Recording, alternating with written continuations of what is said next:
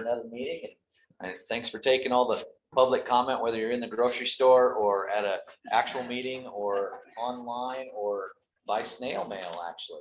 And so thank you for all the time you put into that. Thank the people that showed up here for this.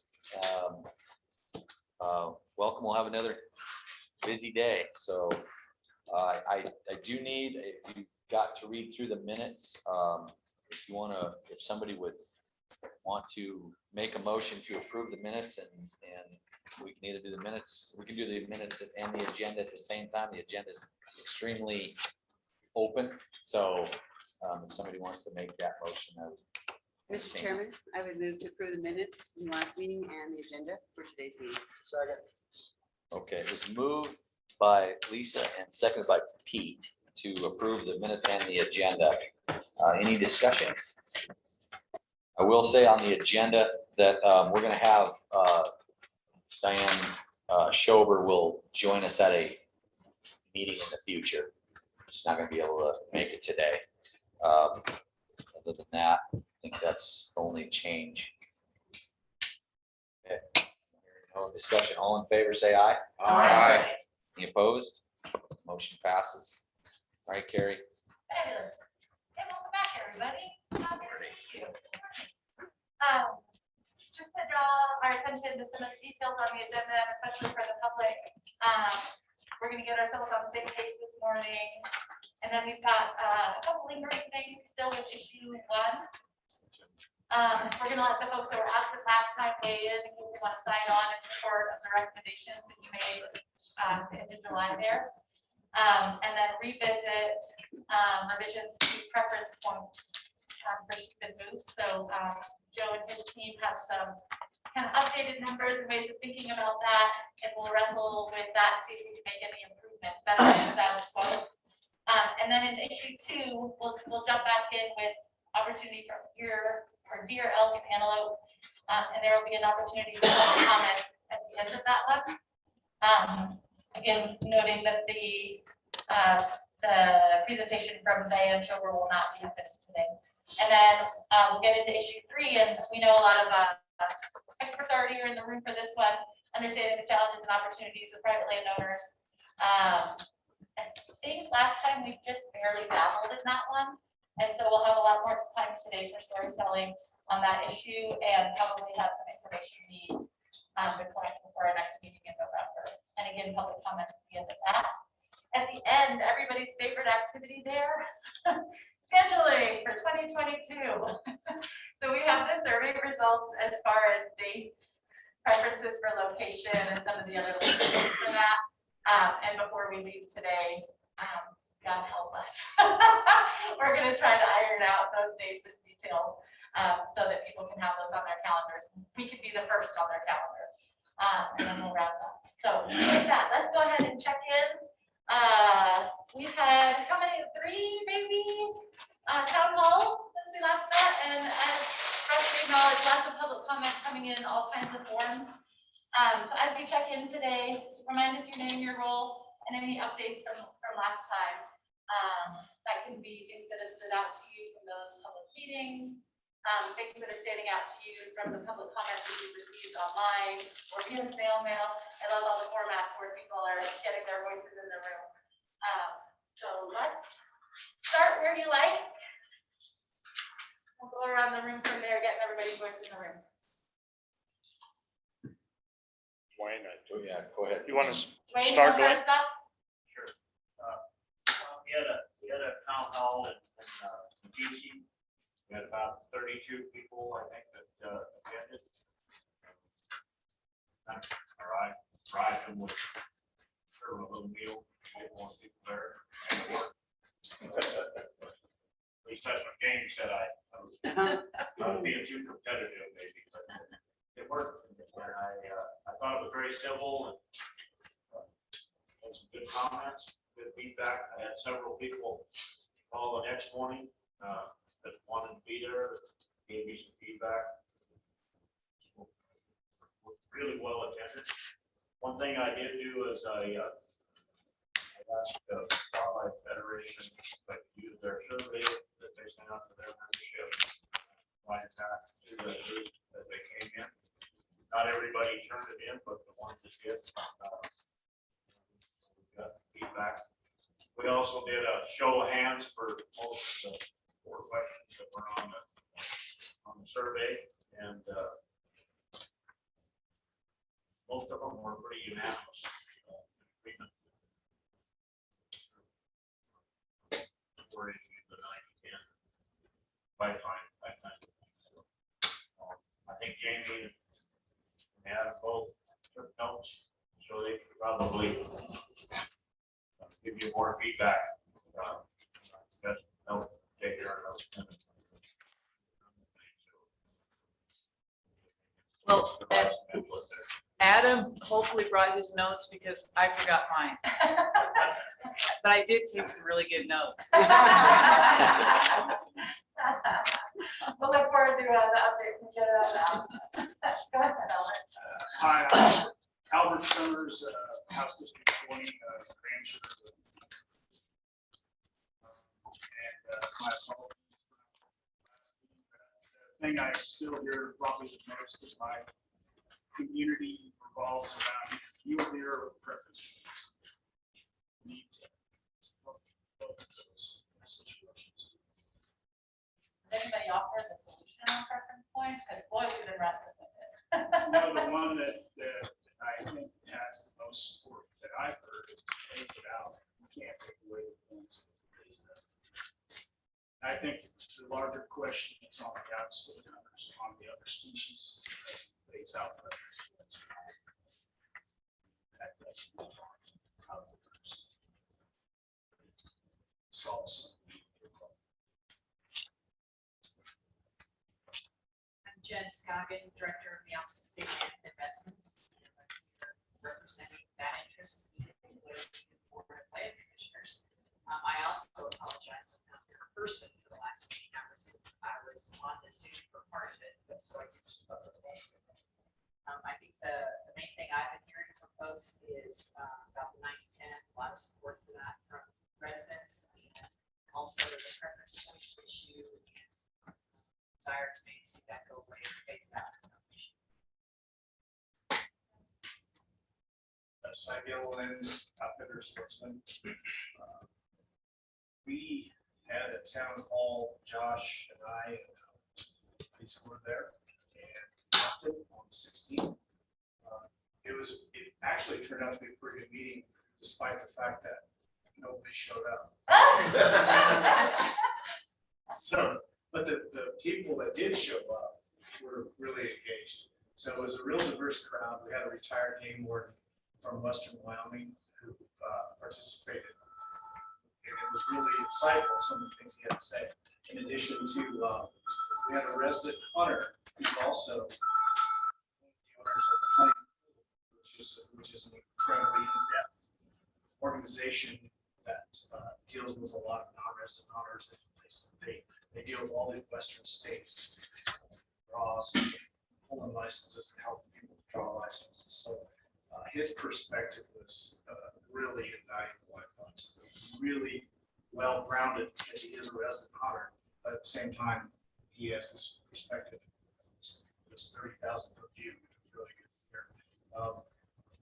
Some surprising stuff came out there. I think there's a pretty large appetite in Western Wyoming to do something to rein in long-range shooting. And it was actually super refreshing to hear that discussion. And there was also a lot of appetite to talk about some of the other things like trail cameras. And then some of the comments that they made, which I thought was really interesting, is that maybe we realize these would be difficult things to do, but why not? Wyoming leads the way in so many arenas. Why not be the state that leads the way in reining in this technology and reining in this aspect of how far we've gone to put all the odds in favor of this hunter rather than the game animal. Just say that's fair to what we discussed. Yeah, I think the emphasis on the resource and just the recognition of keeping us in check as we have advanced, recognizing that there's a responsibility to the resource. I think that was the message that was loud and clear. And we asked for a show of hands from those that were attended. It was unanimous. It kind of surprised us that came up. Choose your weapon was a huge discussion too. We anticipated it would be in Western Wyoming. So, Lisa, Lisa also participated at the town meeting. Do you Yeah, have anything to add on that? I think it was interesting. Fair Chase was, I thought, a great point, and they were saying, these people can shoot from 1,000 yards away. They can't, the animal can't smell it. So I was surprised by that. But the interesting thing was my mother was in the audience with me. She drove up with me. And then after I called my husband, he's like the bellwether of things. He's like, I have a 1,000-yard rifle and I like it and I'm not giving it up. And I was like, okay, that's the bellwether for me. I mean, I just sort of know that there's going to be pushback. Just, I was all like on board after the meeting. I was like, yeah, this is great. I think this is a great idea. But there's people that have bought these expensive weapons and they believe they're the best shot known to man, and not to write my husband or anything. So, and so just saying, it's tricky. You really get on board, and I felt like it was really swaying that way too. And then I got some pushback from my own family. Right. So, but it was interesting. People had good points. Hi, Lisa Ruggles. Happy to be back. Actually, let's do that. Let's see, probably non-traditional user in terms of backpacking and hiking, and just really a great love of our space and our resources, and want to see that continue for generations. Updates, really grateful for all of the public input, whether it's taking the time to write a letter and mail it, or conversations, with folks in town. Just really appreciated all the people reaching out, taking time and investing that time and energy to be part of this conversation. Hi there, Pat Crank from Cheyenne Sportsman. I've really been antisocial, kind of hunkered down doing my day job, so I have nothing to report. Mark Driscoll. One, we had a public meeting. I'm going to go through it. Sorry, I missed the last meeting. I have had amazing amounts of input the last few weeks. I've driving in my house. Calls, whatnot. It's finally catching traction. I was wondering if anybody cared. We're getting, I'm getting lots, 9 to 10 different degrees, both sides, resident, non-resident. Weapon choice, and then segregated seasons for the different weapons. I'm getting a lot of that. Goal hunters really want to have the season. Rifle hunters, they don't want to. It's kind of on my end of it. Lots of conversation. We're going to cover the deer at our place again about deep damage. But we want to pay it for it.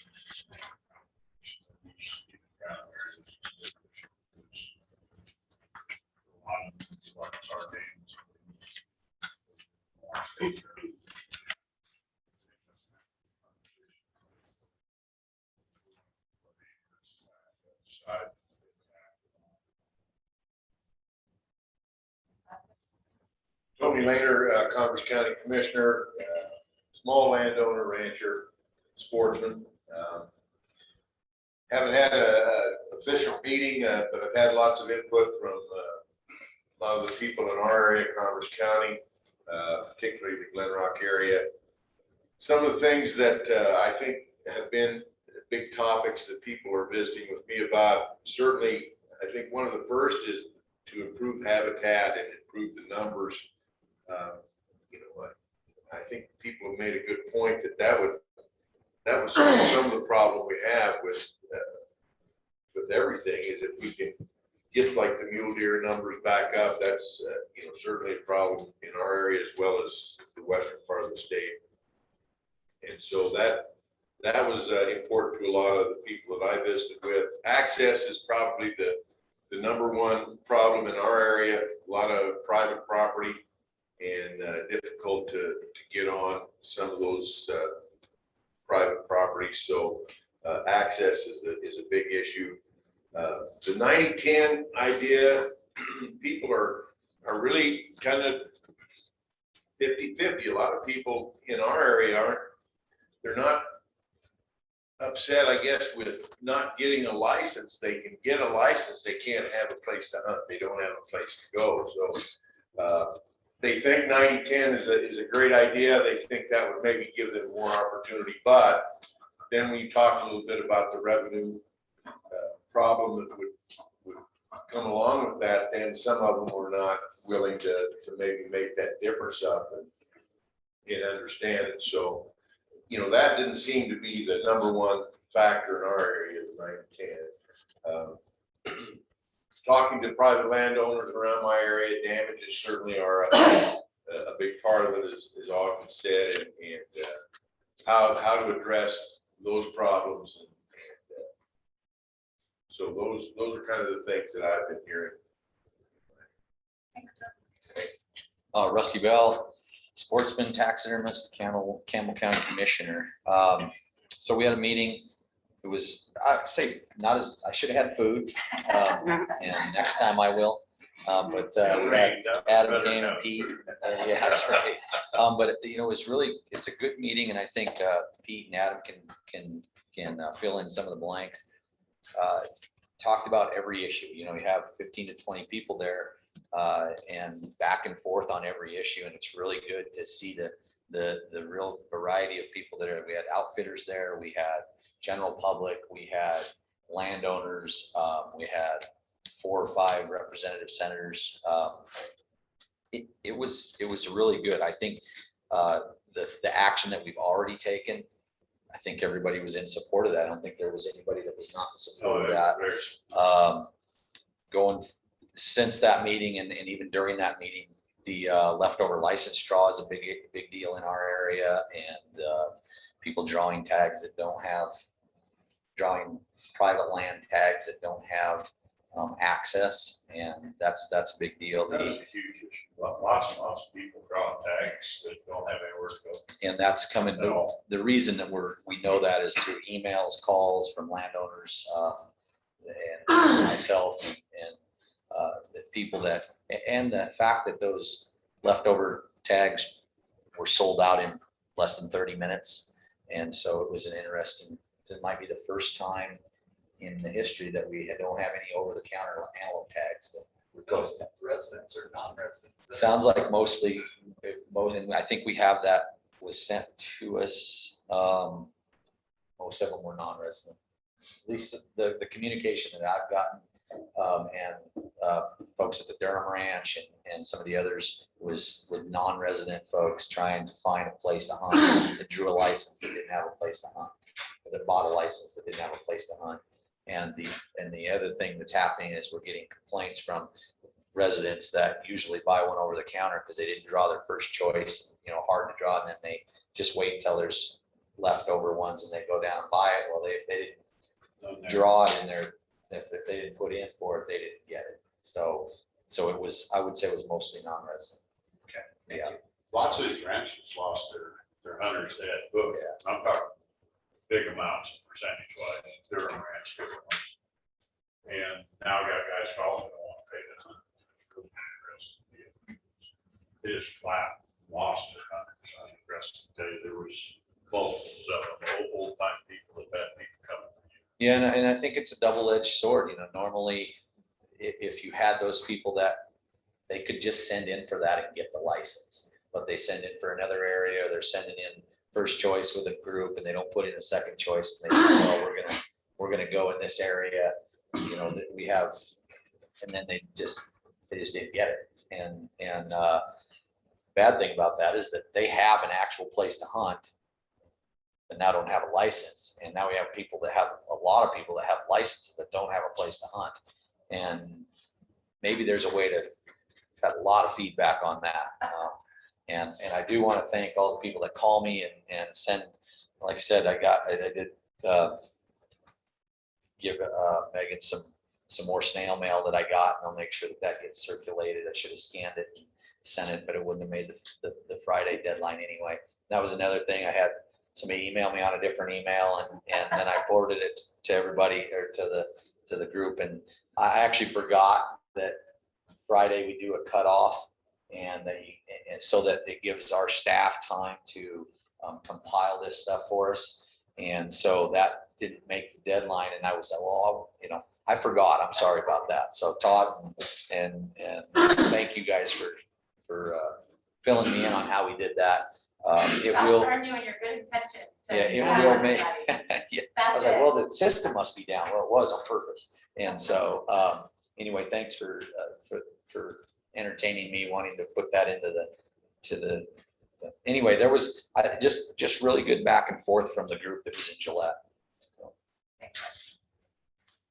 Josh Coursey, Lincoln County, and unlike Pat, I think this is a daily thing that just consumes a significant amount of my time with the folks that are reaching out and having contact. I think what I'm taking away from that is, depending on where you're at in Wyoming, the issues vary significantly, and everything that so far has been said resonates with the demographics of the folks that I'm talking to from those areas, particularly where Ogden is at, those issues that he's addressed.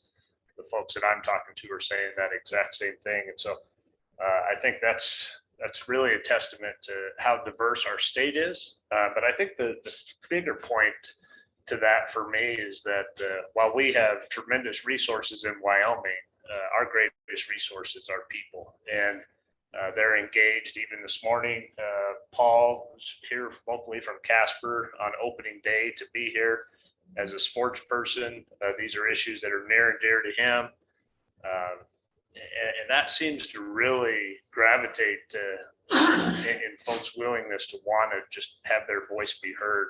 Specific to some of the issues, I have yet to come across someone who is just so strong in favor of keeping the preference point system that is currently in place. That seems to be across the board, something that would like to be dissolved or done away with. I then go into the same conversations that we've had with the bonus points and the weighted bonus points, but to go from one system that isn't working to potentially another system that isn't working, it seems to me that the feedback I'm getting is that we just need to phase that out. Where that goes from there and how that looks, I think we'll get into some of that. I've heard many different options. Deer, of course, is probably a bias for who I work for. I hear that a lot. But when are we going to do something about deer? When is that going to be an opportunity to really weigh in? But I think in what we have on today's agenda, increasing opportunity, it really has come down to knowing and recognizing that this is a supply and demand, and we're dealing with the demand aspect of this from the consumptive resource user. It seems to me that those waiting periods, limited quotas, or resident regions, choose your weapon, but those are all the impacts that affect the demand side of this, and that those are varied depending on where you're at. Certainly from Casper to Sundance, this seems to be an issue of access. And in Western Wyoming, it seems to be, let's create type 9 licenses. Let's create more opportunity, limit some of the early access opportunities for people that are stepping on each other by spreading them out, having multiple rifle seasons or having an archery license. I think we're going to get into that today, but it seems varied from where you're at in this state. What is your hot button? Pete Dooley from Buffalo, the Game Fish Commission. I was also at the meeting in Gillette, and I think that based on the amount of rain we got, we need to have a lot more of those meetings. Yeah. I won't go over some of the issues I already did. Some of the notes I took, we talked about regulating non-consumptive use, resident preference in the leftover drawings, river access. We talked about a regional deer license for residents, as well as regional elk and resident regions for elk as well. But the one thing is to reiterate what Josh said and others is we asked them specifically about preference points for sheep and moose, and they all basically said we would like you to do away with preference points. They didn't necessarily want to go to another system, but that could also be because they didn't know there was other systems available. But it was primarily, let's do away with the current system, let's just phase it out. So it seems to be a theme around the state. Yeah, good morning, everyone. Joe Schaefer, educator by day, aspiring sportsman by every other minute of my life, it seems like. So like Pat, we've been busy just trying to get the fall semester up and running. But I wanted to share three things that kind of have stuck with me based on comments that I've received just since our last meeting. The first one was really about value. And you know, I hear the 90-10 issue brought up. I think that's more of a bumper sticker, if you will, for a broader issue, which is the value of where we allocate resources. And the question that came to me that I thought was worth us considering is what is if we stay with the current allocation as it is between residents and non-residents, what is the rationale or the justification to say that Wyoming values a larger portion of non-residents versus residents than any other Western state? And I thought that was helpful to think about it. So, you know, what is the rationale or justification that would suggest that Wyoming would value more tags going to non-residents than any other Western state? And I really didn't have an answer than that, other than the economics and some of the challenges with land ownership. So that was one piece worth thinking about. The other thing, I had a nice conversation with the gentleman that provided public comment at our last meeting and talked about point systems, but he said something that's really stuck with me. He says we have to separate the conversation about scarcity versus equity. And oftentimes we're trying to address scarcity with point systems and draw systems, and that's not the way to do that. So as we do our work, scarcity, habitat, how we increase opportunity by increasing populations is important, but sometimes we get those two mixed. And so for me, that's been a good sort of a way to think about when we look at solutions for challenges. Are we trying to address scarcity, or are we trying to address equity? And I think in a lot of cases right now, what we're talking about is equity, and hopefully we can get to the habitat issues that help us with the scarcity perspective. And so that was the second really good point. And then the third point that I keep hearing is youth opportunities. And it's not youth opportunities for elk and deer. I mean, people have been very, very supportive of preserving the general tags where they're available, but antelope, because antelope is on a draw. And because they're so plentiful, I keep hearing, why isn't there a solution for us to give youth more opportunity? And I have one good friend who has brought this up to me every time we have a conversation about this. My son, who is 15, for the last 3 years has applied for a unit that has 80% draw chance, and he has yet to draw that tag. And that's frustration. And so, you know, I don't know the answer to that, but he's saying, you know, for those animals, why don't we have an opportunity? Because that's where you introduce youth and where you have the best shot for seeing animals, harvesting animals, and access generally locally. So those were the three big things that really stuck in my mind after since our last meeting. Thanks, Joe. Jamie Flitner, legislator and landowner, and your Travel, Recreation, Wildlife, and Cultural Resources Committee met last week in Du Bois, and we did move and agreed to have LSO, or our legislative staff, draft the 90-10 legislation as we were directed to do so at the last meeting. This is 90-10 on the big Or five. 90-10, yes, ma'am. And Director Nesbitt provided a great overview to the committee as to the work that's been done to date by the task force. And then we did agree as a committee with only one dissenting vote to proceed with that legislation. So we will address that at our last committee meeting, which will be in November, I believe.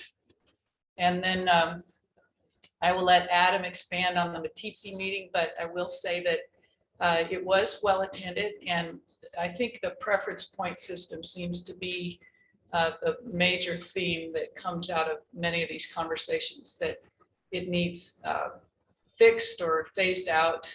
There seemed to only be one man in the room that was reticent to have that be the case.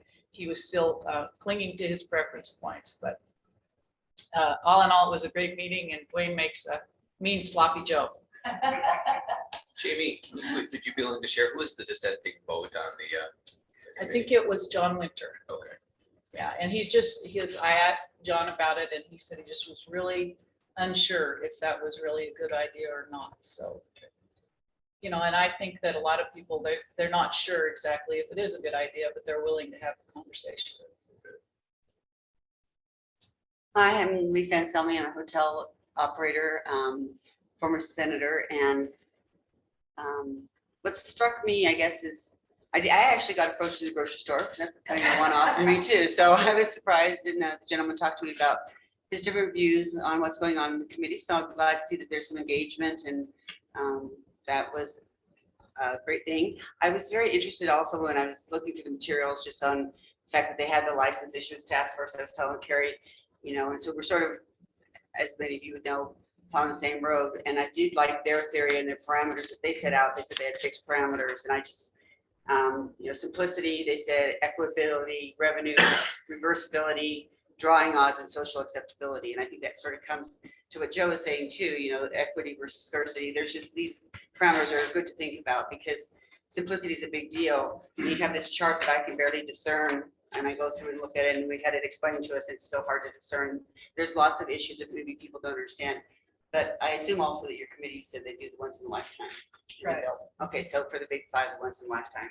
So those are the things that are important to people. But when we're talking about preference points, I see that it's better on the big 5 to get rid of them, but I have concerns personally about getting rid of it at the lower levels, because it's really non-residents who are paying into it and trying to build surety and getting their hunt. And I'm concerned about that, because I don't understand it well enough to know that how assured they can be to plan out their trip with people. And I know there's lots of factors that go into group parties, and they talk about that a little. And so I'll be interested to learn more and make sure that I feel like people that do want to come from out of the state can plan their trip and have the assurance that they can come. And so that's just my concern.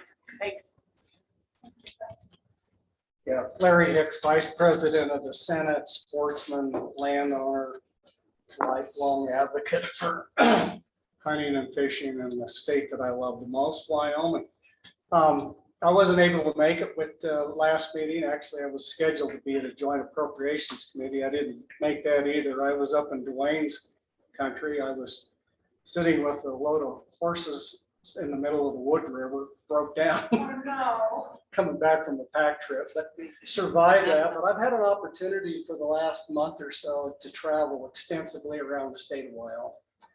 Spent some time up in Sheridan and Johnson County, Park County, been all over the state of Wyoming. And as you guys all know, the minute that they see it, the people that are passionate about hunting and fishing, they seek you out and talk to you. And so I just was jotting down a list of things that people have visited with me and multiple times. And so it's interesting as we go around here and hear this discussion, because what I'm hearing is from a lot of people, they want resident preference points or a bonus point system for elk, deer, and antelope, and they're frustrated. I mean, I hear I've applied 10 times for 80% chance to draw and can't draw, and if we had a point system. But the other thing is that when you talk about just abolishment, you need to understand the fiscal impact associated that to the Game and Fish Department, because we're talking millions of dollars.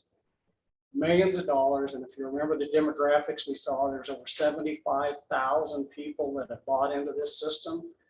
So the idea that you're just going to take that investment, 26 years, some people have 26 points have been buying into this. So I think that is, to me, that's one of the biggest issues that I think that we're going to have to grapple with. Choose your weapon is huge. I think it's time that we take that up. And in fact, one of the things that we may want to consider associated with the draft legislation is when the folks that me talk about to choose the weapon, it's just not elk and deer. They're talking about the big 5 too. They want choose your weapon for the big 5. And so if we move down that road, we may want to revisit that even for the big 5, choose your weapon type of scenario. So that's an issue that's out there, obviously 90-10. I hear a lot of people, I've always advocated for 90-10, but I'm hearing there's still support for elk, deer, and antelope to do that. We've talked to, you guys are hearing the same thing on the supply side of the issue, the supply and demand. And what I heard when I was up in Johnson and Sheridan County is fully fund the Wildlife Natural Resource Trust Fund. I've heard that over and over and over again, because that is a partial solution to address the habitat conditions and those wildlife related stuff through the trust fund. So that was a resonating theme that I heard when I was up there. I'm getting a lot of input on landowner transferable tax, both pro and con.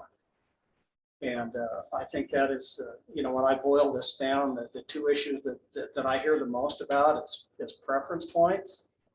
People that want them, a few don't. Some want to modify the system. There's really no clear cut. I'd say that the communication I've had is that the majority of people want some type of point system. May not be what we have today.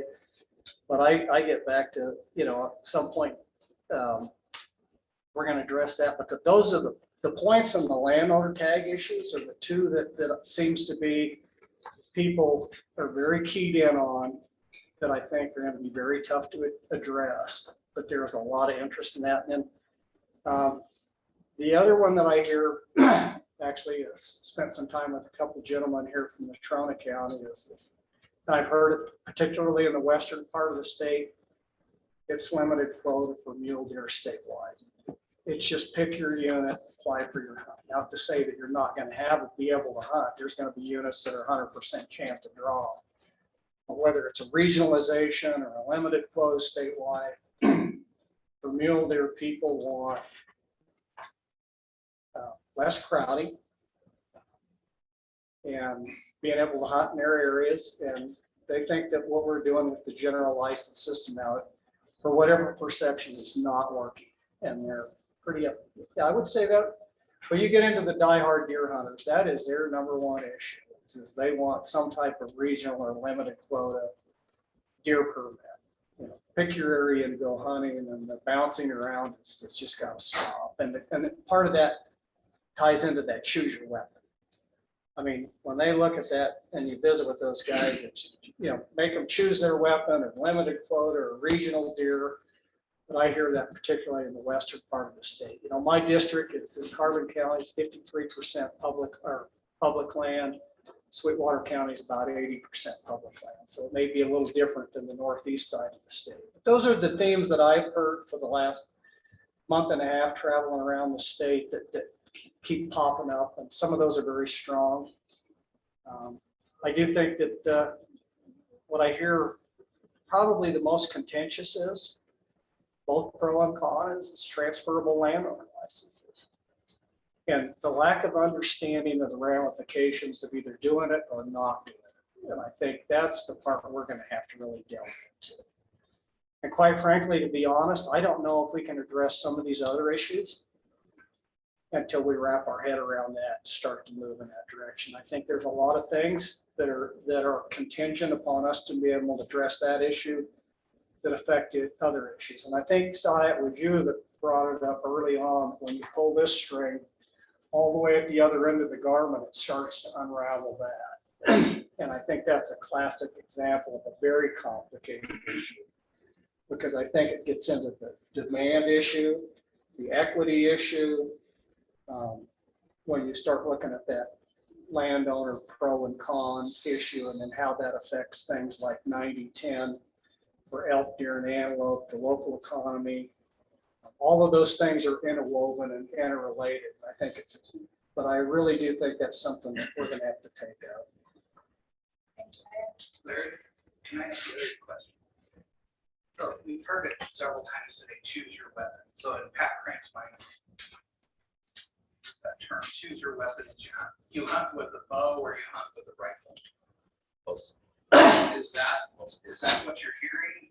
Because choose your weapon, as we studied on the commission, also included, if you're going to be a bow hunter, you hunt with a long bow, an attle, a crossbow, what kind of sights you use, whether they're rangefinders incorporated into your bow scope. So, I mean, So I think from the high level, so the hierarchical level is this: if you're going to hunt with a bow, or you're going to hunt with a rifle, or you're going to have a primitive weapons, black powder, Muzzleloader. so muzzleloader. So on the high level, and then when you start digging into it, then you get into the technology of compounds versus crossbows versus traditional muzzle loaders with sights, but used to sabots and all that stuff. But overall, the resounding theme is, where you get a hunt for a month with a bow and arrow and then get to come back and hunt with a rifle. That's the big issue. All that other stuff those are the nuanced issues down there. So it really is all of those. But the number one is you're either gonna hunt with a bow or you're gonna hunt with a rifle. And you will apply for an archery only or a rifle only. Once we get past that, I think this other stuff, nuanced stuff, can kind of filter through the commission and stuff. But I feel the task force needs to take on, the archery, opportunity for archers versus just blanket hunt with the bow, hunt with the rifle, hunt 5 different units. It gets into the limited quota, regional stuff. Those are so intertwined, particularly in Western wild. I think that's where it should. But I think, does that address your question? Absolutely. So I tend to agree with you. I think at this level, maybe we look at that issue of choose your weapon between bow hunting and rifle hunting and the double dipping or however you want to characterize it that occurs. But I don't know that this task force is well suited to decide whether you have a range finder scope on your. Yeah, I don't think we want to. You have to use a pure longbow or you have to use shaft arrows. The stuff that we went through at the commission was painful. I think we reached some conclusions and did what we thought was right, but that's not well suited to this kind of discussion. Appreciate that clarification when people are throwing around that future weapon stuff. Adam, go ahead.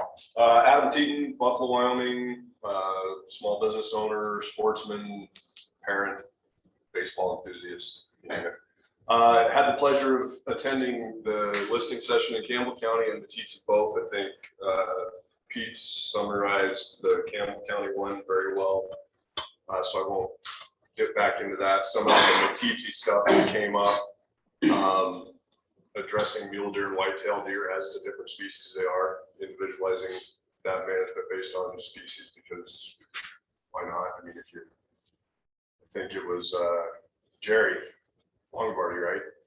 Retired game warden Jerry Longobardi that mentioned, you can get a whitetail buck tag and still have a general deer tag. Because that makes no sense. If you're taking one buck off of the landscape, why do you have the opportunity to go after a more reduced resource as well? So he was in the camp of, if you're going for a whitetail buck, that's your buck tag for the year. So there's some fine tuning opportunities there. I have noticed through all these listening sessions and through the public comments that public comment is evolving. We're getting less of these are my complaints to here are some possible solutions. And I think we need to do a better job of bringing the public solutions to this conversation also.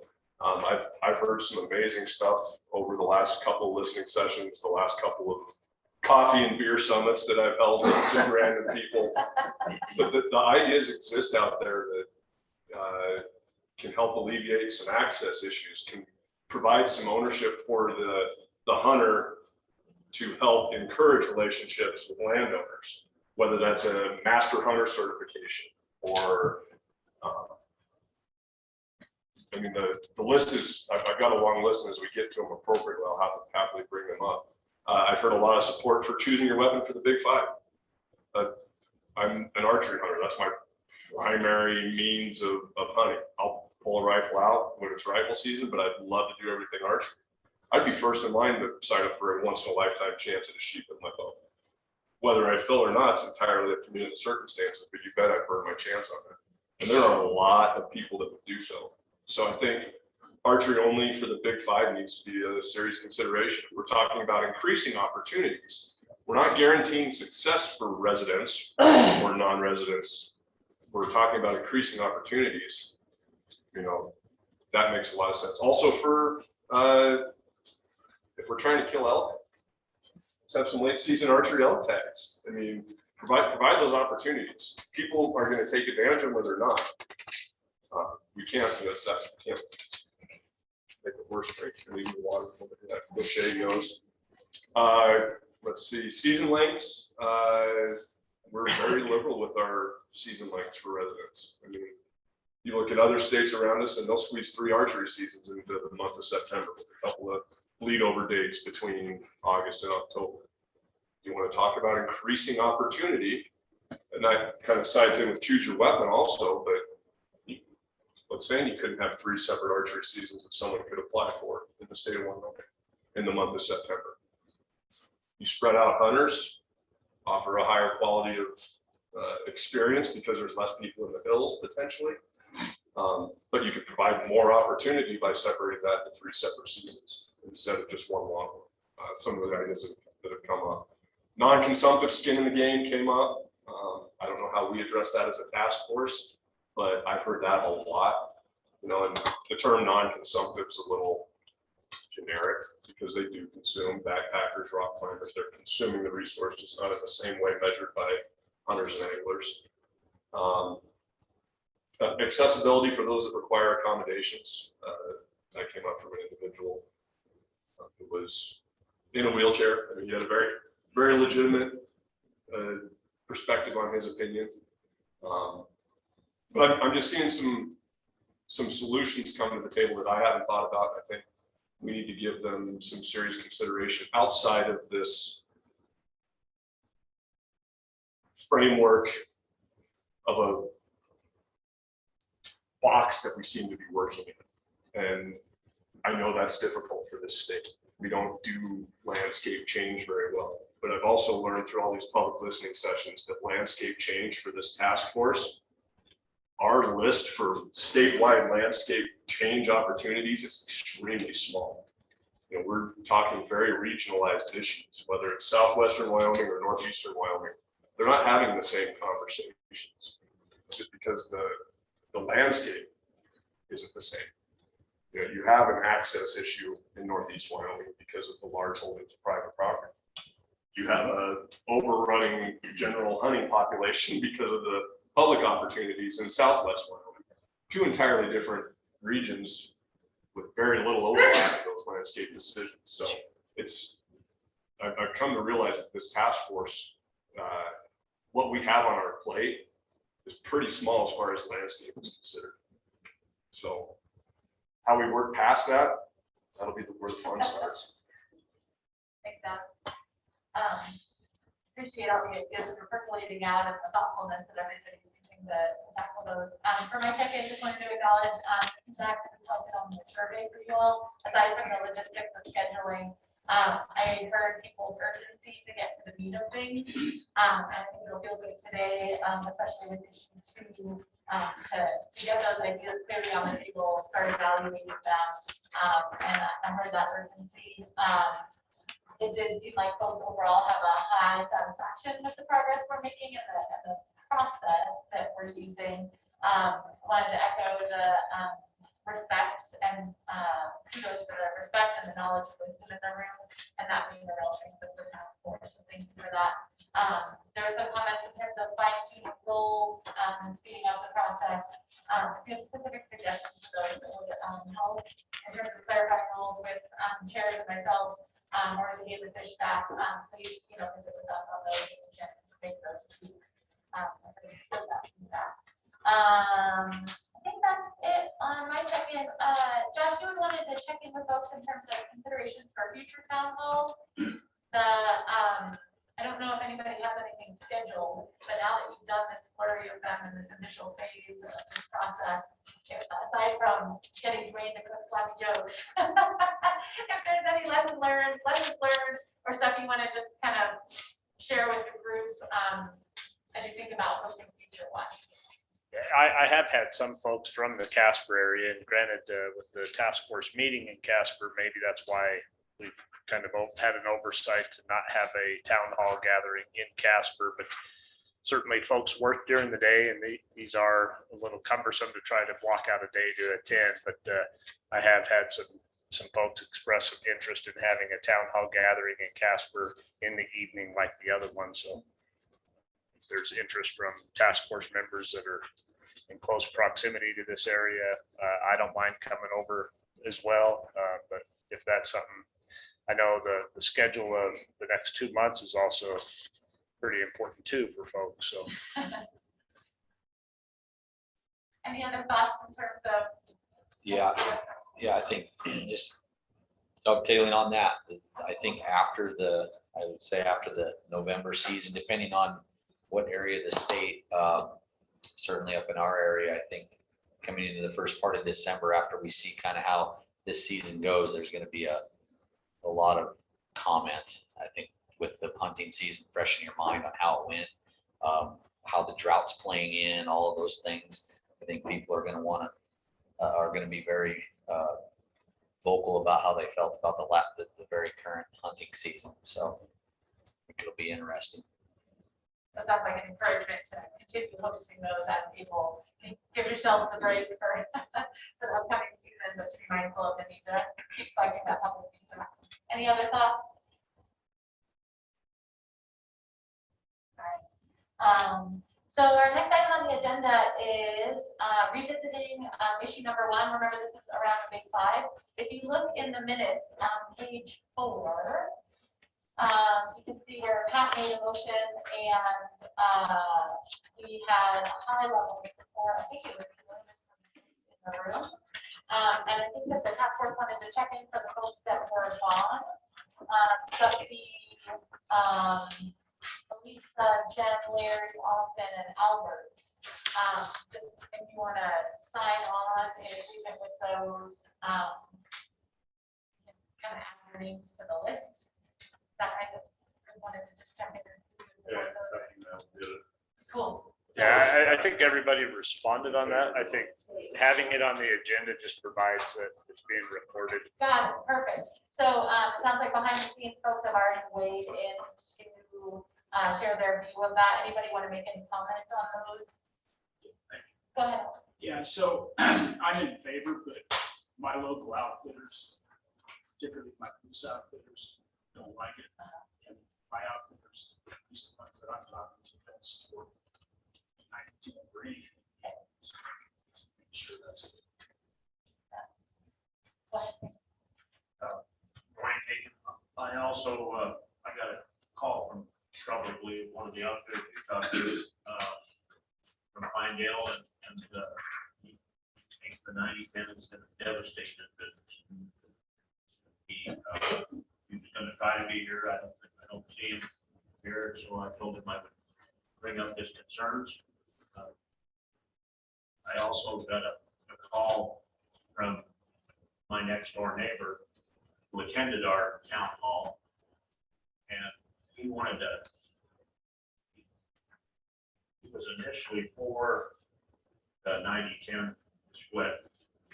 But he called me a couple of days ago and he said, the more I thought about this, he said, I'm not so sure I would support 90-10 now. He said, he's just a resident hunter. He would not support this now because he said that the number of chance, or the percentage of chance for residents, in his mind now, doesn't overtake the loss of revenue to outfitters, to businesses that rely on non-resident hunters. And pretty adamant. He said he thought a lot long and hard about it.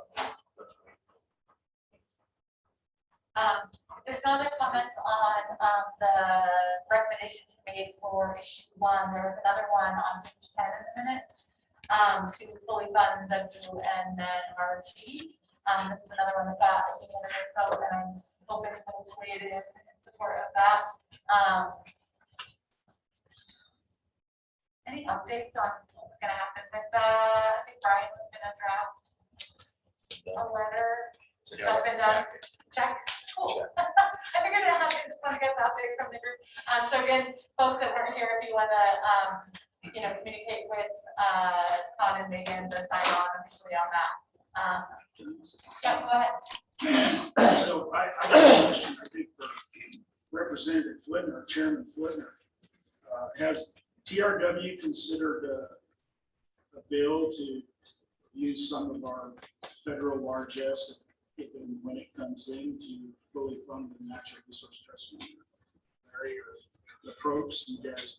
Well, the Select Natural Resource Funding Committee met a week ago up in Buffalo, and it was on the agenda. And it was discussed.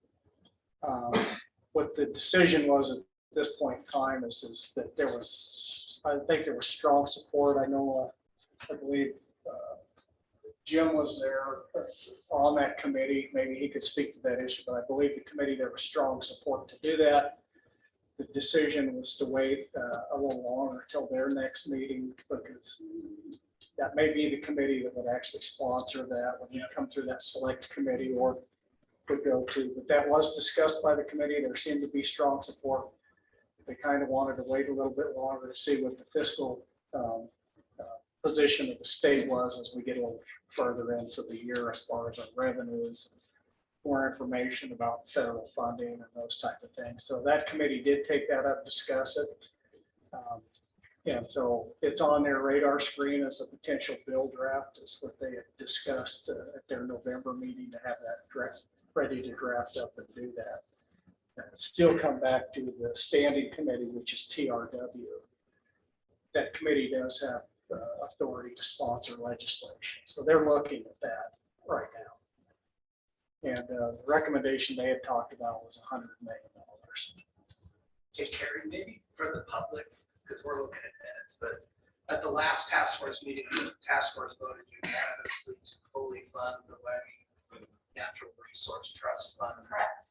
The estimate was that would take 85 million. So I guess the question that's out there, the members who were absent in support of that, if you want to do that, I guess they're going to do that by telling Megan on the side, or.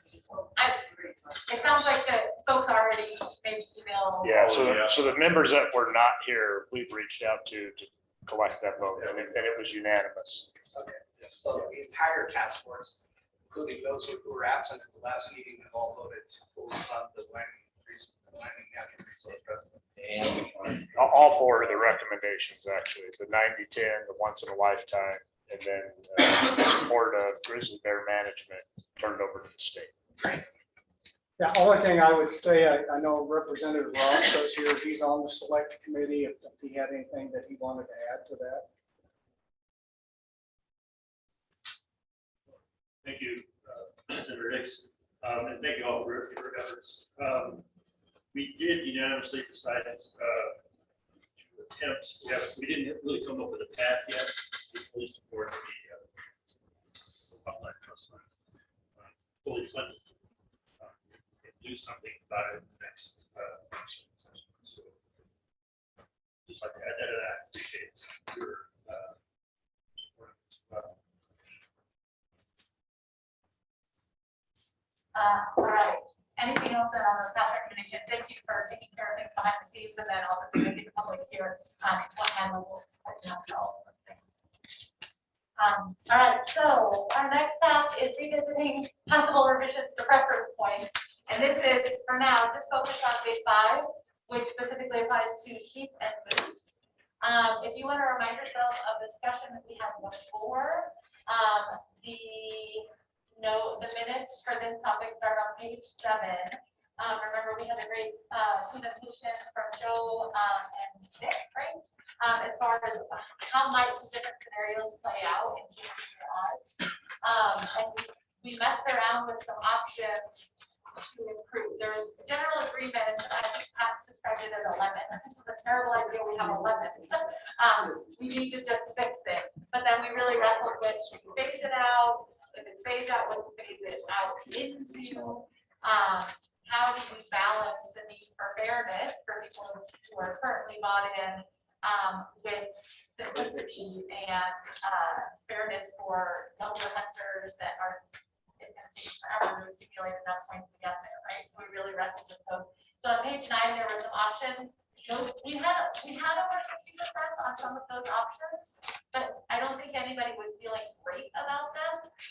So we wanted to let it sit, tabled it, to see if we could come up with some better ideas that we would feel a little bit better about.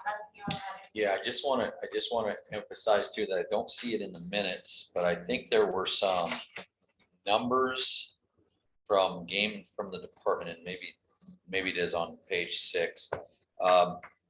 The dollars that are received in preference points, and this goes back to Senator Hicks's comment that we do have to, at some point, we're gonna have to address that if we decide to, because we have heard a lot of phasing out of, and just talking about the big 5 right now, phasing out of those points or doing something.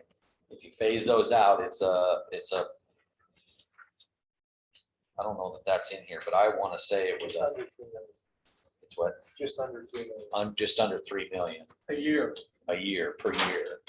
And so I think that's something that we have to at some point address through a license, the license fee increase or something at some point. So I just want to make sure everybody's aware of that. I don't see that number in here. So I just want to make sure we're cognizant of that.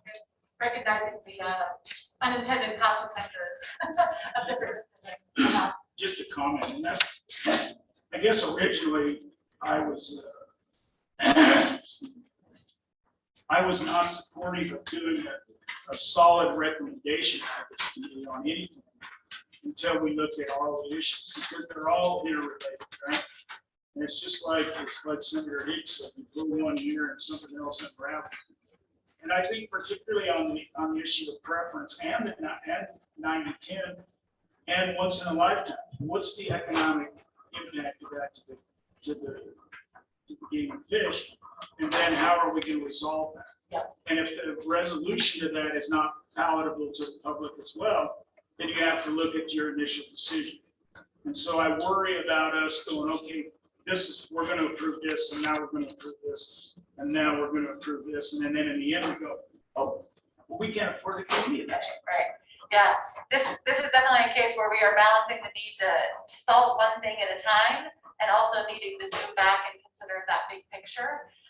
So I think we can be mindful of those financial impacts throughout, but we are certainly navigating that tension and keeping in mind that the financial solubility and our ability to manage the resource well depends on adequate funding. So we don't want to forget lose sight of that. And just one other comment, I think, on the agenda for every meeting, there ought to be a big sheet of paper that says, if it's negative, red parentheses, minus $8 million, right? So the first thing you see on your agenda is, what are we down? Right. What have our decisions cost? And I do remember, somebody can fill me in, I wish Brian were here to speak to it now.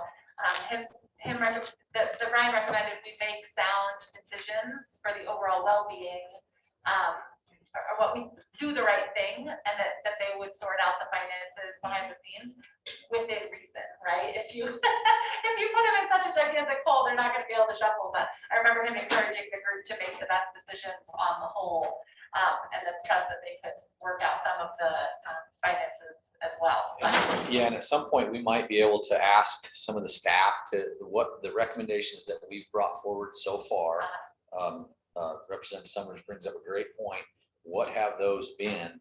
And I think compared to what we would do with, what we would potentially do with eliminating preference points or phasing those out, it's minimal compared to that. And so but I still think we need to see that impact. Right.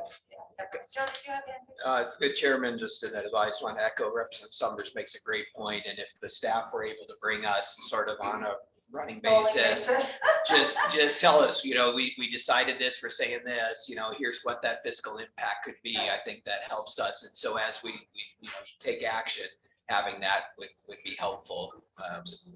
Yeah, and we have had some of that. Yeah. The 90-10 on the big 5, that was just shy of 300,000 Right. in its impact. Right. I'm noticing some fidgeting. Our next job is to come back and look at not new numbers, but look at another lens for understanding phasing out preference points or impacts of that, not in the financial sense, but for drawing odds with Joe and his team. I'm wondering if we take a quick break so we come back fresh to hear that information. Can it be quick? Because we only have Nick till 9:45 and then he has class. Yeah. So Is that okay with folks if we take 10 minutes right now? Or do we want to push through and get a talk? I'm feeling a lot of fidgeting and side conversations. Let's hear the talk. Let's hear the talk. Okay, so remember, folks, if you're having a side conversation, that the people on Zoom are hearing all of that and not hearing the rest of the conversation, so just be mindful to step outside if you need to have those talks. So Megan, let's bring, is Nick on? He is, once we start talking, you should. Awesome. Morning, folks. Can you hear me okay? Oh, no. I don't know. Hang on, Nick, we're gonna shut off our speaker and turn it on again. It's because it's funky. We're gonna work the IT magic of if it doesn't work, unplug it and plug it in again. And then you gotta count to 10. That's right, Megan. Have you been coached on that before? So just plug it back in. You have to count to 10. That's the only thing I could do. All right, let's try again. Nick, you want to try again? Okay. Can you hear me better? Yes, that is better. Perfect. I'm gonna go ahead and start this presentation.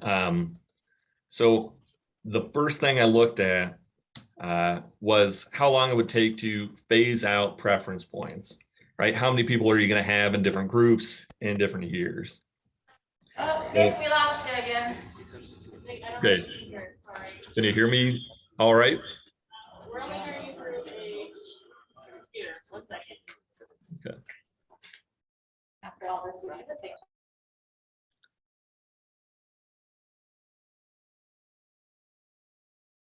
We doing all right?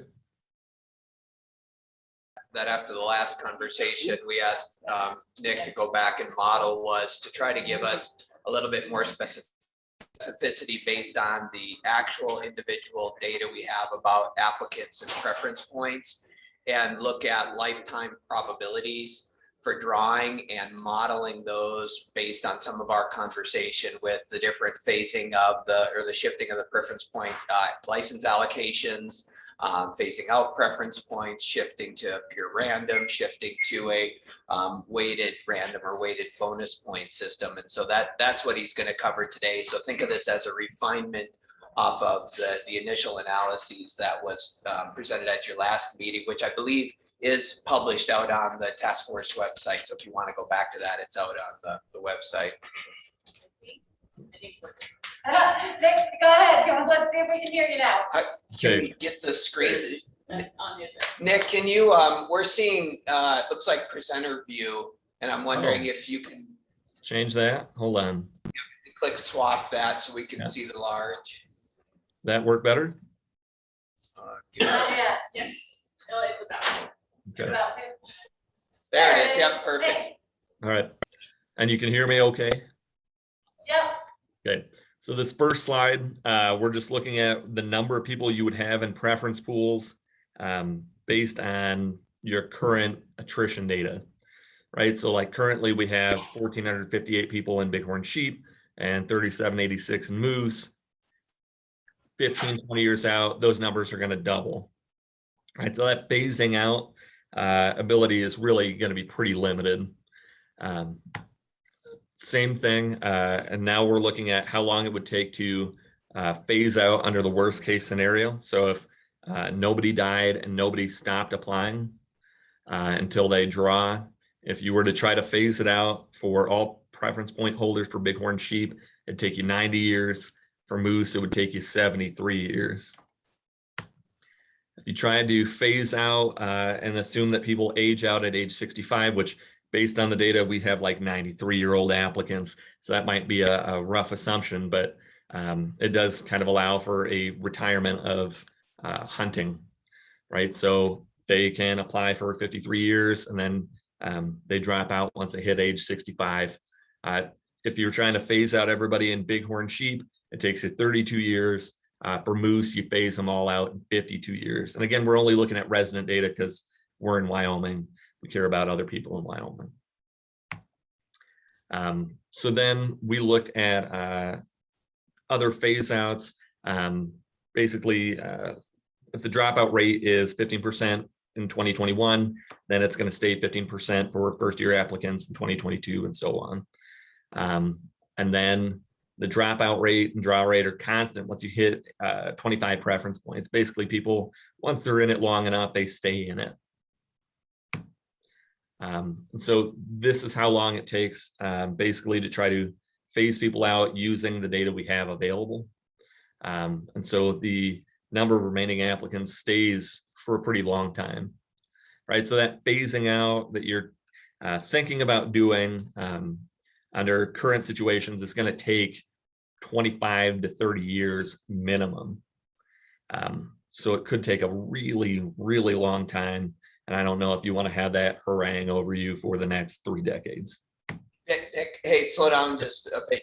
You're running through stuff. I know you're on the time crunch, and so we want to make sure we have that. But is everybody following sort of his modeling off of the high point pools and what he's suggesting here?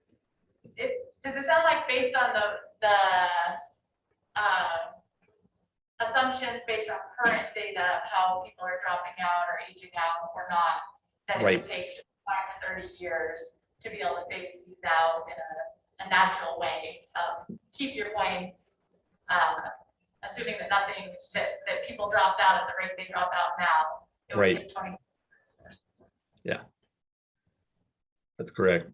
So it takes a long time just to phase people out. Yep.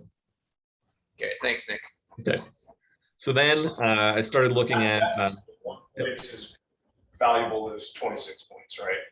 Yeah. Okay. Yep, correct. And what he's modeling here is what happens to those high points. So, you know, and again, he's using the high point pool because that's where we see drawing happening for sheep. I think it's over 18 points. Based on even the system with that, though, you see a compounding factor, and that's what he's pointing out is that even in 20 years, you're actually going to have more of those high point pool people, even if you're phasing it out. Sure, because they're committed to a dying process. Yeah. Did you say residents only? Yes, this is just resident data, right, Nick?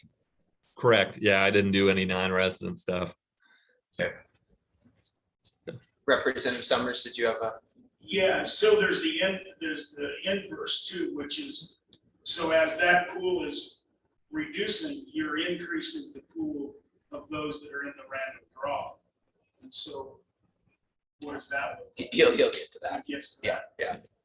Okay, Nick. Okay.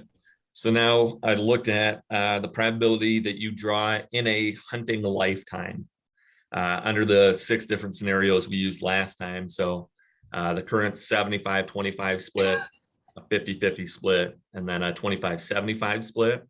And then I also looked at random draws, bonus points, and weighted bonus points, just like last time. I make some assumptions about hunting, that basically applicants don't move, applicants apply every year, and their hunting career, so to speak, is age 12 to age 64. Once they hit age 65, they drop out and stop applying.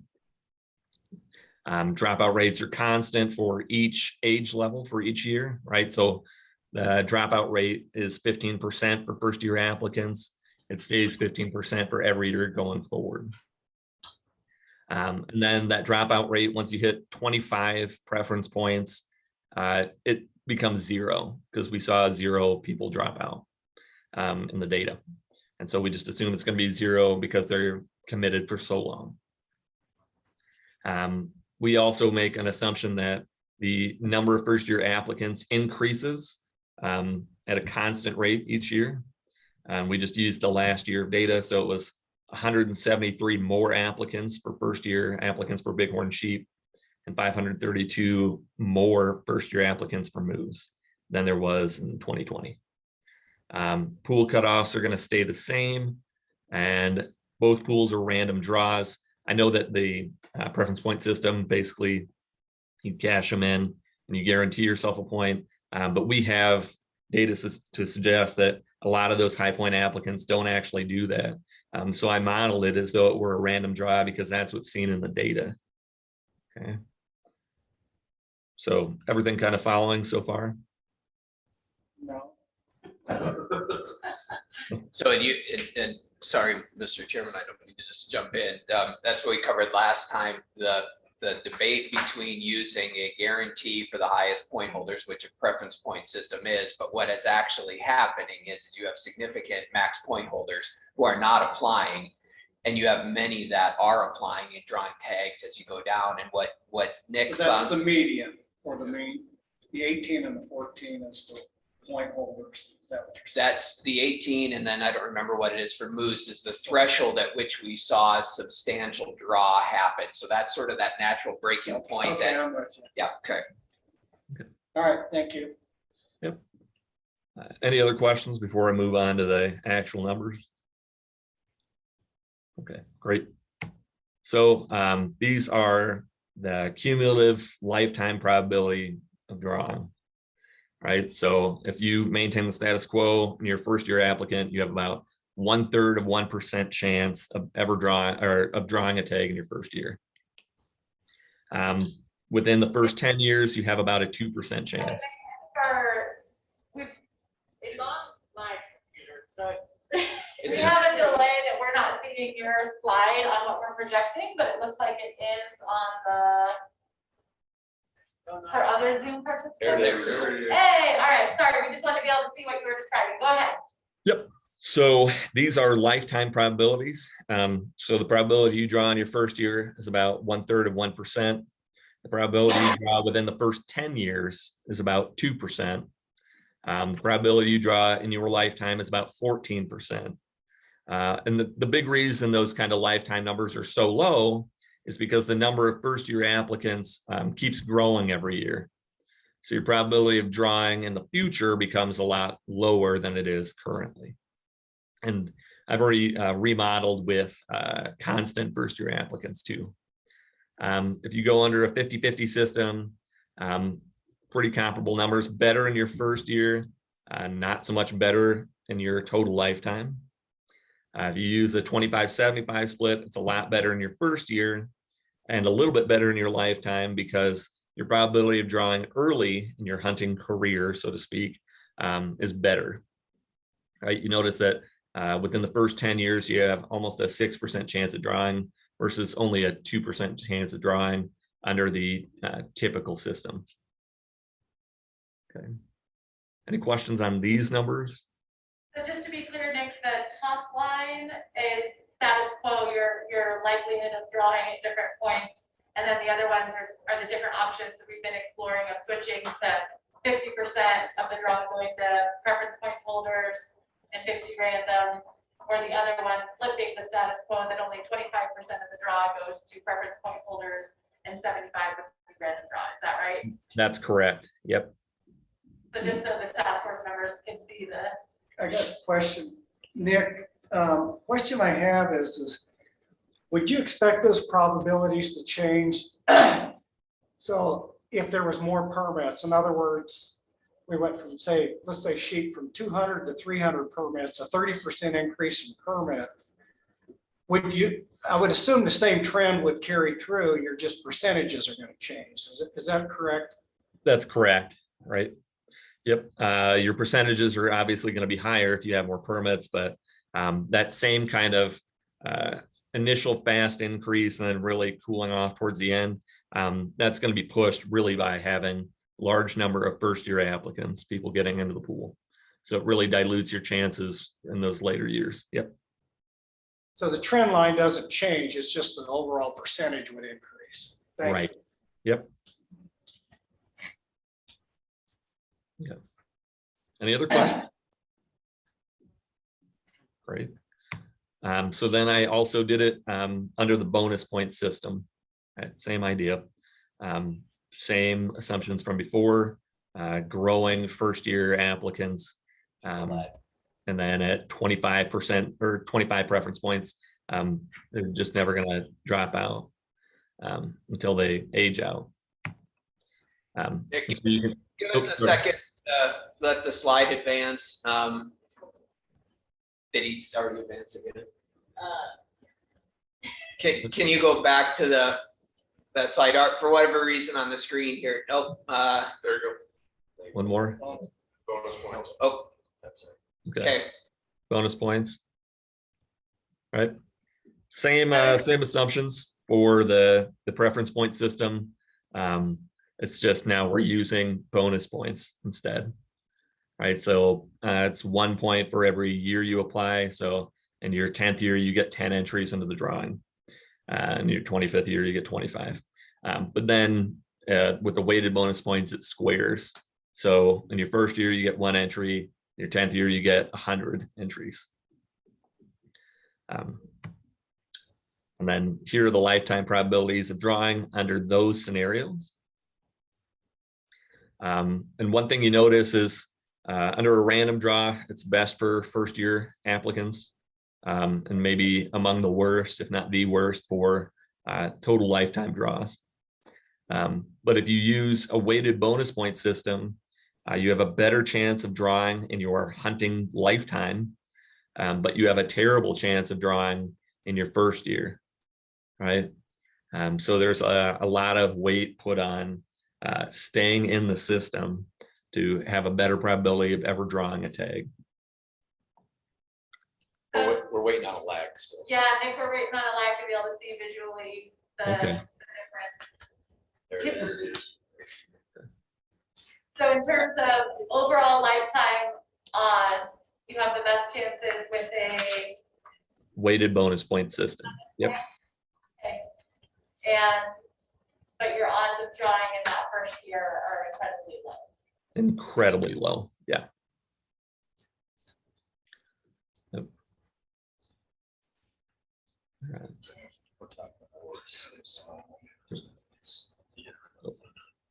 Any questions on this scenario or these scenarios rather? To be clear, the random is if you just did away with points, did away of all forms, bonus or preference. That's correct. Yep. It's just kind of a baseline drawing. Yep.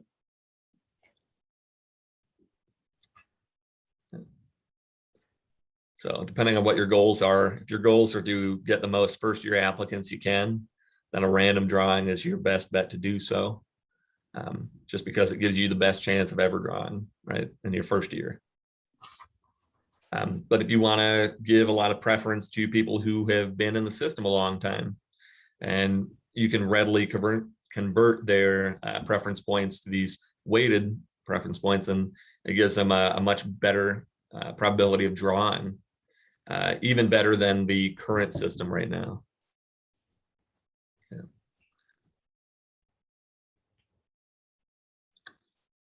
Okay. Any questions on that?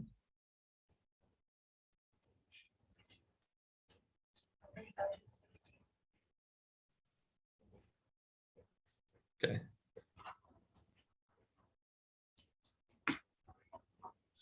And like I said before, I remodeled all 6 scenarios so that if the number of resident first year applicants stays the same over time, right? There's no expectation of growth over time. Then we run those scenarios too. And you look and the overall lifetime drawings get a lot better because the number of people you're drawing against gets smaller. That makes sense, right? So now your lifetime probabilities of drawing improve. For moose, it gets close to 30%. It's better under the status quo than it is under a 25-75 split for lifetime drawing. So that changes a little bit. And then under the weighted system, it gets even better, right? So under a weighted bonus point system, you have like a 1 in 3 chance of drawing a moose tag. Nick, give us a second. The slide just advanced up on the screen. So now we have that controlling for the first year applicants. And this is where it can get really complicated because if you're following just the general demographic population issues in Wyoming, you might argue that in the future, we should see a little bit of substitution on the number of first year applicants just because our population isn't growing. In fact, my question I have is where the increase in the applicants coming from, which would be interesting. Is it that we're starting to apply every person in our family just to get a shot to hunt, or what's happening there? But if you follow the demographic changes, you could argue that actually with a very small growth in Wyoming's population and aging of the population, maybe we'll see fewer first year applicants, or the increase drop. And so that's what Nick's modeling here is saying, we're just gonna see constant, the same number of first-year applicants coming in every year, not that steady increase. Whether or not they play out, we don't know, but if they are constant, then your draw odds do increase, and depending on the model. So is this pool both out of state and in state? This is just resident data at this point, yep. Elisa has a question. I think all of Nick's slides are in the handouts that we got this morning, right before the comments page. Oh, They're perfect. they're in your handouts. Yeah, right before the comment tag are all of. Oh, good.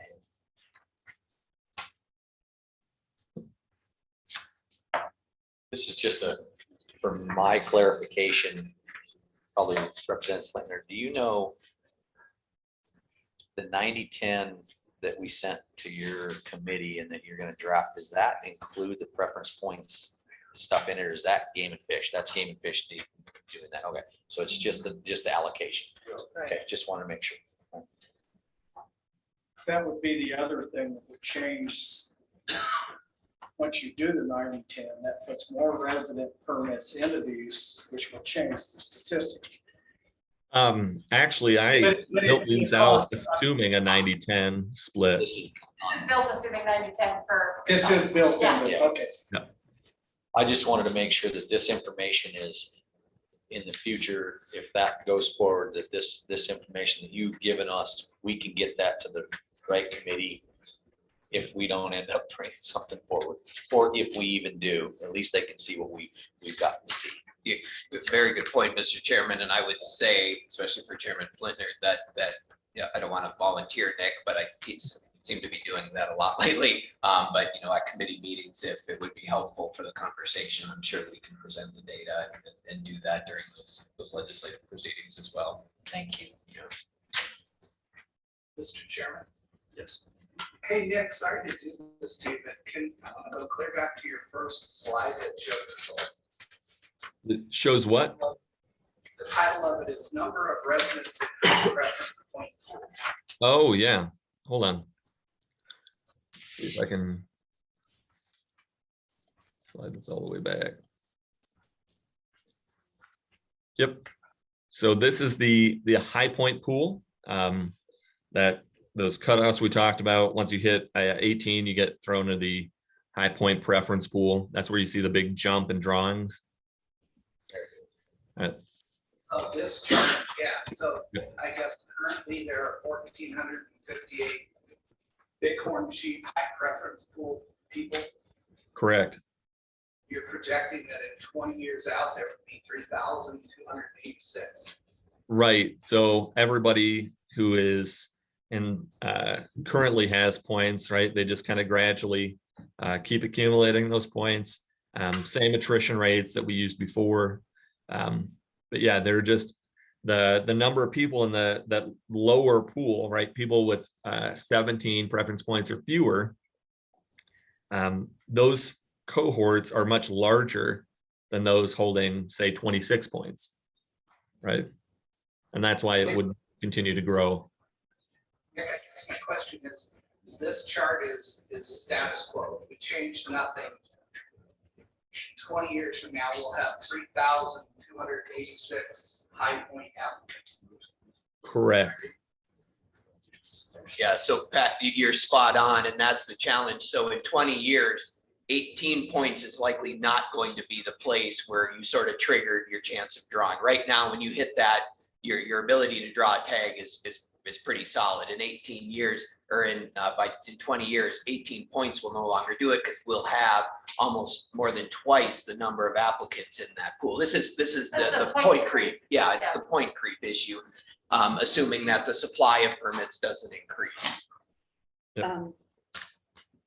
Mr. Chairman, this is Lisa. I'm sorry. I was just going to ask, but we've also talked about just phasing out the preference points and saying we're just cutting them off right now. And that was our assumption to say that we'd be done in maybe 20 years. But you're just saying we'll keep selling preference points when we get to this 20 years out. Is that correct, Nick? Yeah, that's Joe? status quo that will Right. continue. Yeah. I mean, do we have a model though that shows if we just cut it off to say what happens to the point creep? Yeah, and so those are those second models, and Nick, with the just the phasing it out, purely, I think that's on your next slide. It's 90 years with the basic assumptions of that. At best case scenario, I think it was 30 years, Nick. Yeah, phase. so worst case scenario, it's 73 and 90 years. That's assuming nobody drops out, nobody ages out. And they just draw out these tags. Kind of your best case scenario, people age out at 65. And it still takes you at least 30 years to get everybody out of the preference point system. And then moose, it takes you 52 years, almost the entirety of their hunting age, to phase them out. I'd like to throw a whole bunch of sticks into the spokes here. If you're missing opening day, you may as well make it. Yeah, I might as well make worthwhile. it worthwhile. What happens, Nick, and maybe you can or can't answer this right now, what happens if we take those non-designated high preference point holders? So everyone with 17 and under for sheep, everyone with 13 and under for moose, and essentially go, sorry, you're random.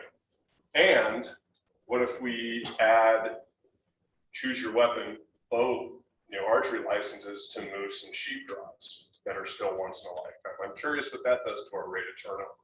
It'll accelerate the phase out. And yeah, you're gonna have people who get ticked off at you because they lost their 13 points. But again, I've said this before, the Game and Fish has already set that precedence. If you don't apply for 2 years, for whatever reason, they take all your points anyway. Yeah. So why can we not force that issue in an effectively undrawable scenario and help speed the process along? So I wonder what that does to those numbers moving forward. Yeah, I'll take a stab, Nick. On the first one, we could probably model that. I will tell you politically, it just functionally, I don't know that I could get there in drawing that arbitrary line based on the, Sure. So, but the second one, if we could model, but this is where it gets complicated. So if you do choose your weapon, then you have to take success rates, because it comes on the biology. We'd have to figure out what does that do for the number of permits. So how does that change the supply? And it basically, it's the same thing that Senator Hicks was saying. So with the preference point model, the trend lines stay the same. It's just your odds go up in that trend line. But it would at least increase the odds if you were to actually add tags because you separated seasons and weapons. And there are some states that already have those. Larry and I were talking, Colorado has an archery only sheep license. It's running about a 10% success rate. I mean, we could model based off of that. Yep. They're not potentially going to be identical to how our success rates would be in Wyoming. Maybe higher, maybe lower, but that's why we have season setting meetings with the Game and Fish. So you would actually increase the number of permits, almost tenfold for that when you pull that out. So if you take 10 out of the any weapon pool and you put it there, you could actually issue 9 times that because your success rate is at 10%. So opportunity goes up, your harvest generally stays the same. But Generally stays the same, and you're trimming another 90 people every year from, 90 people out of 14,000 applicants. Doesn't seem like much, but it is. It's a good thought, but I would actually encourage we kind of do that next as we look at the system, because I think that increases opportunity and there's merit in that. Well, and I think that's important because I think because the number one, we've already advanced this 90-10 for bighorn sheep.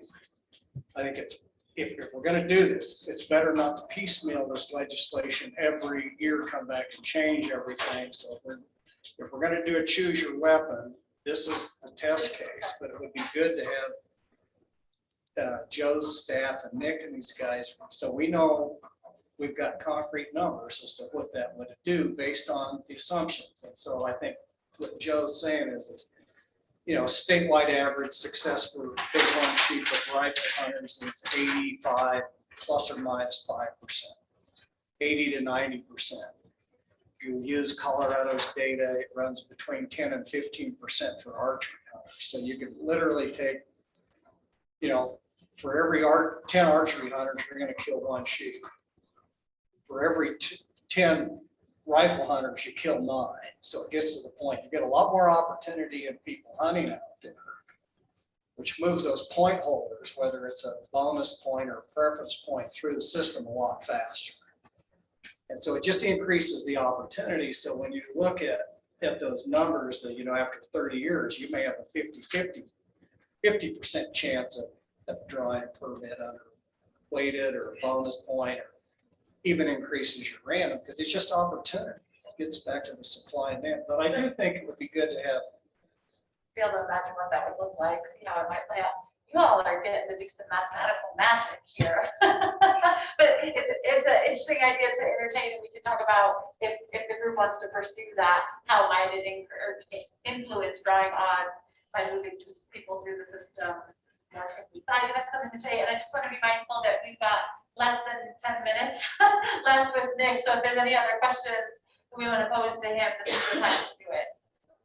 We can have this discussion concurrent with the 9010 and the archery only licenses, simply because that would fall under the program.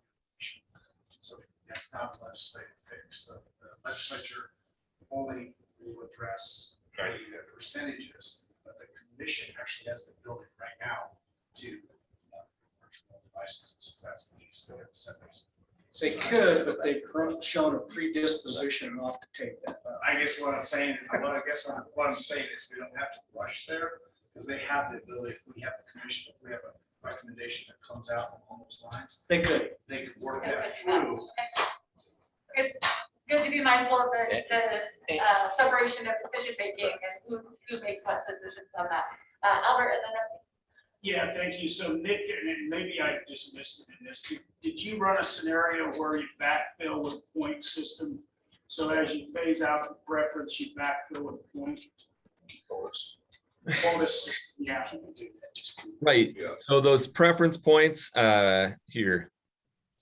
So that's kind of what we were doing, right? Backfilling with people who had, we just assumed that they were just going to keep drawing into it. Yep. And then if we move ahead, these lifetime things, right? So we're backfilling. Every first year applicant gets one preference point. We're not phasing it out at any point. We're just looking at, if we kept it the same, what ends up happening, right? So we're just adding new first year applicants. They get 1 point. Same idea. Yep. Representative Summers, no, we did. I don't think Nick, what he's asking is if you modeled a hybrid approach where certain applicants were in a preference point and then other applicants were only in the bonus point pool. And I don't think you modeled that hybrid. Yeah, I didn't do any of those combination things. No. I know last time we wrestled a lot with like trying to appease all the different interests. We got really complicated solutions. And in the name of simplicity, a lot of that got said like, this feels like it's not an improvement.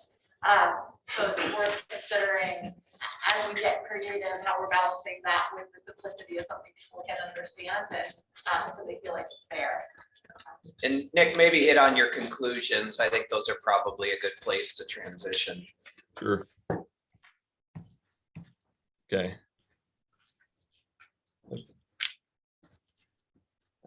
Basically, the big thing is that preference point system is unsustainable. You're going to have to phase it out somehow, right? You can't guarantee people tags anymore.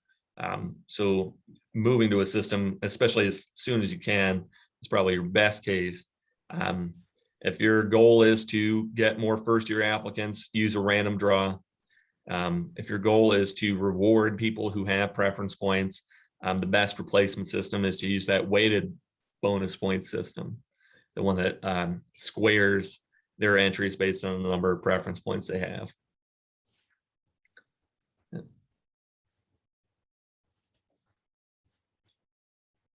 Any questions on those conclusions? Kind of how the trade-offs work between those?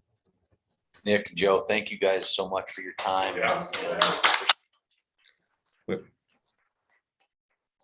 All Nick, so he's got a full course load and all these other economic reports he's doing, so he's doing us a favor by helping model. Certainly not gonna put it past this task force to give you more work. So, but I warned him when we get to elk and deer and antelope, it could get a whole lot more complicated. But it is extremely appreciated by us and I think everybody watching to see this and know what that looks like going forward. So I heard thank you. Dwayne's gonna send us some sloppy joes in appreciation. So, I want us to take a break, but as you do, it seems to me that there's leave it as it is. And then there's, what are we moving to, right? What do we want to move to? How do we get there? Like, how do you transition from ideally what we want to move to, how do you get there? And then some other trappings of nuances with those. So as you take your break, I want you to think about if you're dissatisfied with the status quo, we know how unsustainable it is, how the longer we keep the system, the more difficult it's going to be for younger hunters.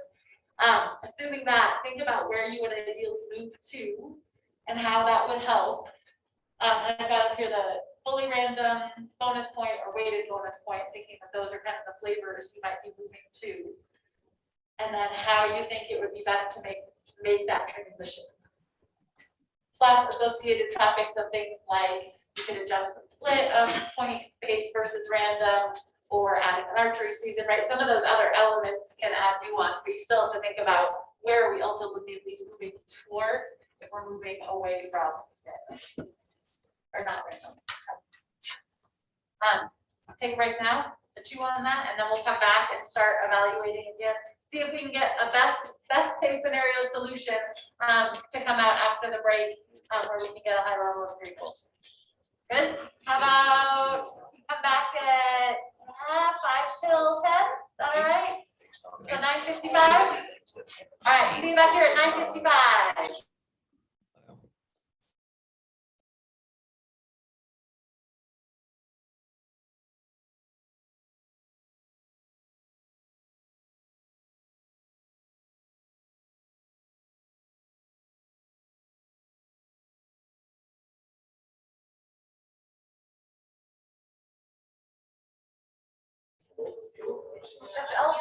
What now? The points for non-big five. I don't think, It's all non-resident. yeah, it's just not, that has that right now. Well, not in this, not not this time. All right. We're still missing a handful of task force members. But we're unmuted, so your mics are live.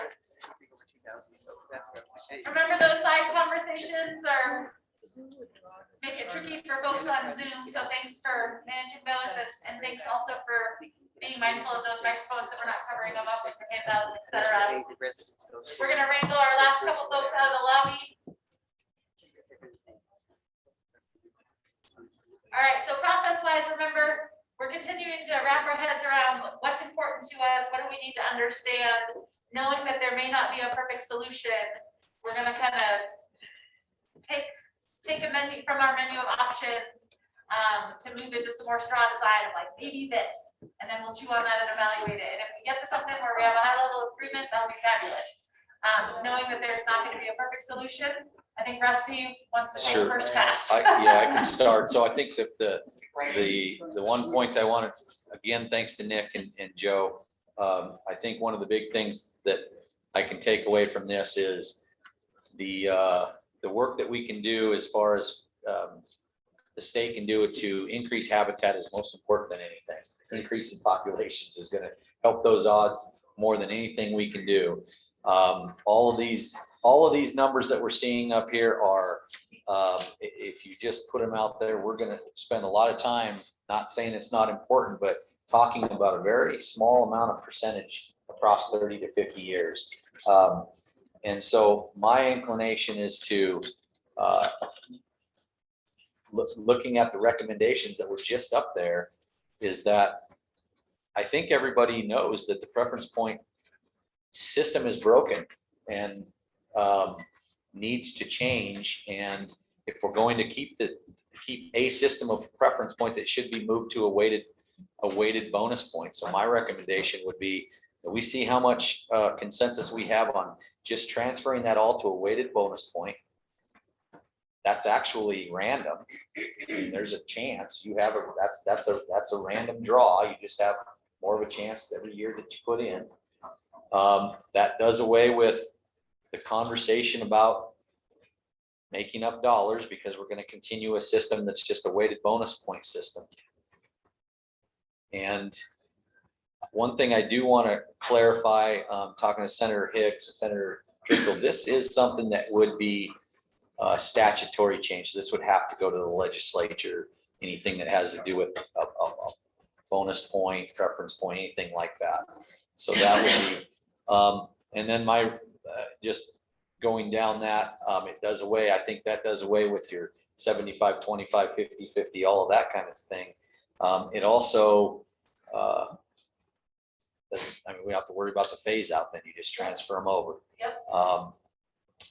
Certainly open to letting the department add an archery season if that's what they desire, but I certainly would be in favor of that if we wanted to do that also. But in that first part, that would be my recommendation. I'm just curious to see how much support we would have on doing that. So do you want to do a quick temperature check on this and then we can see if we need discussion? Yeah. First of all, Rusty, are you talking a total conversion or are you talking about those with like 18 points or more would stay into the? I'm just converting it all, just converting every point that's out there from a preference point to a weighted bonus point. So this is a rip off the Band-Aid, Which but is- in a way that still gives advantage to those who have been invested a long time, because if you have 20 points, your name's in the hat 20 times. And so you would still have higher odds. Squared. Okay, squared. Squared. Yeah, sorry, Squared. 400 times. Okay, so this is the proposal on the table is to go quickly in terms of ripping off the Band-Aid, but it's switching to the weighted bonus point system instead of preference points. It makes it more of a random draw, so you don't need to have any of the 25, 75, 25 split between point and random. It's everybody's in the random draw, but some people's names are in the hats more times. And it sounds like there's openness to add archery season or something, but this is the current consideration. Let's do a quick temperature check. If this were the proposal, Yeah, discussion. do you want it? Yeah, that's Are we fine. doing temperature checks? So, my opinion is we need to phase out preference points. I think it was done with good intentions. It probably made sense at the time we did it. But it does not work because of the decreased number of loose and cheap. Decreased number of people who want those tags. How do we want to characterize it? We have preference points, we have whatever. Next chart. 20 years, we're going to have 3,300 people that are those high people. And so kids, young people, and 20-year-olds will be taking out trouble drugs, so cheap tag till they're 60. So, preference point system. So you're talking about any point system. Yeah. So in my mind, it's broken. So we need to fix that. And so we cannot take away someone's 26 preference points or 13 preference points like Adam suggests, or we will all be killed. I mean, that creates civil war in Wyoming, and I'm not willing to go there. I think we need to recognize that there are people that have preference points today. They maintain them, they'll age out, but I'm of the mind we should just quit granting any form of preference points. And here's my analogy why I think that's right. Hang on, Pat, let me just clarify. When you say get rid of any sort of preference points, would you say points as a whole, bonus In the points future. in the future? So if people have what preference points they have today and they keep them and they get to use them.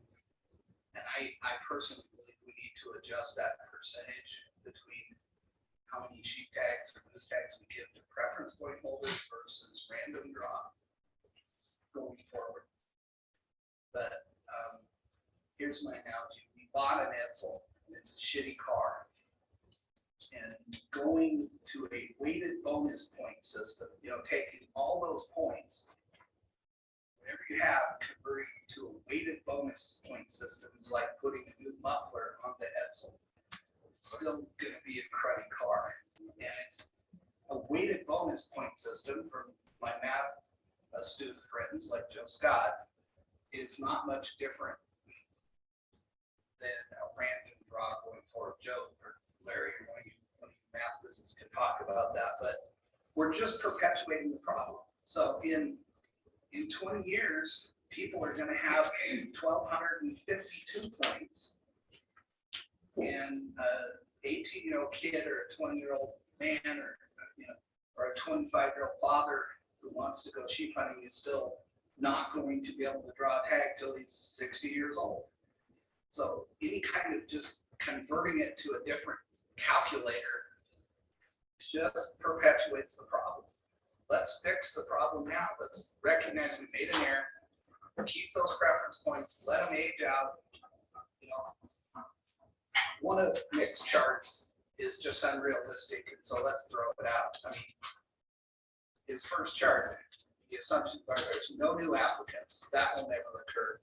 No one moves, no one drops out or dies until they draw. And so that would take between 70 and 90 years to age out our current preference point. That's irrelevant. Those factors will never occur.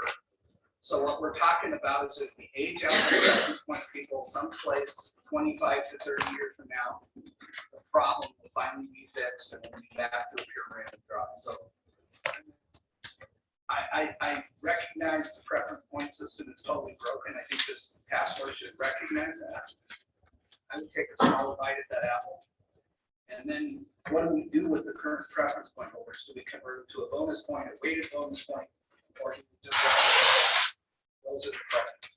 So I'm gonna agree with you, because I think that's what I was trying to, maybe I didn't do this right, but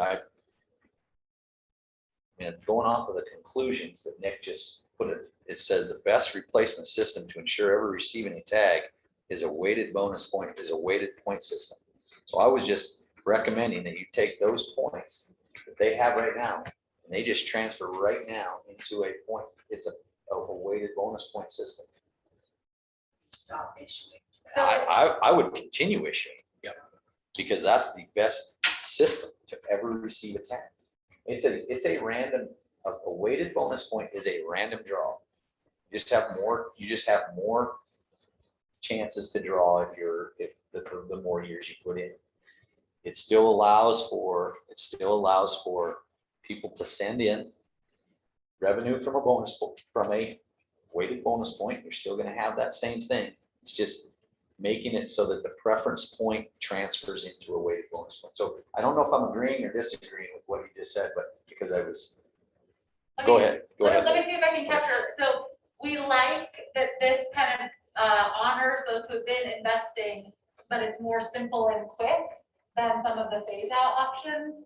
It gives the best odds for drawing over a lifetime and improves your odds some for newer applicants. And the problem that we're identifying and that could be addressed with a different draw design is that the weighted bonus point still doesn't solve some of the problems that preference points has. Like it's still, you still have some of the same problems of that broken system and you're perpetuating them as opposed to scrapping it entirely. There is nothing that solves all the problems. Yeah, for sure. We just want to acknowledge kind of the trade-offs. And that I would say on a pro is that, I mean, this is coming from the mathematician's conclusion on what's best. Well, best for. Best for the right? numbers. Best for the numbers. Best for overall odds of Correct. lifetime. Yeah. I wonder, Pat, given that this still preserves a point system that is dysfunctional in your mind, would you what would you suggest instead? I'm trying to remember what you had suggested last time, and I don't remember the specific. I would just suggest we take a smaller bite of the apple for this rest. I think we all agree that the current preference point system is No, change. I don't agree. I think you may be the lone soldier on that. I'm with Larry, but maybe too. So agree too. So we've got. Maybe we do that, because if it's not broken, maybe we just let it go.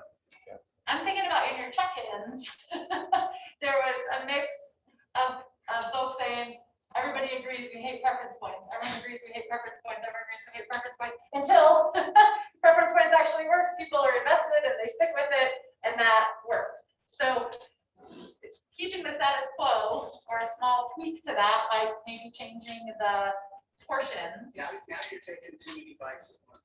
Just, why don't we take a temperature check on who believes the preference point system needs adjusted, or however you want to phrase it? Before we do Yeah, that, let's I let want to more make sure that we're dialogue, actually please. talking apples and oranges.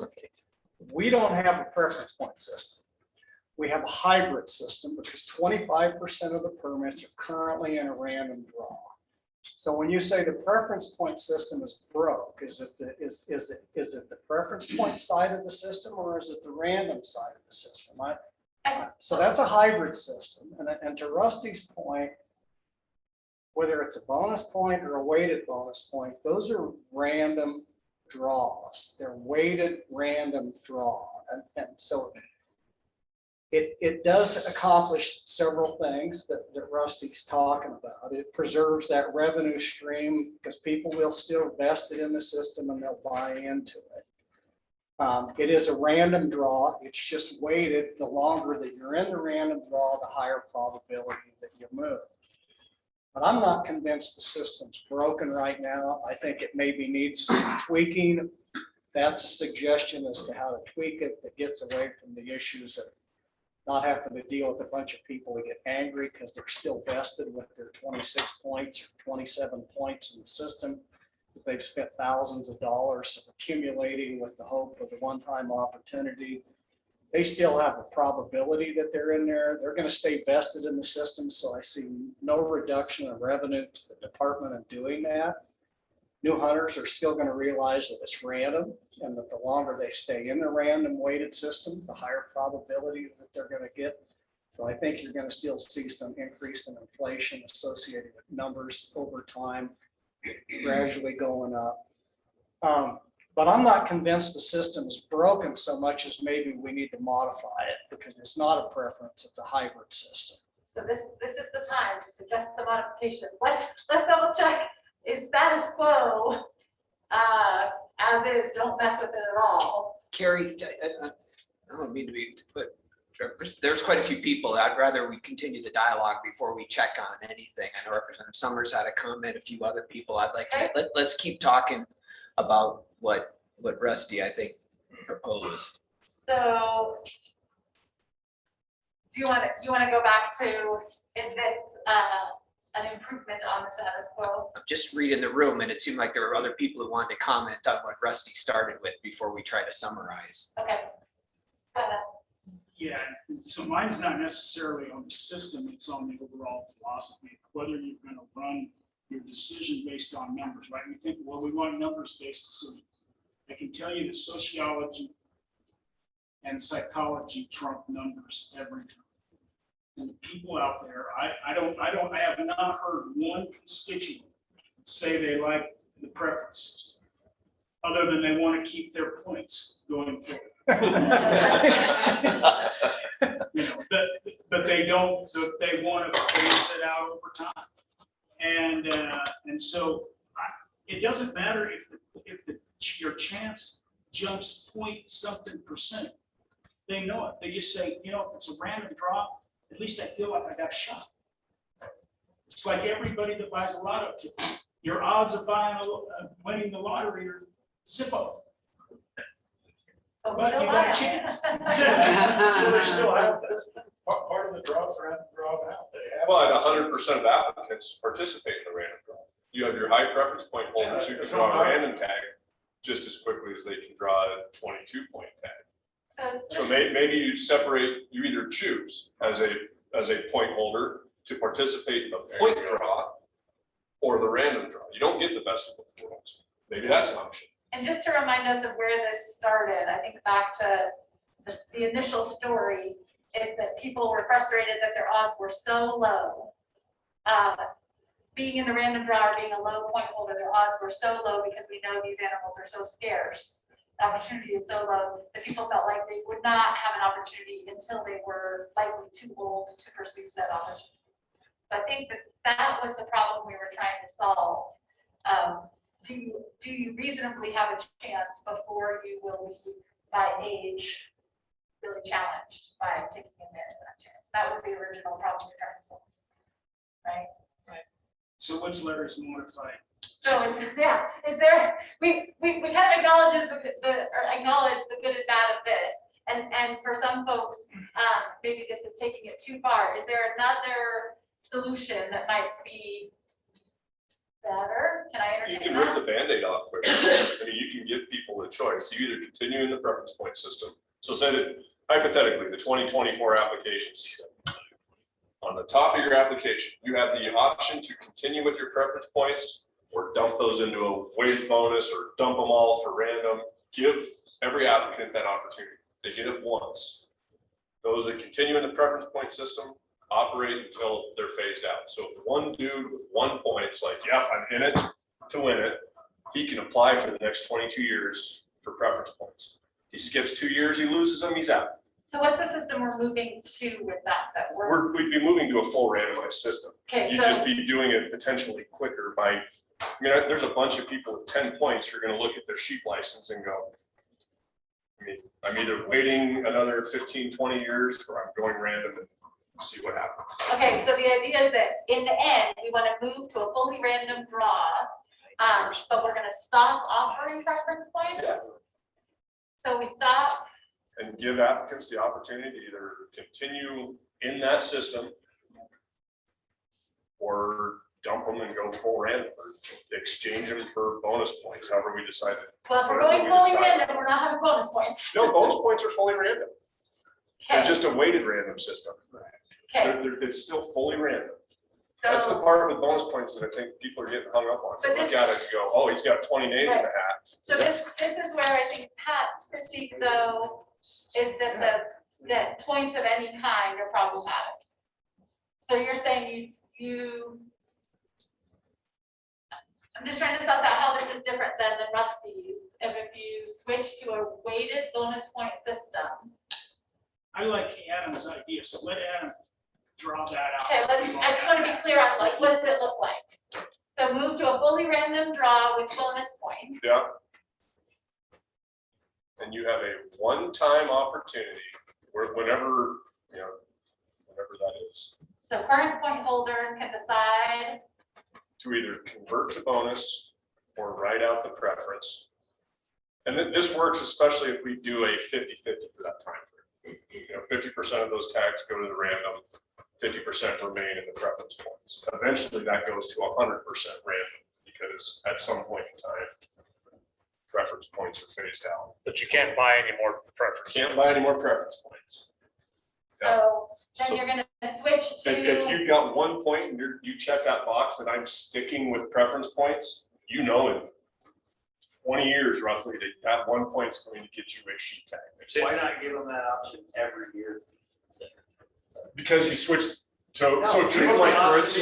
So Treat them like currency, basically? How can I apply it? So- hang on, Yeah. hang on. I- So Carrie, yeah, so it's not gonna be, we'll take that comment later, sorry, Paul, but it's not gonna be helpful if we Yeah. have them win. So what he's saying is,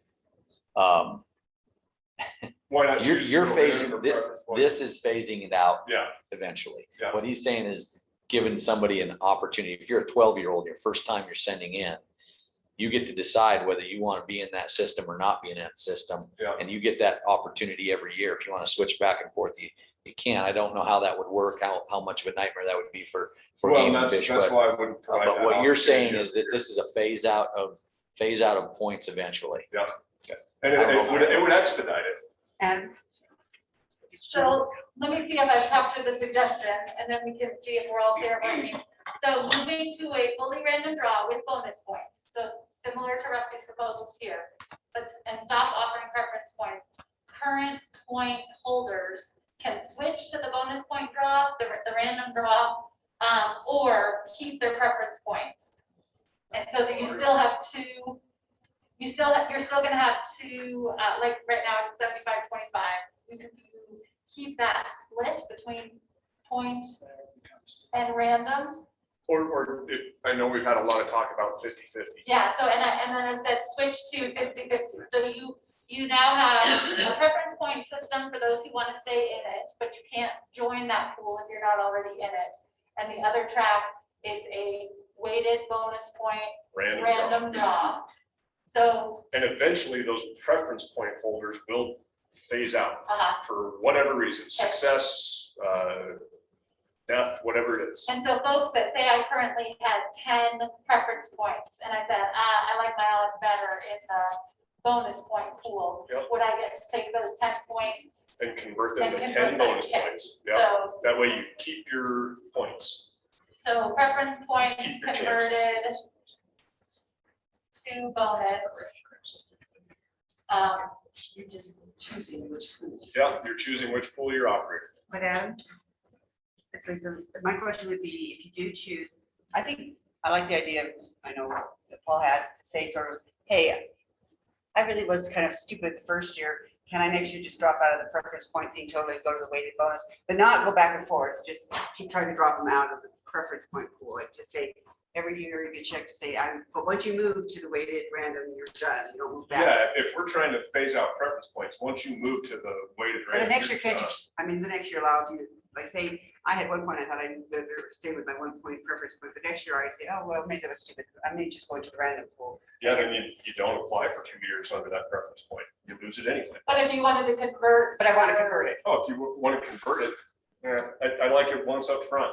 That keeps the wishy-washiness. I mean, maybe you do a 3 to 5 year time frame for that I'm just curious. on the conversion side of things. But once they do convert, Yeah, there's no going back. yeah, there's no going back to So- preference point. So I captured no back and forth, but we might add some nuance of like, Sure, could you reconsider yeah. if you regretted your plan? All right, what looks good about this? How was, yeah, go ahead. Mr. Chairman, Adam, I got pushed back, let's all go back 1 meeting or maybe 2 meetings when Jennifer stood up here and went through those charts about what we have to do with non-resident draws on Elk Deer and Antelope. Anything we do, we need to keep track of the administrative burden on the department. And I can't, I understand what your proposal is at, but I think you just added about 5 or 10 boxes on the sheep and moose draw. And the other thing we should always keep in mind that Game and Fish gets no general funds. Everything they do is funded out of the pocket of people like us that buy game, buy deer, elk, and antelope licenses, bird licenses. So anytime we do something that complicated, I gotta push back against it because I don't see much gain against the other 2 proposals, and I think you add a huge administrative burden to the department by having now 2 separate preference point kind of holders, and then this gentleman wants to allow me to switch every year, so you have to maintain that database, and it just adds a horrible administrative burden to the department that gains us nothing. Time, it gains time. You'll phase out more of those preference point holders, I think, by giving them the option, especially that middle group of people who are already banking on the middle group and low, who are banking on the random. So, The positive is it gives hunters a voice. in this whole process. so hang on. Hunters, I've got, on the negative side, there's an administrative burden to it and it's complicated for the users too, right? So there's complication on the game and fish side and for Jerry, the. I would add, we just heard from Rusty, people can't figure out, even though when you look at the hunting regulations, there's an asterisk that says this area is predominantly private land and there's difficult access. Yet they go apply for a license and then can't find a place to hunt. If they can't understand simple things like that, how are they gonna understand this? Right, I've got Dwayne and Josh that have comments, and just remind you on the side conversations that Zoom gets overwhelmed by them, that they're really loud for the Zoomers. Dwayne and Josh, and I did capture, sorry, the benefits of this, it still honors the history and investment. It speeds up the phase out, although it is slower than Rusty's, because Rusty's would just convert them all to bonus points immediately. So it speeds up the phase out the preference points, but not as fast as Rusty's. Go ahead, Wayne. Wayne Hagan, I guess my question is, how do we handle the revenue situation by going to this kind of a system? Where do you, right now, the revenue for buying a preference point is gone. So somehow we're gonna be revenue neutral, how do we figure that? So with, but just to make sure we're talking apples to oranges with trustees, you would maintain the revenue because people would be buying the weighted bonus points. I guess with this one, it could be the same. Alvin, is that how you envision it? That the, with the If weighted we, bonus yeah, points? to a bonus point system, sure. As far as revenue goes. Might be half as much Goods revenue. purchase. What's that? It might be half as much revenue. No, because are you assuming applicants are gonna go up, right? I'm saying. Or maintain. Pool, you either go in the weighted bonus point pool, or you just go into the random draw. So your revenue might go down by 50%, and 50% in this pool, 50% So, in that. I'll just try to clarify, from my understanding, you're still keeping your random draw is weighted bonus point. Or bonus point, it doesn't have to be So weighted. I there can is care no, less it's not weighted. going, it's not getting rid of the point. So they're both revenue. Correct. Yes, they're both revenue neutral, and there's no new issuance of new preference points. No That preference choice is point. just for current preference point holders. And just to clarify, it's not a preference point, it's a weighted bonus point, you're still paying for it.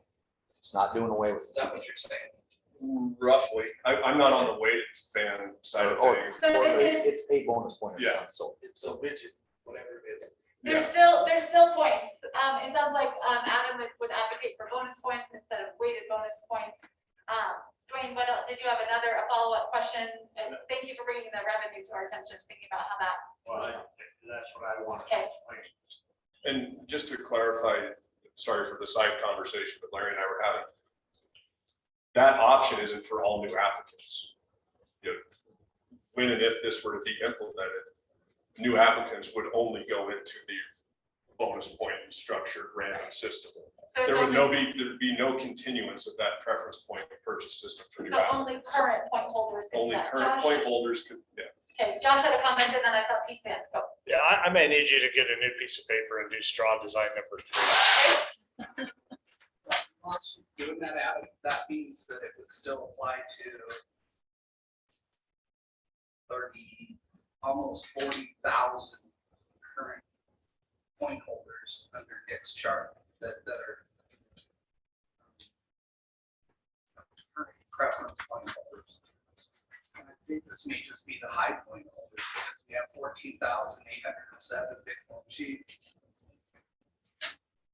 Josh, I'm ready. What's this new straw design? Okay, Still a couple of first- so it'd be 50-50, which gives those that, don't have the time and the tenure into the max points or the high points as Nick presented. 50% of those, and what we would do there, or the proposal I would consider is, if you have 10 or less bonus points, you would be in the random. You would not maintain those preference points. If you had 11 or greater, you would be in a preference point draw, the other 50%, but you would not continue to build preference points. And eventually that would phase out. I would like to know what some modeling on that would look like. So if you have 11 or more points, you keep them, but you don't issue more. Right. So it's a way of phasing it out, but kind of phasing it out for half and like ripping off the Band-Aid for your lower point holders. Okay, It seems to me that the other ones are, it's like we're trying to put stitches on a wound that needs a tourniquet. And I don't know that. so you're moving to, just to clarify, you're moving to a fully random, no points, no bonus points, no weighted bonus points. You're moving, this addresses Pat's concern, of moving to fully random and not having to mess with any points. Right? Yeah, but Eventually. Can I say something so we can just have this in all in our head? Larry said it, Rusty said it, Joe Scott would say it. A weighted bonus point system is a weighted random draw. Every person who puts in has a chance to win the $324 million in the Mega Millions draw. I did not win last night. They just don't have as many chances as the person who has 26 preference points, right? Yeah. Does that help? I mean, I think that might be It sounds like with this, Josh is doing away with points entirely. And so it would be fully random with no advantage given by points, investments, et cetera. On 50%. On for half of it. And the other half would be that group of folks that you're grandfathering through. Yeah, and I wouldn't be opposed to on that 50% if there was a bonus point. I mean, eventually, I think what you were saying, Pat, you get to this weighted bonus point system, you're gonna end up with somebody who has 17,000 points, whether it's still random or not. Modeling on that, I'm sure would showcase that percentage would be so weighted eventually 10 years from now that even though it is still under the demise of being random, it probably is less percentage than what we have now. I think that's what they already modeled that, the probabilities. They didn't. The lifetime probability. But I would tell you that this is the trend to do this. And so it started in Nevada, now Montana's adopted the weighted bonus point system. South Dakota Game and Fish Commission just adopted it starting this year. So it seems to be becoming more of a standard West-wide to move towards a weighted bonus point system. Those 3 states now all adopted the squaring. And if you look at it, Nevada's had it for a long time. And so you would assume that, right, till you look at the actual draw data, and it just doesn't pan out that way because they've got like 31 points or something like that. So you would assume that the 31 squared, the 900 and whatever that number of times in there is just guaranteed a license. And it doesn't, because you still have just a skewed bell-shaped curve. You still have the tails on both ends. The guy with the maximum point will never draw under that system.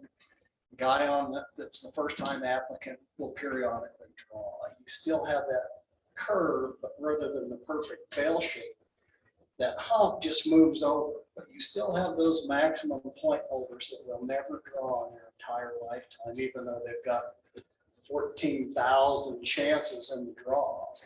So much of these conversations that we've had have revolved around the opportunity that youth are not getting a chance with these modelings.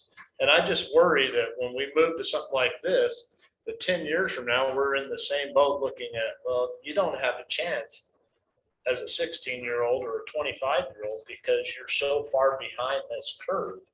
How do you ever get caught up and have equity in your opportunity?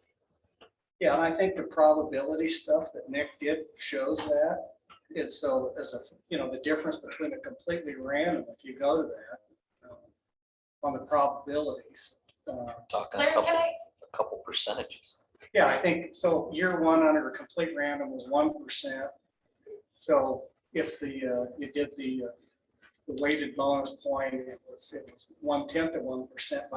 But by the time you get to year 20 and get out there, so those kids are going in their lifetime has the better chance under that weighted system of one time versus, really when you tell a kid that you got a 1% chance of drawing, versus if you're persistent, you're gonna draw under the weighted system, never guaranteed. There's gonna be somebody that's got 14,000 points that never draws in their entire lifetime.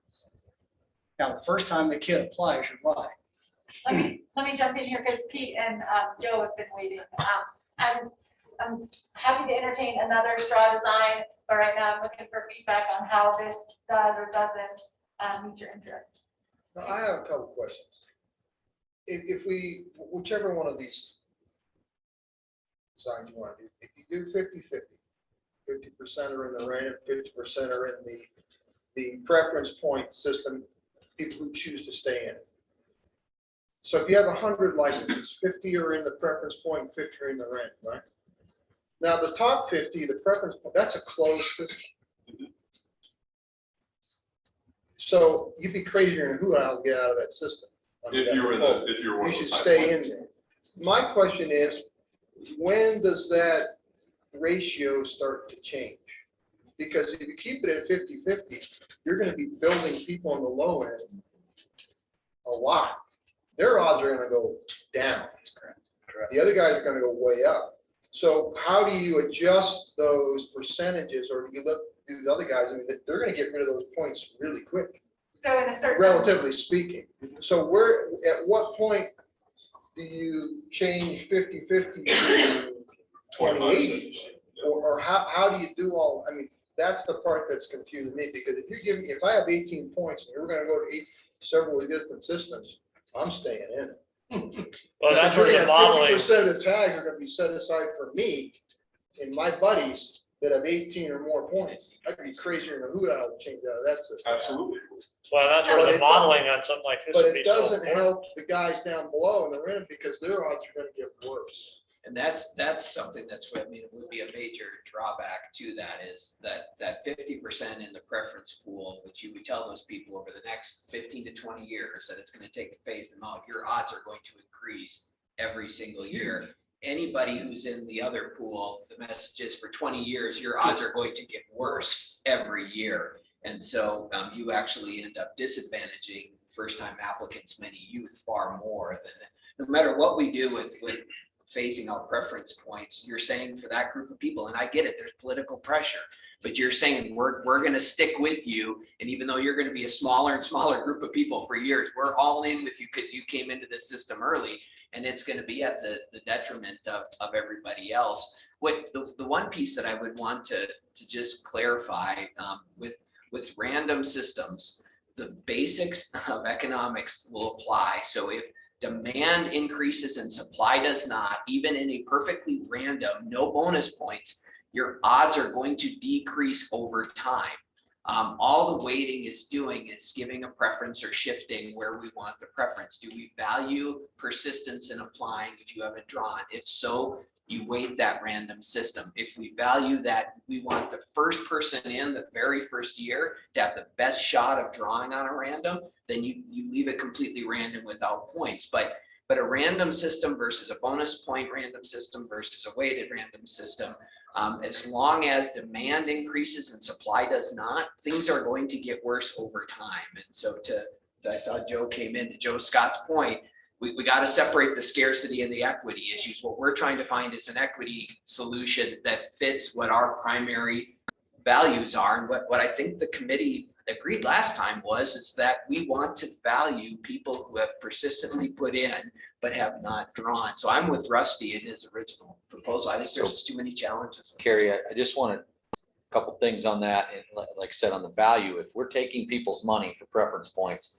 and we value their dollars for the management of game and fish, then that should be something that's there. The other thing I want to do is, this conversation is incredible, but we also have other things on the schedule. So if we can't get to something by 11 o'clock, I want to move on. That's another 20 minutes. So I have a suggestion. If there's no other ideas to kind of see what you could live with and see if we see where we have some agreement. I put on here, this would, and Josh, correct me, maybe I'm misunderstanding, this would have a revenue impact because there would not be, if it's fully random, there's no bonus points. And you're not going to be allocating new preference points. You wouldn't be collecting that money. Unless 50% of those, if we move that to allow for bonus points to be purchased. So But if the premise of our charge here is that we've agreed that we want to phase out preference points, then we have to phase out preference points. Yep. So, and the question is, do you phase out preference points in favor of bonus points and you still have that revenue, or do you phase out points entirely? What this by the 10 or less points, it is giving that to the folks that are in that high point that have that investment of time. Right. And we've drawn a line saying, yes, there's some changes. If you have 18 points, you still are in that preference point pool. Right. But we can't go back to the guy who has 2 or 3 points or the gal who has 7 or 8 points. We're drawing a line at 10 saying we recognize that there's a change. And change is sometimes hard. Just to be clear, Josh, you're saying don't offer no more points. So there would No not, more preference points. no more preference points. Yeah. Would you with this move to a fully random system? I understand bonus points are still random. Yes, So would you move to a bonus or weighted bonus point for this other 50%?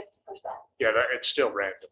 That, right, but do you want to continue with bonus points or weighted bonus points? Or would you add that or get rid of it? And that wouldn't, I wouldn't have any bearing on that for me. Either way. I would Well, be for some folks, I think it would make a difference.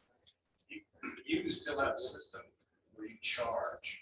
You have the ability to check a box. I want to buy a bonus point and make this somewhat revenue. So it's not automatic.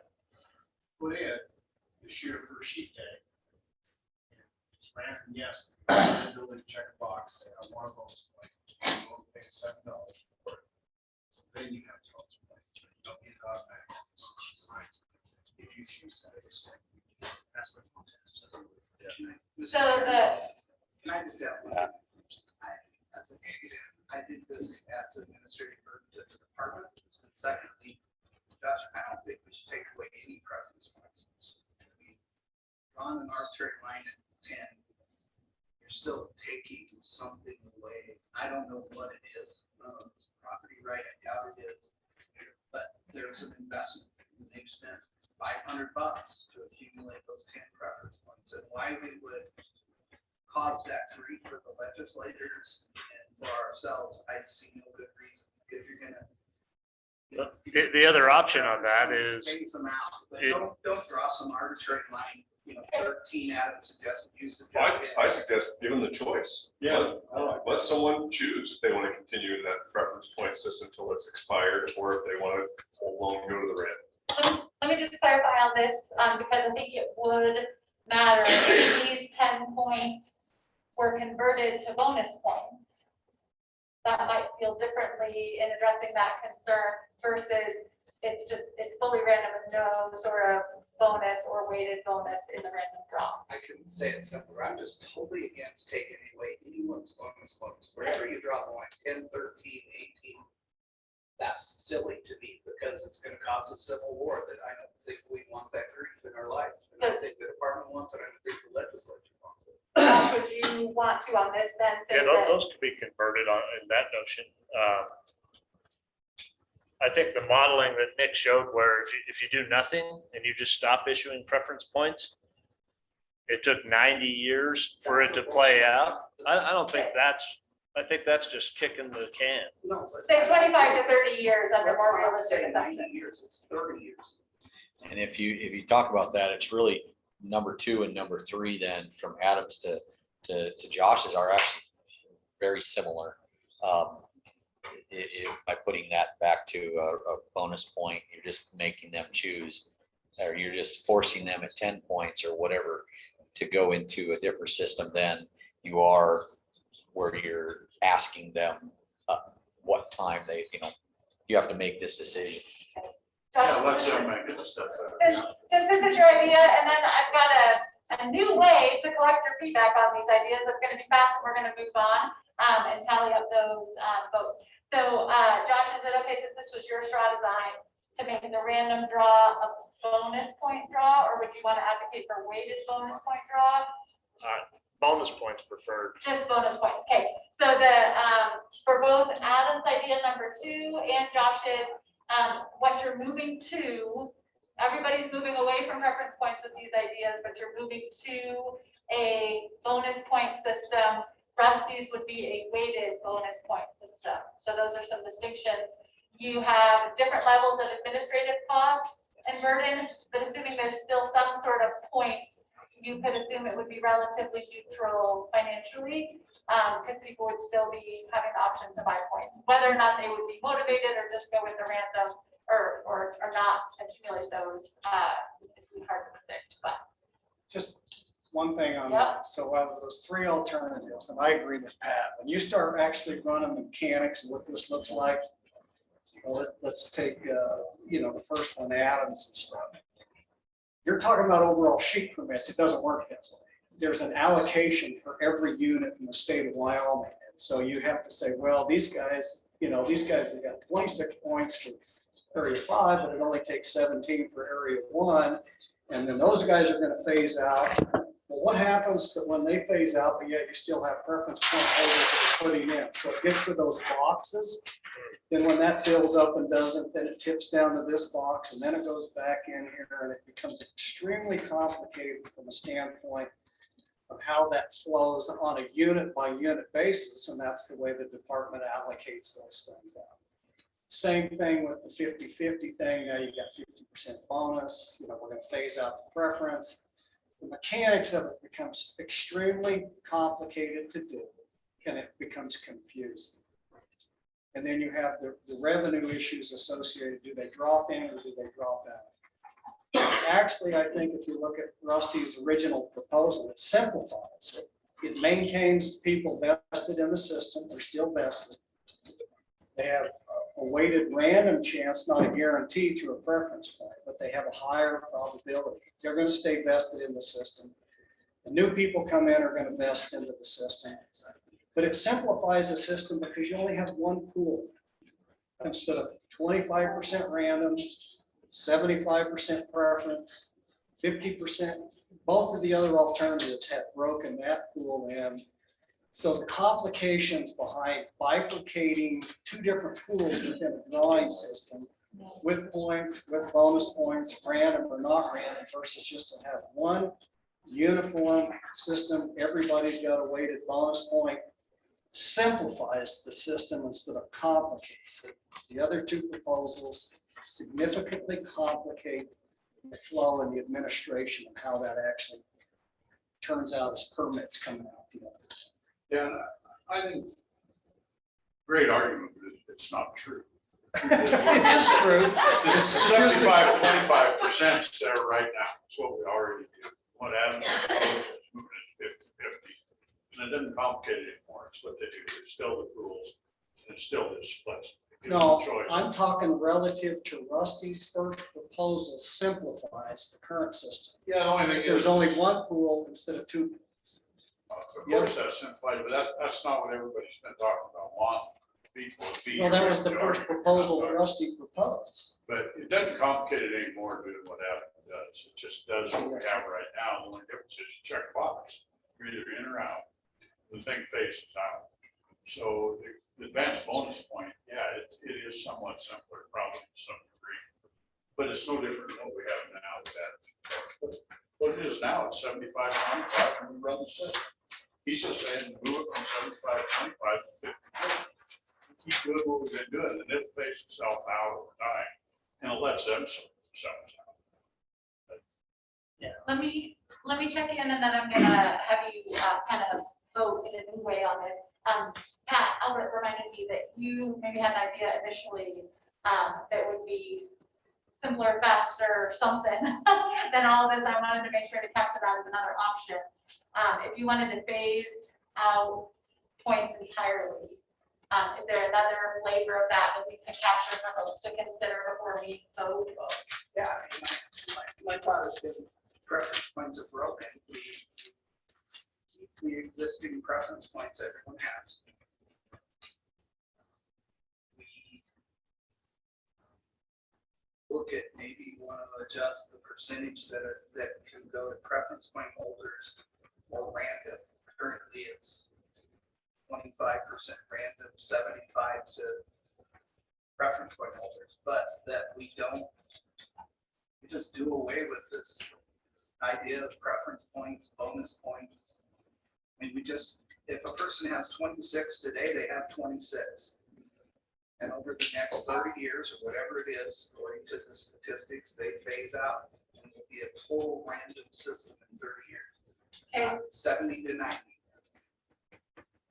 That the problem with that is it's not revenue neutral. It's going to cost the department $3 million, whatever they told us. So we'll have to raise fees someplace else to make it revenue neutral.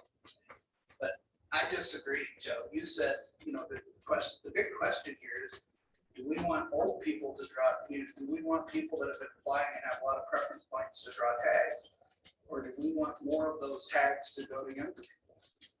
Potentially young hunters or someone that's 18 to 20. I mean, I agree with someone who said that you can't really hunt sheep at 12. I mean, that's serious business, but that's a different issue. So I think, from my perspective, the equity that I want to see is more youth and young people, men and women drawing sheep tags versus old farts like me. My equities are totally different than yours. And you said this committee had said that was our equities. They're not, at least for this one. So this just phases it out. It's done. It was a stupid idea. In 30 years, it'll be over. And we recognize the investment that everyone has made in these preference.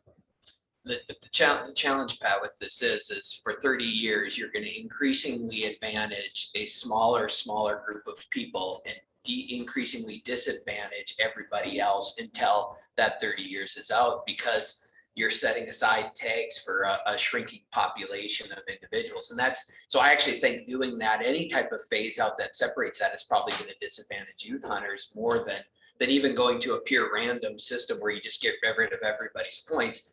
And if that's what we want to do, is say people have invested in a preference point system and we're willing to give them an increasing advantage until they're all gone, that's fine. It could just be 20 or 30 years that will create a decreased advantage for people entering the system new. Well, you'll adjust, you're assuming you can adjust the percentages. I haven't suggested a percentage. I was gonna ask, I've got a blank, so this is saying, keep the point system, but phase it out, so keep, Stop issuing preference. yeah, so stop allocating new points, change the split to, Leave the split the same for the first 5 years, 75-25. If we're trying to get rid of preference points and preference point holders, let's reward those who've been in there the longest. I mean, that's something that's stuck in everyone's craw. 70 First to that. Yeah, and then after 5 years, it drops to 50-50, then it drops to 75-25, then it drops to fully random. I think that's fair. so adjust the split to 50-50 in 5 years. So Do we need that? I don't know that we need to, But adjust the split as time wears on. Yeah. Because I don't know, that's something that I think we need to call Nick back and say, what does that look like? Unless the commission is where I'm happy with that. Those are hard calls to make. So keep the point system, the preference point system, but start phasing it out by not allocating new points. Adjust the split as time goes on. No, it suggested the commission could do that. I don't want to perfectly fine with that. too. And that the rest of the draw is going to fully random. There would be no bonuses. So this, I have good for youth eventually, because as you're phasing it out, that 30 years that you're phasing it out, it sounds like the random draws odds aren't improving, whereas the ones in the preference point pool are. It's But not, Carrie, it's not good for youth eventually. It's good for youth today. The numbers Nick showed us that if you go to a random draw, first time applicants have a better chance to draw early rather than late. right, but if the split is still 75-25, That's too much detail. So, I'm trying to understand how it improves their odds if you have no points. Let's take some straw polls. What about the other factor? We're What drives people to apply? What are the negatives when you apply? One of those things we're not talking about to help make this revenue neutral is the cost of the license. There is a lot of thought that needs to be put into that, because you could actually, if you went to a 100% random system, that's the cost of your license, you would be able to lower the number of people that actually come in. And I've always thought this for a long time, the value of what Wyoming resident pays for a sheep license is rather than what Wyoming resident pays for a preference point is what partly caused this problem. It's that $7 preference point, because it's not enough, it doesn't have enough value. So I think the conversation long term needs to. Well, and along those lines, just to get to kind of dovetail in with that, Pat, when you looked at that, that didn't say a 1% increase in youth hunters on a random draw. It's first-time applicants, and I would guess that most of those first-time applicants are not youth. But there's somebody that's a little further along in their career that can afford even the resident application of $153 for the application. So I think I think we need to be careful assuming that just because the random increases the opportunity for first-time applicants, that we're attributing those to youth. I don't know that that's a fact. I'm pretty sure the department could mine the data and tell us how many of those were met the definition of youth hunters and how many were not. I don't think you draw the conclusion that just increases, because I agree with Cy, there's a financial barrier there. You know, whether the family's gonna spend $157 on 3 kids to put in all 3 of them for sheep permit every year. Under a random system. The cost of the tag is something that I'm gonna set aside for now, but we can certainly revisit that. Albert, I'm gonna give you the last word, and then I'm gonna tell you what I want you to write on the card. Yeah, straw design 5 is current status quo. Yeah. We have that up there. So 0, let me tell you what you're gonna do now. You each have a blue card. You don't have to say I like and I could live with, but if you draw a smiley face and a kind of flat face for me, that'll help me. If you like, let's just imagine you like Rusty's idea the best, and you're like, yeah, I like, you're gonna put number 1. So you're gonna put smiley face and put number 1. If you're like, no, I think number 4 is actually the best idea, next to that smiley face, you're gonna write number 4. If you like 3 of them, tell me, yeah, you know, I support that, I can give a green to that. Tell me which of any of these you like, including 0, number 0, keep the status quo, right? Don't do anything. And if you like the status quo, tell me you like the status quo. If you like the status quo, and also number 3, put 0 and 3 by the smiley face. And then I could live with, it's like, you may not love it, but you could live with it. And if there's enough people who like it, you could live with it. Tell me those numbers too. Okay? You don't need to tell me your vetoes of which ones you just hate. But tell me which ones you could live with, even if it's not your favorite. We just turning these in. Yeah, you're gonna give them to Okay. me. I'm just gonna count them up, and I'm gonna see if we have enough enthusiasm for any of them to go forward. So I'm gonna just collect them rather than having you So vote we're- on single ones. So we're supposed to go 0 through 4, right? So you don't have to rank them 0 through 4, I'm but not saying rank. correct. Consider option 0, which is nothing, through 4. And any of them you like, put those numbers in. I need to put either a smiley or not a smiley by, or So, 1, 0 through 4. so I put, don't know what we're doing. yep, let me clarify. If there's any that you like, draw a smiley on your card and write the numbers that you like by that. Okay. If there's ones that you don't necessarily love, but you could live with them, give me a flat face. And write those numbers by that. And the other ones we don't put on. And then you can just leave them if it's outside. They will be evident by their absence. All right. Yep, and then I'll just take them. And then I think we should take a quick break and come back to start fresh with issue 2. And we will jump right in with understanding why resident hunters are frustrated with lack of opportunity for deer, elk, and antelope, wrapping our head around that challenge. And I will get results of this back to you later. Adam, on your number 2, you weren't picking one way or the other about the other pool, whether it has bonus points. It could be one of those 3 iterations of random bonus points or weighted bonus I points. think he said I bonus. prefer the bonus point just because it's simple. It's a 1-for-1 trade-off. You don't have to worry about squaring anything. You don't convolute numbers. It's a 1-for-1 deal.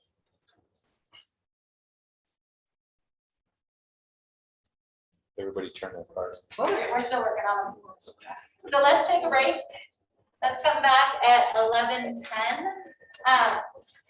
Folks in the audience, just remember that our task force members might need to use the restroom and get coffee in the meantime. So don't take up all of their time. Let them take a real break too, and then pull them aside and wrangle their ear on this. 11.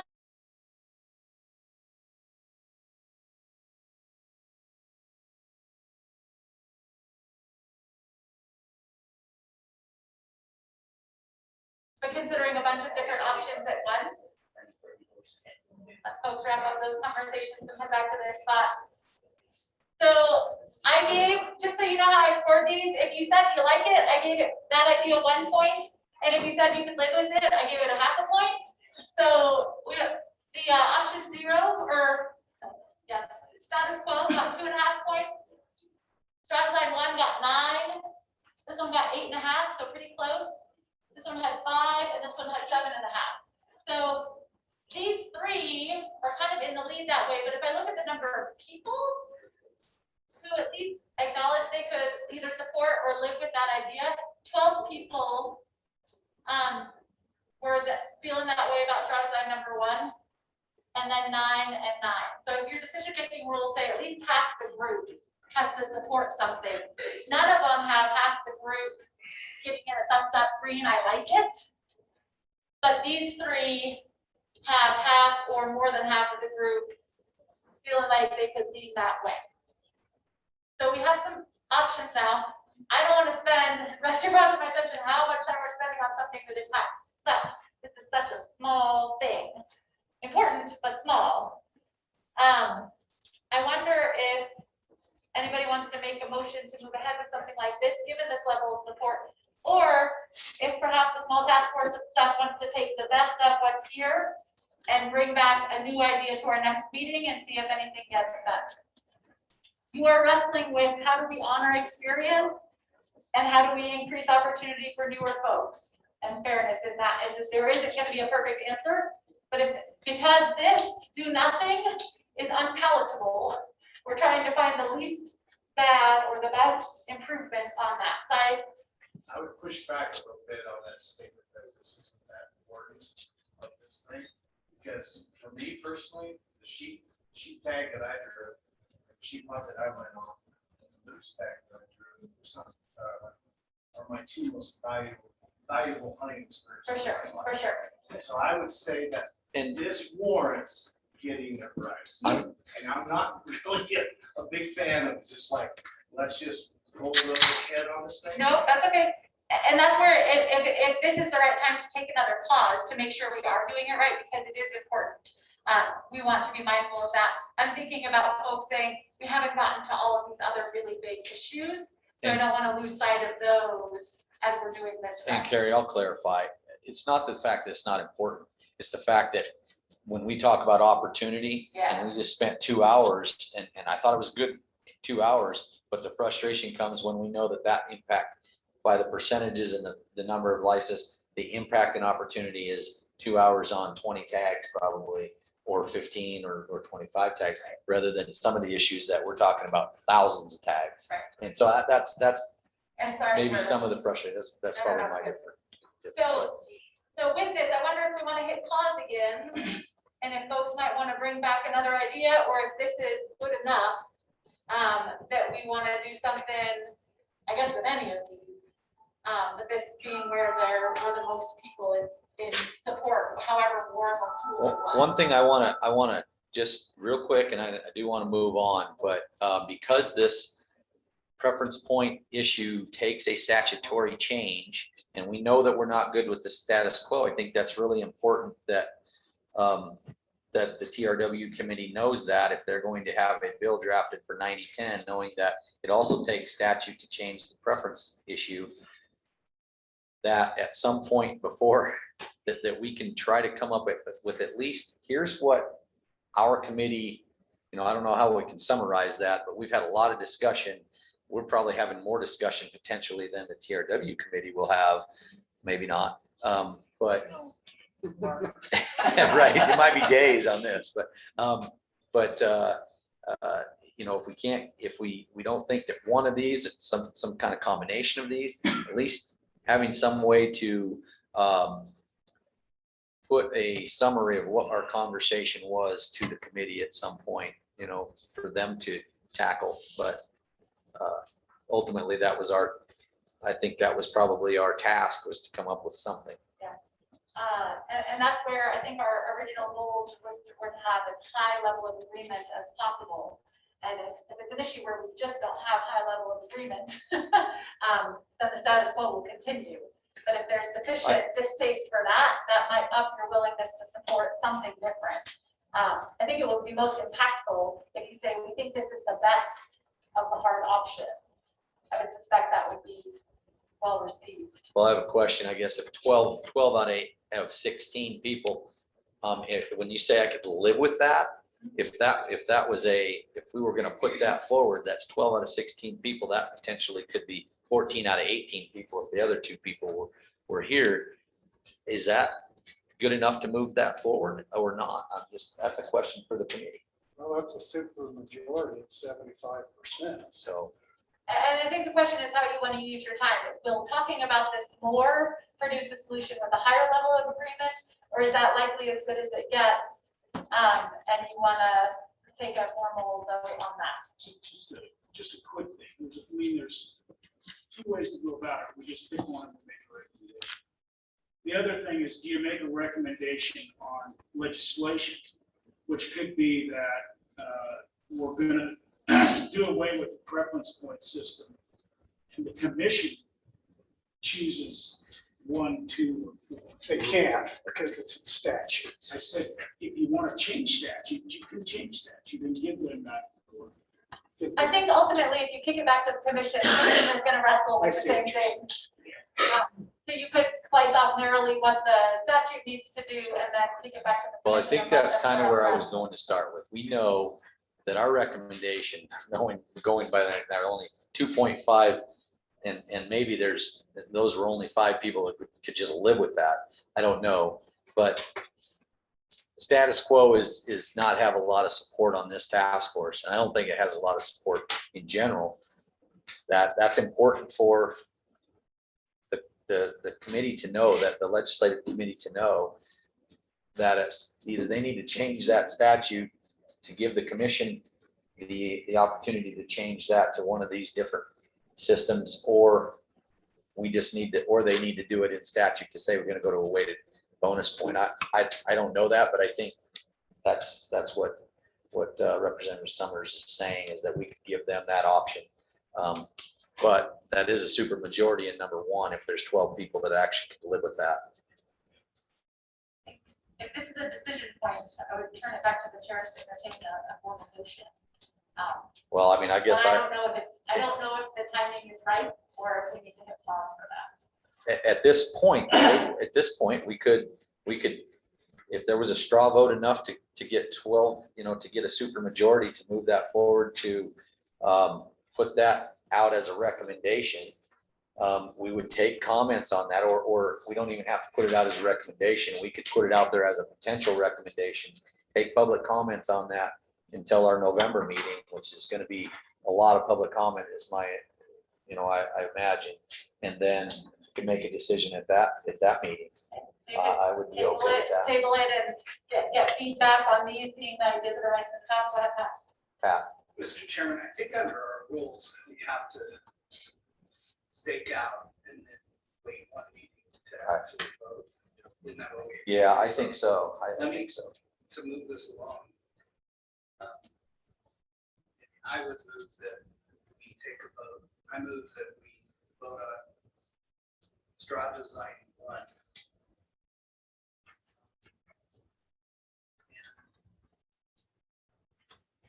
Could work 2 ways. One is how Albert suggested, that the legislature modify existing statutes to give the commission authority to decide how to impose preference.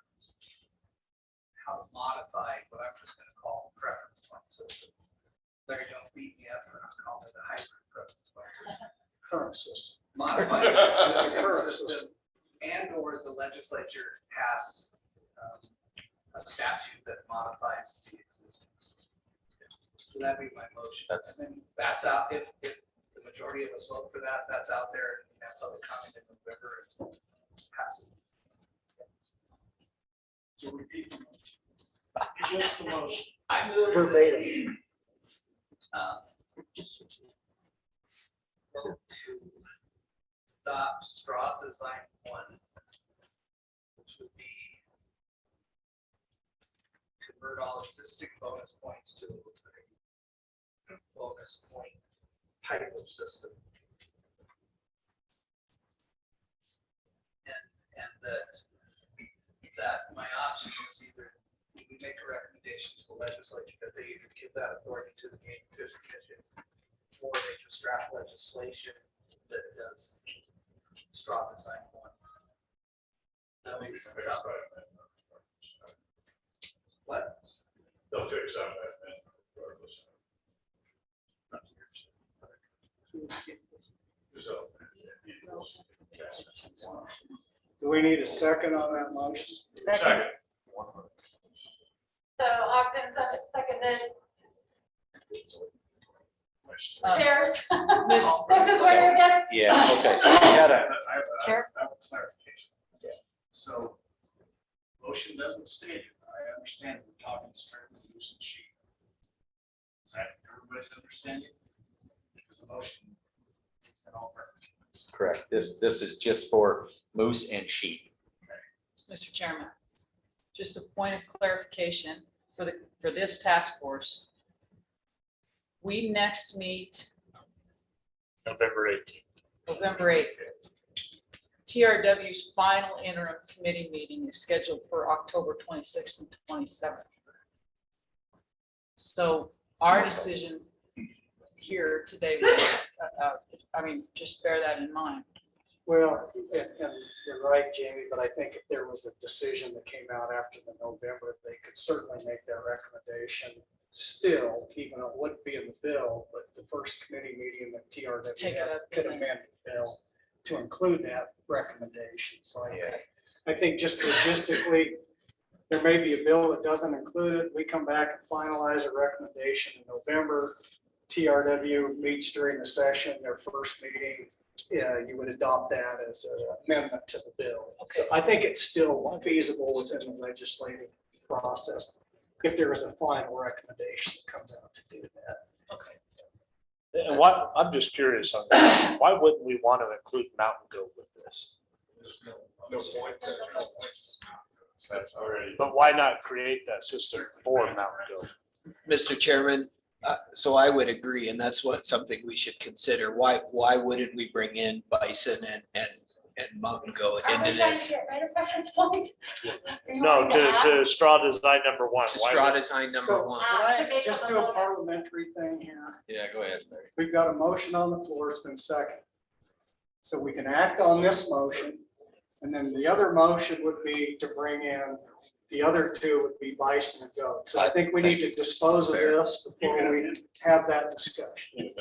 You can amend We the can amend, motion, but I would suggest that we act on this Right. and then come back and make a further motion to amend. So we had a motion and a second. Let's just go ahead and raise your hand if you're for that, if you're for that motion. So this is for taking a vote at the November meeting? Or This- for moving ahead with the. This is to move forward with this, to take public comment on straw design number one. All in favor? Yeah. Just public comment. comments. Okay. Yeah. With clarification, with the anticipation that we are going to act on this motion at the November meeting. Correct. Okay, yeah. Correct. Okay.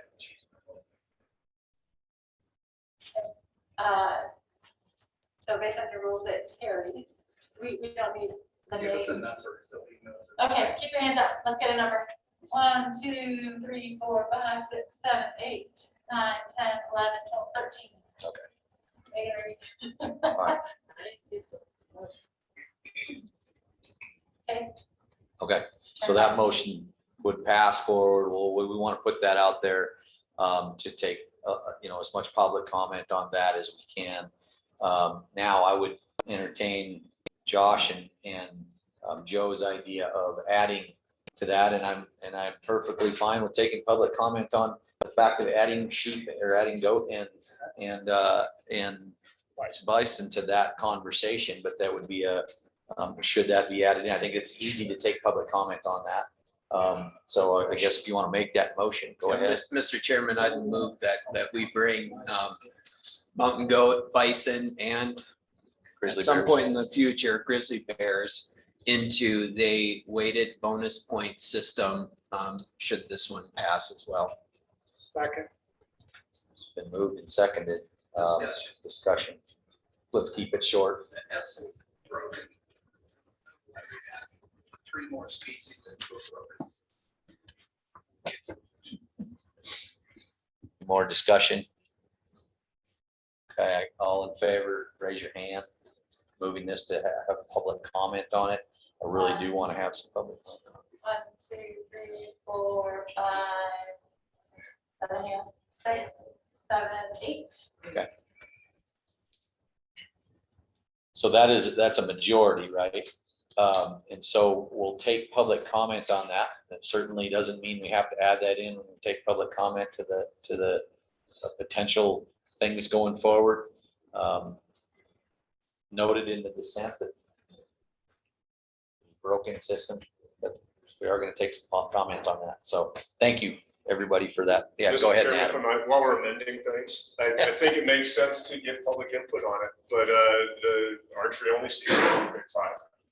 If that's going to be included in this, that's a potential for gained opportunities. Let's, And for phasing out preference points a whole heck of a lot quicker than just type 1 tags. okay. Why don't you make that So, motion? yeah, move that we include type 9s for the Big Five in this discussion.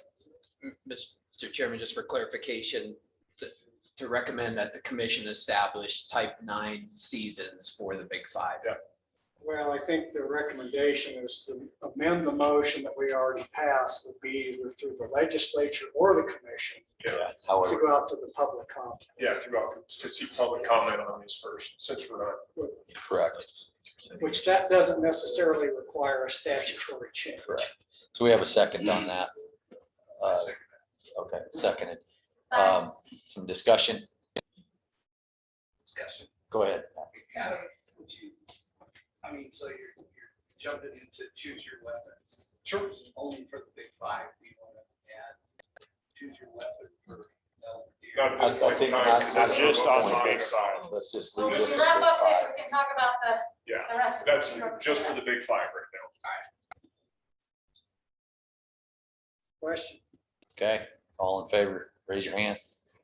1, 2, 3, 4, 5, 6, 7, 8, 9, 10, 11, 12, 13, 14, 15, 16. All right. All I right. never thought that would happen. She started with that. Thanks. Adam. So if the other, There you go. yeah, the other one had 8 votes and we got 16 people that did not pass. Right. I don't think she counted me though. We Sure. had, no, we didn't, oh, you want more than Now, half. take comment on Okay, I'm sorry, you're right, you guys want more than half, you had 8. That's true. That was true. We only had 8. And so, That takes goat and grizz and bison off of that. Right. correct. Thank you for that clarification, sorry. Thank you, Representative Summers. Appreciate that.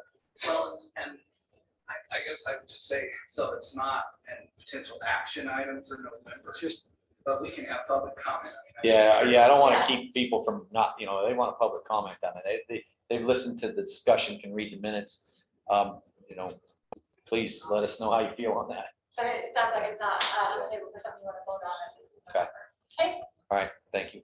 all right, are we done with issue 1 for today? Moving on. Woo! Let's move on, oh, yes, please. Don't we take public comment on our issues first before we move on to the next one, or no? I just- So with this one, since we spent so long on it previously, I was hoping we were gonna slam dunk and be done and not need it. We We should take can, public comment. What's that? We should take. can, or So- we can wait and ask them to do it online. So I think at this point, it's a good time. We have 30 minutes before lunch. I think we should take public comment right now. After our just opening discussions from those other meetings, I think it's just a good time to take public comment. It's nice. People have been sitting here listening to this for a long time. It's just time for them to. So who wants to go first? We have a- There's a couple in there, but I don't know if they're for issue 2.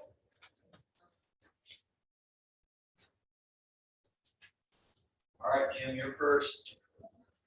And it could be that folks signed up for addressing the other topics, so if that's the case, we'll have time for those. And if it's a topic that we're about ready to talk about deer, elk, and antelope, so if Jim, you want to?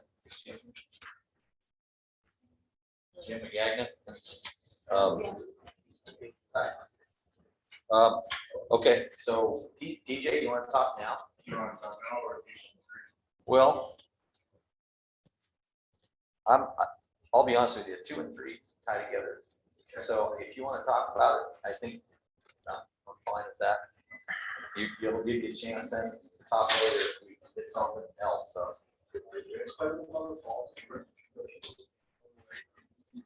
If you want to fill out a public comment form, just so we know who to, we're not gonna keep you from speaking, so if you just raise your hand, for us, it helps to track it and we have the information. And so anyway. Jim's not here. DJ, go ahead. And we're gonna give you a mic. Oh, yeah, right. We got a podium even. Oh, I know, right, lectern, sorry, I learned, the lectern. So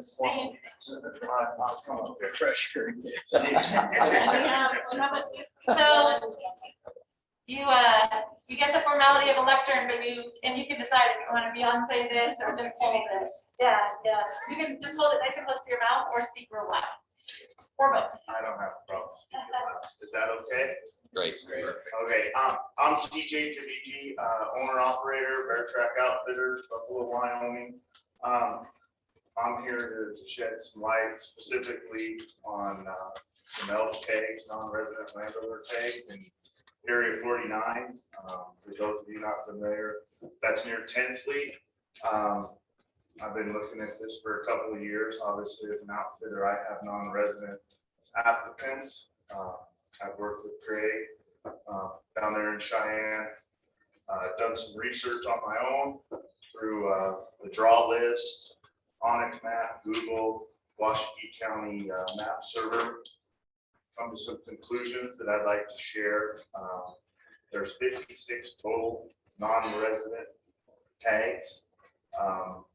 The last 2 years, 2020, there were 29 of those that went to non-resident landowners. So that was over 50%. This year, this season, there was 27, and that's 48 point something %. So we can average it at 50% of the non-resident tags in Area 49 are going to non-resident landowners. With that being stated, my research, I discovered 2/3 of those, and I've asked Greg to maybe check some of these since he has a little more data in Cheyenne. 2/3 of these licenses are connected to 160-acre parcels. Not to mention the possibility that there's resident landowner tags also connected. In my research, I found corporate parcels broke up into 99% ownership corporation, 1% an individual's name. Coincidentally, those parcels are 160 acres exactly. I can't find any other reason to split these parcels besides elk tags. Some of my concerns, comments, however you want to take them, equity based on acreage. Native ranchers, agricultural guys, they're sitting on anywhere from 3,000 to 8,000 acres in the same unit. Them and their son are getting elk tags because it's one deed. I believe some of the intent of the landowner license permit has been lost, either through this real estate marketing tool. I have firsthand accounts managing a property, real estate agents verbalizing that, trying to sell me on a piece of property that it comes with 2 elk tags. I guess some of my questions would be, and Greg and I visited today, what's the check and balance for approval of these tags? And is this happening? Or is it a status quo thing that's been going on for a while?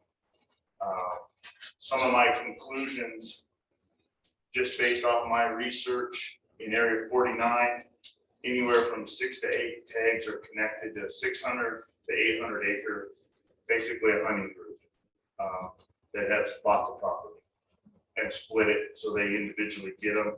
Another one is the 6 to 8 tags connected to a corporate split.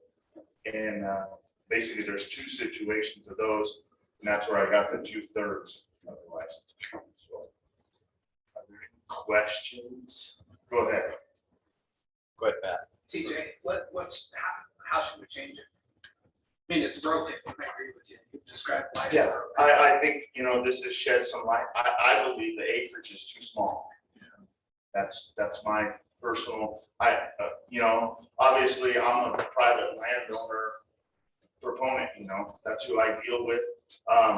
That equity part of it is bothersome, and that's no benefit to me. I have neighbors that they're getting two landowner tags, and they're sitting on 3,000 acres, and their neighbors are sitting on a section. Some of them are just a section split 4 ways. So how big would you change it? Or do you have an idea? I would say a section or maybe even 1,000 acres. I don't know. I think that would be a discussion for the commission. I believe after looking at this for 2 years, it's kind of shed light on, and for lack of a better word, scheme. And where, I guess I should have shared, unit 49 for Joe Public non-resident is 9 points at the special price, 10 points at the regular. So they're waiting, and then these guys are sitting on different groups. Who's next? I think he was. Go ahead. First of all, thanks for coming down. Second, you made a comment, and I'm curious, I'd like you to elaborate. You said you think the landowner tag system has lost its intent a little bit. What did you mean by that? Well, from my understanding, the landowner program, I don't know how long it's been around, 50 years maybe, was an incentive for landowners, agriculture landowners. So it's not just 160 acres and game and fish rules. It's 160 acres or 2,000 animal use days. And so I'm really concerned. It'd be a conversation for the department, and that determination is made by the local game warden because they have to sign each one of those landowner residents. So it looks to me like, and I can't say because I'm not familiar with Area 49, but it looks to me like there might be some administrative problems there that need to be addressed because it's 160 acres and 2,000 animal use days. And unless you got an alfalfa field, it's pretty hard to get, or a crucial winter range where they pile up, it's pretty hard to hit that 2,000 animal use days on 160 acres. So I'm not going to disagree with you. I think there may be some versus is the system broke or is it just there needs to be a little more scrutiny in the administration of how these are divvied out under the current system needs to be looked at also. Would this just affect non-resident landowners, or would it affect the resident landowners as well? Yes. Not as many. If I had the resident list, I could cross-reference it, and it's pretty easy to do. And I know the Game and Fish has all the data that, with map servers and, a lot of it's in corporation, but, I would say not as much. I highly doubt that many resident landowners, they're sitting on one deed handed down through their family in this specific unit. Did you have a question for you? So in those landowners that have 160 acres and get 2 tags, are they hunting that 160 acres or are they going out and hunting on public land in competition with the guy who draws that tag after 10 years? Yeah, I'm glad you asked that. Thank you. With the use of Onyx map, I made some conclusions and some assumptions. Yes, that is happening. One specific property that has been broke up into 5 parcels, sitting right next to about 3,000 acres of DLM and some state land. So while you're drawing conclusions, if we made it, if it was made a condition that a landowner license has to hunt its own native ground, how many of these licenses would be freed up, even if we didn't change the acreage, where that 160 acres would find that? I'd say at least half, and I'd be pretty confident in that.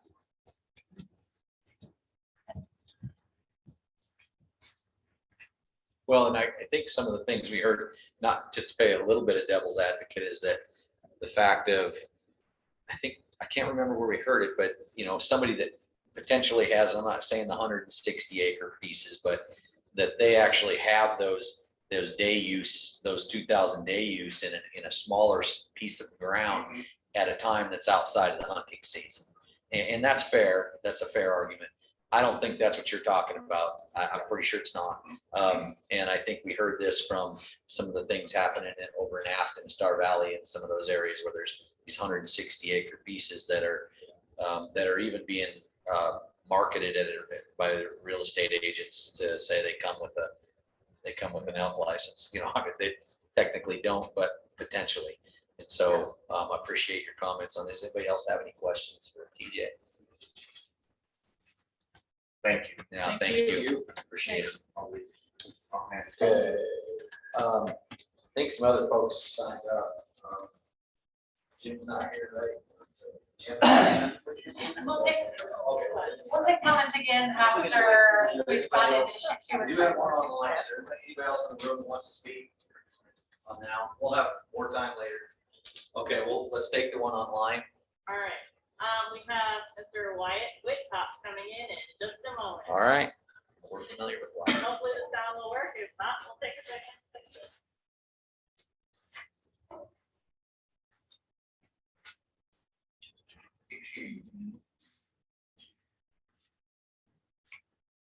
All right, Wyatt, whenever you're ready, go ahead. Okay, you got me? Yep. I guess I'll start off just by continuing on with the last comment that was just made. I didn't specify a hunt area in the last meeting, but you can probably guess to which area I was referring, giving the public comments just now match perfectly with my figures that I gave. I suggested why we shouldn't raise the acre requirement, but instead suggested antlerless tags as a solution to the abuse. I commented last meeting and provided specific details about how the landowners are abusing the current licensing system. It may be said that those landowners are the exception and most of them are using the system properly. It may be one ranch that misuses the tags, but to continue the example from last time, that one ranch breaks up a portion into smaller parcels. Each parcel receives 2 tags plus the main ranch retains their tags. If this is a group of non-residents, we now have 18 tags missing from a quota of 56 total tags. That's one landowner abusing the system, taking 32% of the tags. And they get those tags year after year. Now imagine if it were only 2 or only 3 landowners, still the minority, but taking 60% or 90% of the tags. And landowner tags come off the top of the quota. In areas with very limited quota and greedy landowners, there's a possibility that no buck or bull tags remain for the average hunter, and landowners would be entitled to completely drain the quota year after year. The same scenario does exist for residents. I was simply using the non-residents as an example because the loss of opportunity is a lot more evident with the lower quotas for the non-residents. So I do appreciate the comments that were just brought up and totally in line with what I said last meeting, and just super evident that there's a problem. And like I said, I would suggest antlerless tags. They're better from a resource management standpoint, and they're less likely to be drastically misused or abused. As far as my comments for what's been said today, in terms of the big 5 and converting, I have one major question. Where the heck was Nick and LCCC in 1995 when they thought this preference point system was the answer? I'm glad for data modeling, and it makes it obvious what is pretty hard for some folks to conceptualize. And I know that high preference point holders will complain about their personal situations if we switch, but they can't deny that they're part of a broken system.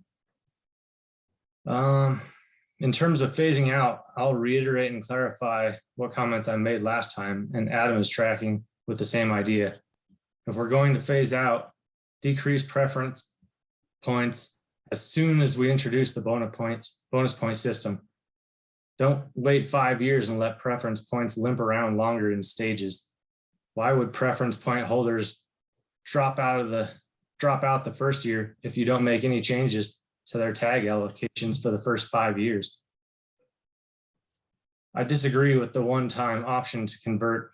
If we want to phase out faster, give more opportunities to get more people out of the preference point system.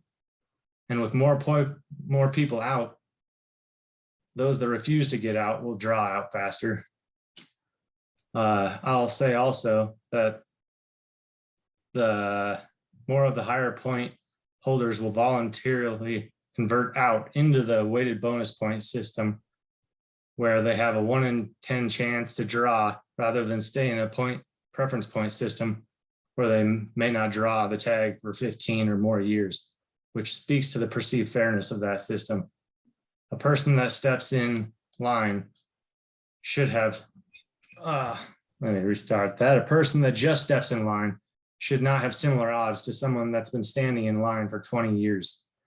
Let people pay for a bonus point to allow for judgment that they've invested time.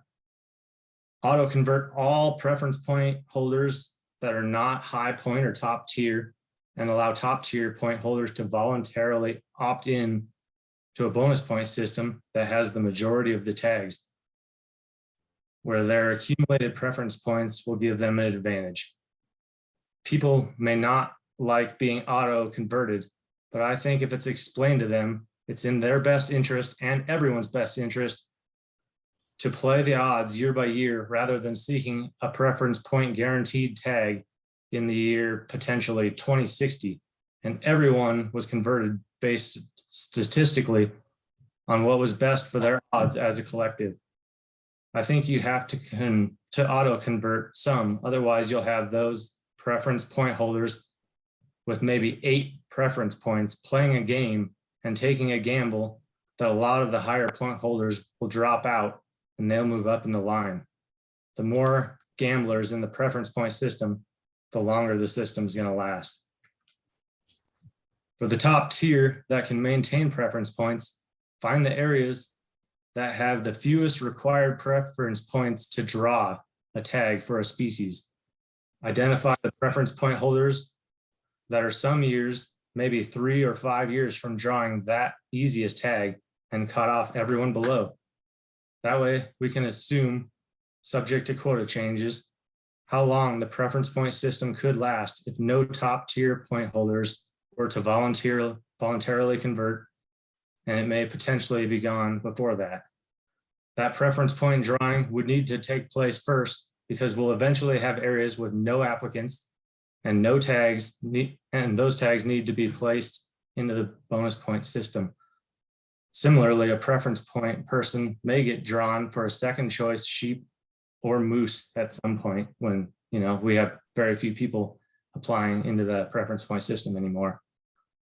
I totally agree that a person cannot and should not be able to accumulate additional preference points once a bonus point system is in place. That will further encourage people to make the switch to bonus points that first year. If they convert, their odds will get better year by year. If they're thinking about switching, the sooner the better.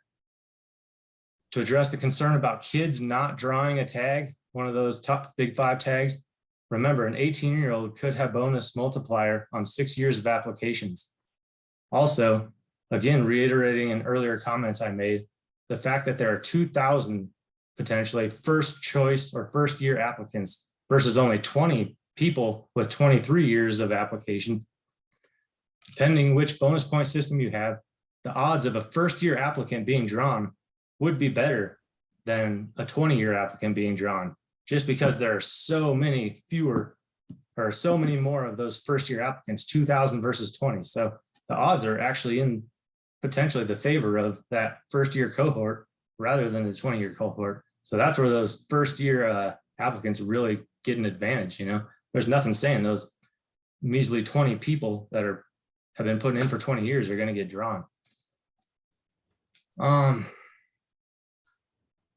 And one other thing I just want to comment on real quick, on the movement to seek public comment for going to an archery season for the Big 5.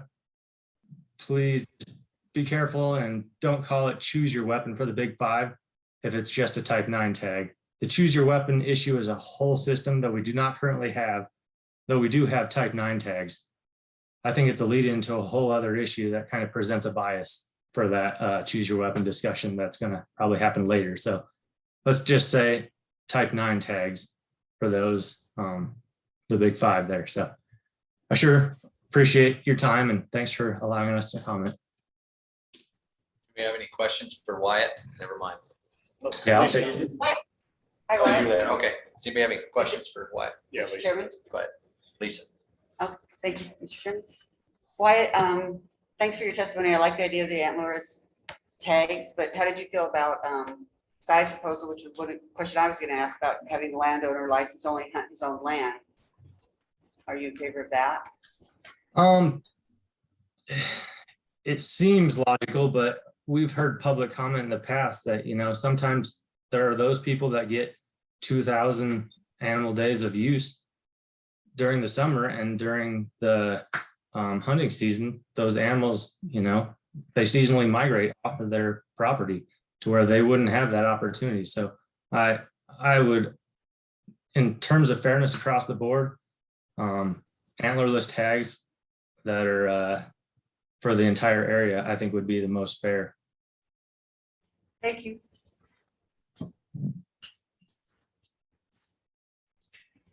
Any others? Okay. Wyatt's, Thanks. I'd like to add to Wyatt's suggestion on the antlerless tag. That's not the first time I've heard that come from people too. And they're coming from people that don't have access to landowner tags. It's definitely coming from the crowd that's out here playing the game, the DIY guy. It's not the guy who can apply for 2 Type 1 tags. But from a management position, and biologists will back this up, Type 1 tags don't do anything for management. They're, TJ, like you said, they're a great way to honor the agricultural component of it. But I'm gonna make a general assumption for those of you that are ranchers. You're still gonna take care of your ground, whether it's a Type 1 tag or a Type 6 tag, because you still have your cows or your sheep or your horses or whatever your agricultural drive is. That's still going to take place.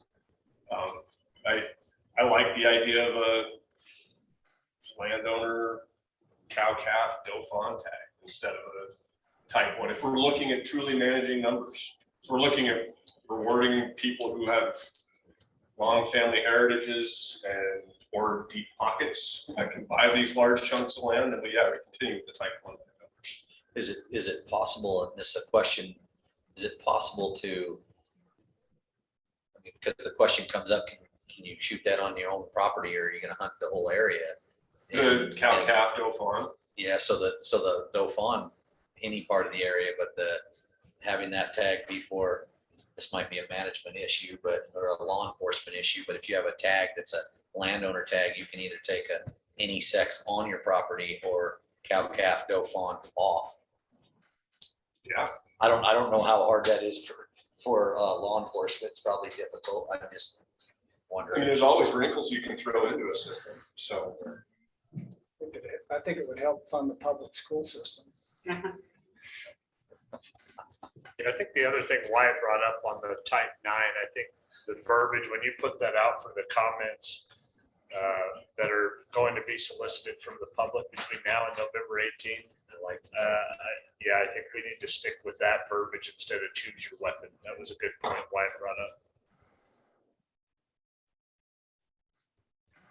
Comments on the comments?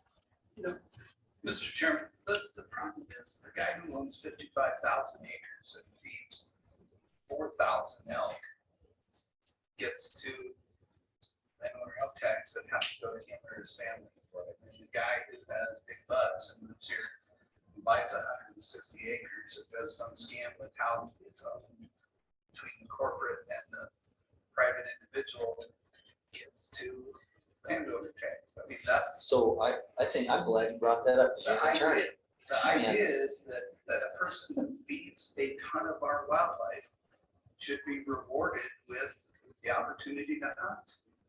And so I just think we need to keep that in mind as we go forward on this issue. Ken, is there a possibility, do we open ourselves up as a department, as a state, if we set that, if we change the rules and set that, whatever that language is we know the intent, a lot of these 160 acres, the intent are that they're buying those, they're chopping those up so that they are buying their little piece of heaven that also comes with a potential elk tag, deer tag. So then you have Ogden's situation where they might have 160 acres that has 900 deer on it. because it's a different intent. How do we put forth language that takes into an intent of what the property is, I guess is my question. Go ahead, I don't know. Who wants to- I'll throw a little bit more quickly. We're going back to that nine way, really you're taking incentive out of landowners. That's part of what these are. For 55,000 lost land that's leased, licensed 40,000 acres. That's what they got. And at 1.8, they said, look, you can't give them addresses anymore because they're not corporate members. But as you go into it, one of the things they consider is allocate a percentage of the licenses maxed out. And they may have to draw on a lot of years or whatever. Because we ran into that up there, area one used to have 90% of the licenses. That's not fair to the people to draw either. So another wrinkle might be to say, look, we're going to put a couple more rules in there. One, we're going to allocate blocks of land at a certain date that there's no more splits on. Got a 11,000 acre parcel that qualifies for 2 licenses regardless of splits. Those have become somewhat cumbersome. You still got to look at it. Because you are going to see more good elk trees that they split in whatever the minimum amount is to be able to get licenses. That's it. Around 160. There's guys got 5,000 acres. It's worth 5,000. That may be the only reason they buy it. That goes against what we're trying to do to keep our ranches intact as well. So I do think this is an issue that needs some more thought on it all the way across. And to look at it, because the other part that you run into, and I go back to that. So my place, often by the middle of the night, we don't have. That's true with them. It's not there. So you've got to take the guy that summers everything and say, look, you've still got some opportunity if you're going to keep summering it. Because I go back to these gated grounds. That's what they are. How do you incentivize the income? Let's not try to penalize them. Let's figure out how to incentivize to raise more beef, because their machines often, a lot of times these guys find a way to monetize the game, but it's also what drives the game in that area. And I think if you go away from it, you're going to go to throw rocks at next door, but South Dakota is the system that they just get rid of the game. They just don't have it. Not instead of have it there, it just goes away.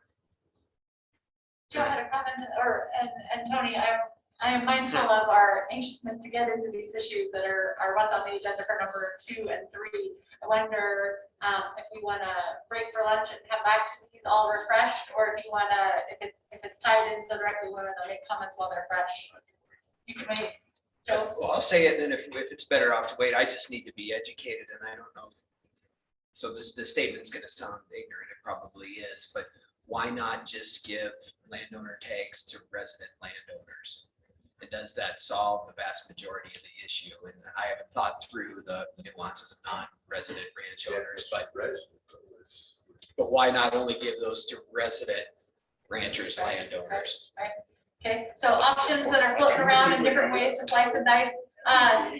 Larry had one more comment before we head to lunch, and then we'll make a plan on how long we're going to eat when we're coming back. So it is really a very complicated morass, because part of it is gets into the issue of depredation and go fawn tags. The other side of you got to look at that is how do you, maybe you give those to the landowners, but then we're shelling out over $1 million in damages to guys because of this management issue. So that's the other part of it. Maybe that's part of these landowner tag issues. And the other side of it is the economic incentive for the guys to have not just does on this place or cows, but to have wildlife on their place. And so how do you compensate, getting back to, I think, Pat's thing, the guy that's got 4,000 elk versus the guy that's got 20 elk for 200 days. So you're going to have to bring in game damages and how you deal with that. You have to deal with resident, non-resident. You have to deal with the economic incentive to have the wildlife in the first place. Ogden's thing, and then how do we manage these surplus populations also? So it is very complicated when you get, and then you get to the other issues of who owns the land. What do you do when you have 50% public, 50% private? What do you do when you got 80% public, 20% private? But there's enough eligible landowners to eat all the tags up. And so it is a tremendously complicated issue, getting back to the pulling the string. So I don't know, chairs, but it's one of those things, we probably need to list all of those issues, and go through there, because I think if we just start random discussions, we're just never gonna end up anywhere with this whole landowner discussion. Yeah, I think that's a good idea, Larry. And I think what Joe said, I'd reiterate that as well. I think there's a huge learning curve in learning the complexities of all of these issues. So when we come back after lunch, we're gonna dive back into what I call the story phase of like, what do we need to understand about all these complexities?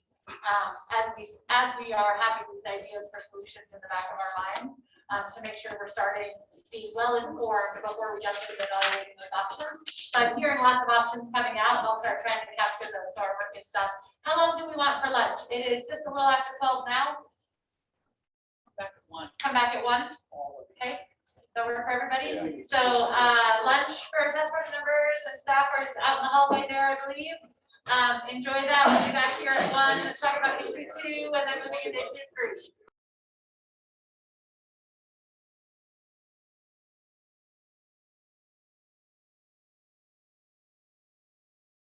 Should we show our appreciation to Megan for her fabulousness of taking care of all of the logistics? I don't know how many of you know Megan was traveling late into the night and early into the morning, and she still is here with coffees and 4 computers and lunches ordered and all the things. And so what I noticed that she's at. All right, this afternoon we are going to go fast and softly. Here's where we're going, so we can be on the same page, and I do believe that we can go fast. So we're going to move down to talking about issue 2, which is sustainably increasing opportunities for deer, elk, and antelope. We are still kind of in the storytelling, wrap our heads around it phase, but I think we're really close, and I've started writing down some of the options that are the solutions. How do we make this situation better? So we're going to look at this from the resident hunter perspective. We're going to think about it from a tourism perspective, knowing we'll get more information on that later. And then wrap our heads around some of the additional management challenges. We have a bunch of information coming from Game and Fish to help fill in the story. We'll have time for public comment, and then we're going to knock out some interests and options. I've already started the list. I believe in us. We can do it.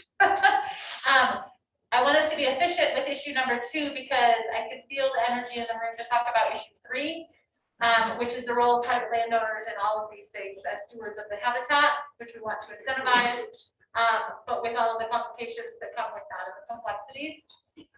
So I'm really hoping that we can do really good fast work on issue number 2, so we have good time this afternoon to do issue number 3, and don't forget scheduling for 2022 is happening before we leave. All right. With any questions about where we're going? All right. So here's the beginning of the story. Over lunch, I started writing down based on what I've heard and understand about this problem. I'm going to tell you what I have put down, then you will have a chance to tell me what's missing or what I have wrong. And don't forget that the public can chime in. We get to the public comment piece of it as well. So this is me trying to save you some time. So I understand from the resident hunter perspective, there's great enthusiasm for hunting in Wyoming. Some areas and some tags are really hard to draw. There are low odds for those. Resident hunters are frustrated when they aren't successful with drawing tags. Some people seem to have all of the luck and others don't. Right? We've talked about that where it seems like some people get lucky and they pull these really sought after tags a lot, and others they just put in for years and years and don't. Wyoming allocates a higher percentage of tags to non-residents than other Western states. I heard that accurate? Yeah. Some hunters aren't very strategic about their applications, like they put in all of their choices in hard to draw tags. So there's an element of this that sometimes folks are very strategic with their draws. Some resident hunters are satisfied with their opportunity, and some are very frustrated. We know that there's different levels of frustration on this. Some people feel like they have adequate opportunity, others do not. hunting is important to resident hunters for a whole variety of reasons. For some, it's a focus on food, the sport of it, overall experience, family, culture, et cetera. So don't want to lose sight of like why this thing is so important to people. I think I've got one more page on this, and then you can tell me what I'm missing.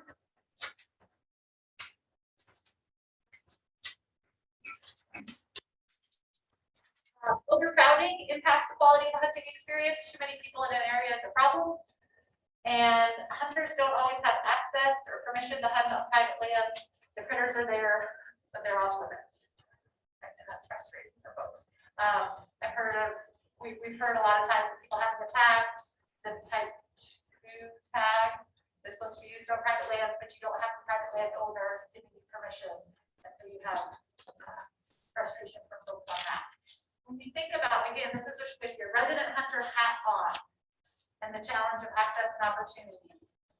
What else do we need to know to understand the story? Anything else that's either wrong or missing from this? Go I think ahead. there's, if you'll flip the page over, I can't remember what it was. There's some circumstances that apply, and I've heard this in a couple of different meetings, for public listening sessions.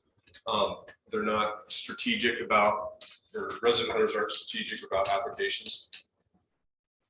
I've heard that we very much are, but then because our strategy in our first choice has to be married to our strategy. If you party hunt with your first, put in second, third for the same party. That eliminates the strategy and flexibility of being able to, I'm party hunting with my father-in-law, brother-in-law, and son for 38 type 1. We don't draw it. I'd just like to take my son to 33. My father-in-law has no interest in it, but I can't put in for that now as a second choice because I've already partied on my initial elk application. So you have a lot of resident hunters who look at their best case scenario, and whether it's a certain group of friends or a certain group of circumstances that they want to try to achieve with first choice applications, it limits them from then looking at the northeast part of the state for an antelope tag or a deer tag, because whoever partied with them on their first choice doesn't want to come up to northeast Wyoming to chase whitetails or do whatever the case may be. So maybe there's some flexibility in the application process that would add opportunity or diversity of opportunity with that. I think I'm just gonna say that there is some frustration with the drawing system. Yeah, that's what I was going to help check. The draw system itself is complicated. Well, and has changed over the last few years. I would say that too has had some changes over the last few years, I think, on, and maybe I'll be corrected on this, but either that or this, the sheer number of people sending in has changed the way leftover licenses are allocated. That's capturing that, right? Talking the 80%, Yeah. that's actually been around quite a while. Well, and as far as rolling all of those into and having leftover draws go, you know, we used to do a leftover draw where it was 1-1 non-resident. I think we did some different things in that leftover draw before, and maybe. Yeah, I don't recall either. So I'm gonna leave it at the draw system is complicated and dynamic, to the point that there's questions about what's changed, what's still the same. If we have uncertainty in this room about that, you can only imagine the general public having some uncertainty about that. And also acknowledging just the number of people applying is rising, we think. I think that I remember that from Jennifer's presentation last month. There is a frustration in my area with how the party system can be used, particularly by outsiders to kind of game the system. People putting out on sites, you know, I'll join up with you, if you've got us something, and I'll give you a hunt. You know, there's some stuff going on in Western Wyoming. I'm sure Josh is as much.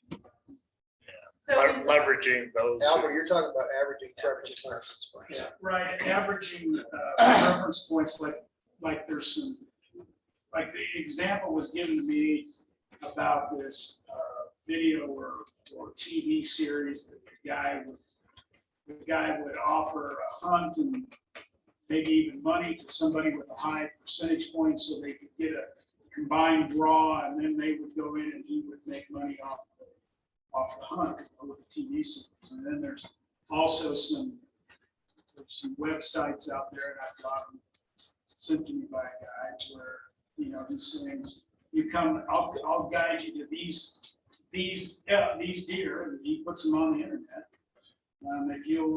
If you're have so many points and I don't have them, and we go together, then we can both hunt this area.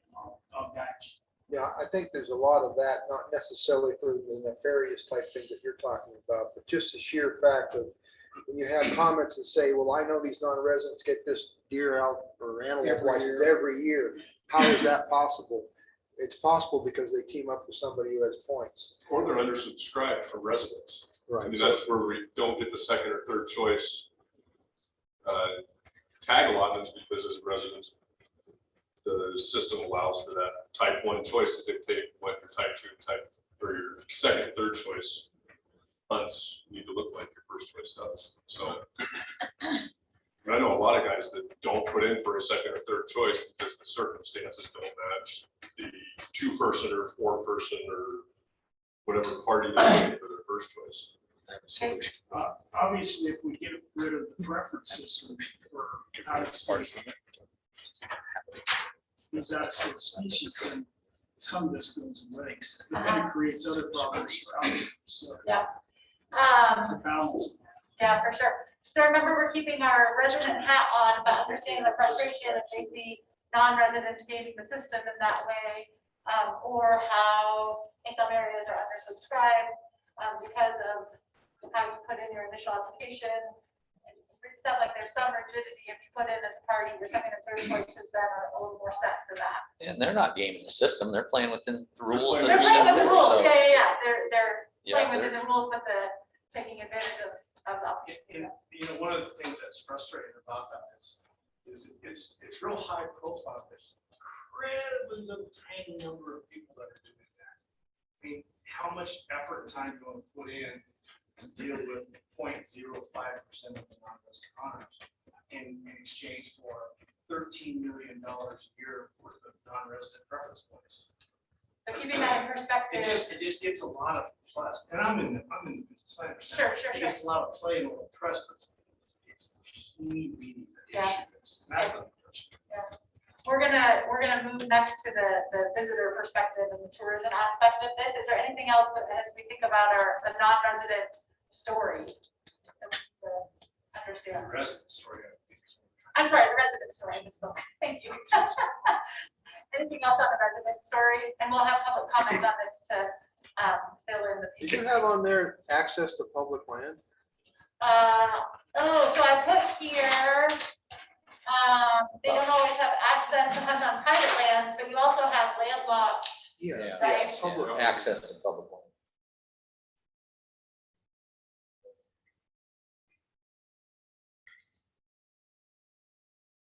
I said public land that's blocked by private. Would have to effectively blocked. Okay, good. Appreciate you calling that piece out too, because it's not just can I hunt on this private land, but can I cut through the private land to get to the public land?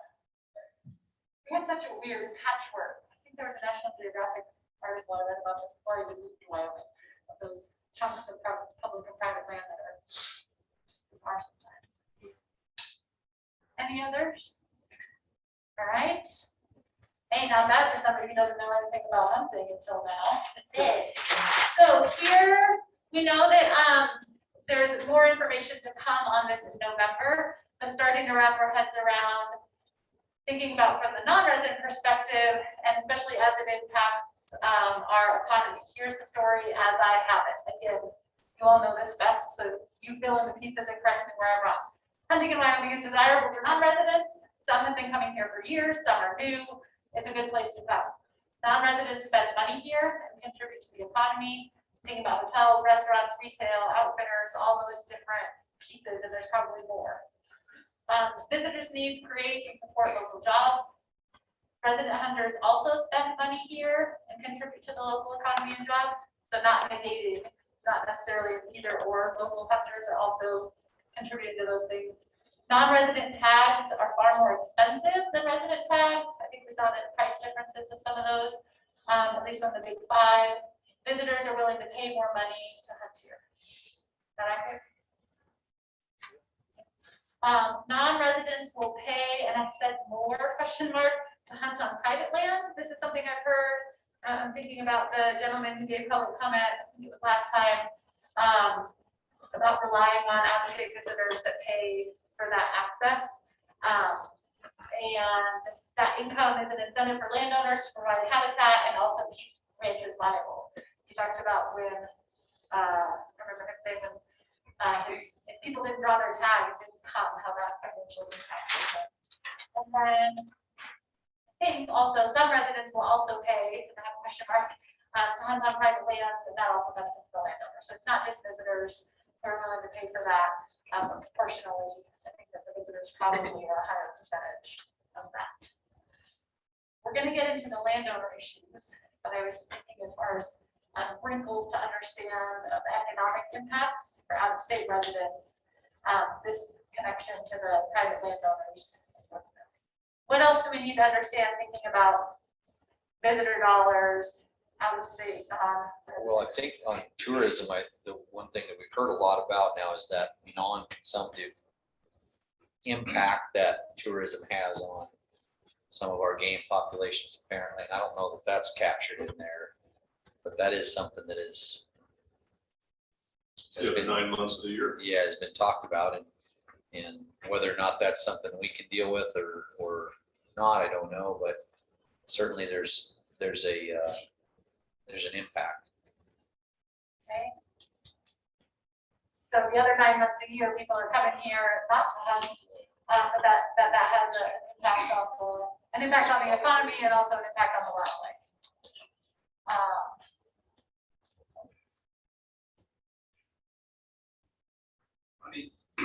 Hunting also drives a lot of non-hunting tourism.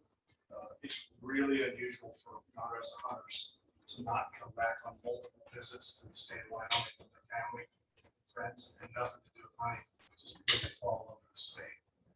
It's incredible how many clients I have that will call me, say I'm going to be in Wyoming next week, chance you'll be around. It's unbelievable how many all over the state and spend additional visits. The other thing too is it's shocking how much of our non-resident hunters are driving this second home market in Wyoming. It's amazing. Star Valley, it's just full of people building and buying second homes that were hunters that fell in love with that part of the state. It's interesting, brings up a question. Do we have data behind any of that? And then I guess my other question on the latter part, is that a good thing? It's I mean, it's like the realtors say the same thing, but they don't, it's just anecdotal. Because I'm talking to somebody said, why did you want to buy this $1.5 million home, Star Valley? Oh, I've hunted here half a dozen times, so. I don't love this part of the world. So this is where I'm trying. It is, and I said, really become a lot recently. It's almost too much, but it's become a lot. And to that point, this is happening, whether or not it's a good thing or how that impacts other things, or if that's putting pressure to subdivide and bring up habitat, right? There's all of those other things, but economically there's an impact, and on the landscape there's an impact to that, to those folks.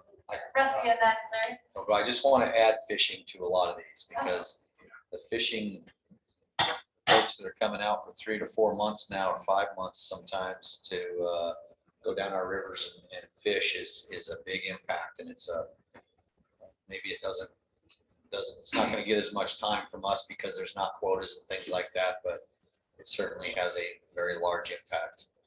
Good to be mindful of that whole system, Larry, and then Josh. Well, I just wonder, and I agree with Cy that hunting drives a lot of non-hunting tourism for non-residents, but I think it's also true for resident hunters. I mean, we got a little wetland project down in our area that people drive down there all the time for non-consumptive stuff. People will go to Yellowstone to look at the bison and stuff. Now, I don't think it's exclusive to non-residents that travel around the state just for non-hunting. I think resident hunters do quite a bit of that too. Especially during the mule deer come down. Winter range over in Suffolk County, people drive from all over the state to go look at them. But the other thing there, along with that, is residents and non-residents, shed hunting has increased exponentially over the last few years. The number of non-residents that come in during the shed hunting period and residents also, it's getting bigger than you realize. And not so much in our area, but I know in the western part, it's crazy. Game Fish also regulates shed hunting. Sorry. I know Well, it's it's just an economic impact. Yeah, for sure, sure. Access. Access, I guess, I don't. Good. Josh, Yeah, I was gonna bring up the shed hunting when you're talking about the impact economically. and is this a place where there's a price difference for residents and non-residents? There's no license. There is no, okay, It's No just a seasonal. it's just a seasonal thing, okay. They just drive. The department's under a lot more pressure to manage wildlife for viewing, not necessarily for hunting. Can you tell us more about that? I.e. Jackson Hole.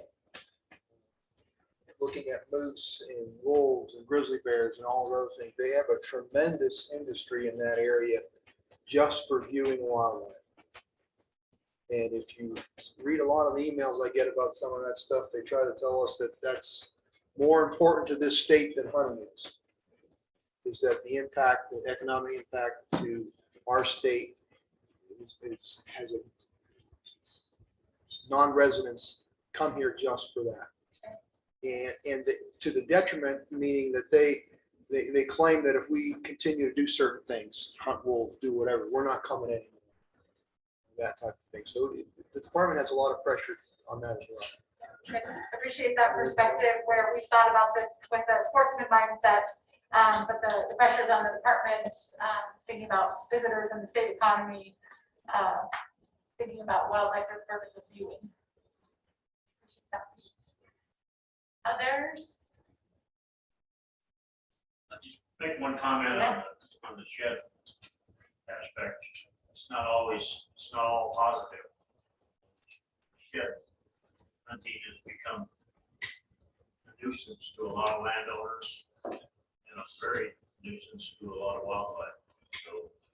So we need to keep that in mind when focus on that as a positive. Yeah, I would echo that. I think that concentration at that time of year when those critters are in their most vulnerable stage, I think the cure is worse. Just so we don't spend a lot of time on that subject, the legislature passed a bill 2 years ago, giving the department the ability to regulate that, to deal with the nuisance and the livestock landowners. So it is already a tool of the department's toolbox. Yeah, but it's basically just setting seasons for that type of thing. I mean, I don't believe we have the ability to charge it. We have to set fees for that. You know, one thing we're trying to do is also is that we talk to neighboring states about coordinating opening and closing dates. So that, because a lot of these people, it's an economic, it's recreation for a lot of people, but it's also economic for a lot of people because those antlers and those horns are worth a lot of money. And they travel from opening to opening. So if we could have all of the states in our particular area open at the same time, you could possibly eliminate that travel back and forth all over the place. Or just limit it to residents only, make it a perk of being a resident in the state for 5 years or more. I mean, if we're looking out for resident opportunities, that is purely a resident animal extractive resource. If animals are held in the state trust for residents, maybe shed antler hunting is just a resident activity. So it sounds like the department has authority to set seasons and some aspects of the regulation, and there could be some coordination to maybe minimize this impact or otherwise maybe make sure it benefits Wyoming guys especially. We can get into those solutions to get to the options. Any other things we need to understand about this aspect. I don't know if it's angle. Don't let the paper stop you. There's always one paper.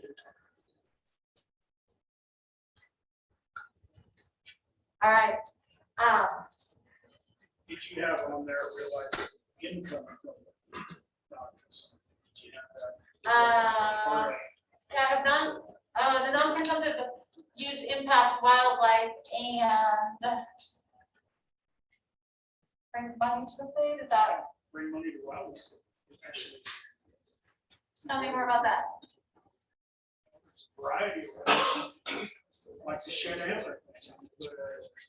You know, license on shed antlers, out of speeders, green speeders, whatever, instead of generate money off down to some uses. Okay. So there's some opportunity there that we can acknowledge. Good. All right, anything else on this piece? All right, oh, go ahead. I might also mention too, that trespass is an issue, and we've looked at that legislatively. There are a number of people who would just pay the fine, the trespass fine, because they'll make more money in a day picking up antlers.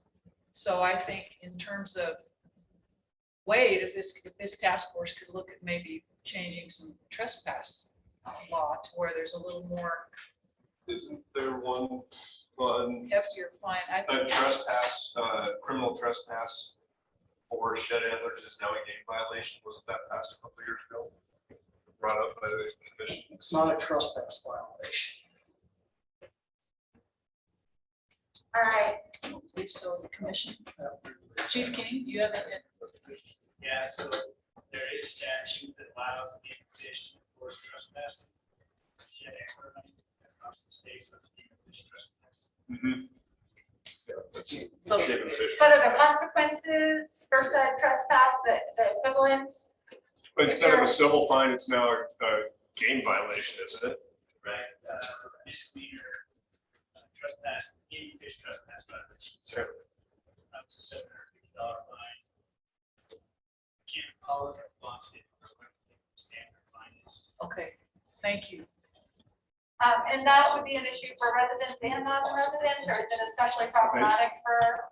Oh, I think it's both. Is it problematic? Okay, good. Just as we're talking about shedding the chapter. Just I guess we're singing from the same sheet of music, so there's a game and fish trespass statute that if you trespass with the intent to hunt or fish or collect shed antlers, prosecuted as a criminal offense, fine, jail time. Then there's a general trespass statute in Wyoming that if you trespass on private land for any reason, not just to hunt or fish, you can be prosecuted criminally, fine, jail time. So there was an idiot that was once Attorney General who wrote this opinion who said, it was with regard to corner jumping, and I don't need to get into that, but there's a real problem with. So if you're just generally trespassing, the sheriff's office would generally have jurisdiction, so they would have to send out a deputy to write the ticket. If you're trespassing to fish or hunt, game warden can write you a ticket, and they do so. But there's not a lot of appetite from the sheriffs in the state of Wyoming to have their people out writing trespassing tickets in the middle of nowhere. And so they rarely send their people out, and they're not really happy about doing that and expending their resources that way. And then a lot of county attorneys are kind of wimps in my mind, but they don't want to spend their time prosecuting trespass cases. So, you know, and there's some vagaries in the law. I mean, does it have to be posted? Does it not have to be posted? What is the intent you need to be convicted of criminal trespass generally in the general statute? So a lot of times county attorneys won't take the cases. They won't follow up even if the sheriff's deputy wrote a citation, so it gets dismissed. And even if they do follow up, many times the fine under the bond schedule for a general trespass violation is less than what you would pay as an access fee to a private landowner to go on and kill a deer or an antelope or look for antlers. So there's an economic incentive under current law to just trespass and maybe get caught, maybe get prosecuted. That's more economic than just doing what's right, which is asking the landowner to hunt or fish or collect animals or whatever. So there's a real disconnect between those two statutes as a law and how they're applying. That's the issue on trespass. Okay. Anything else?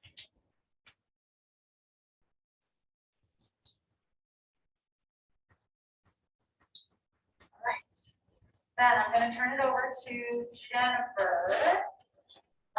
She has information for y'all to answer some of the specific questions that you brought up last time. Thank goodness I had like a month in between or a long month. There's a lot of time to kind of tackle the questions that you all had brought. So I think that there are information and PowerPoint presentation for these. I'm going to sit back and just listen.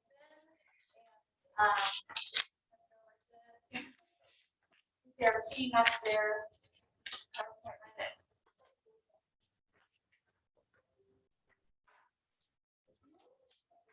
Oh, okay.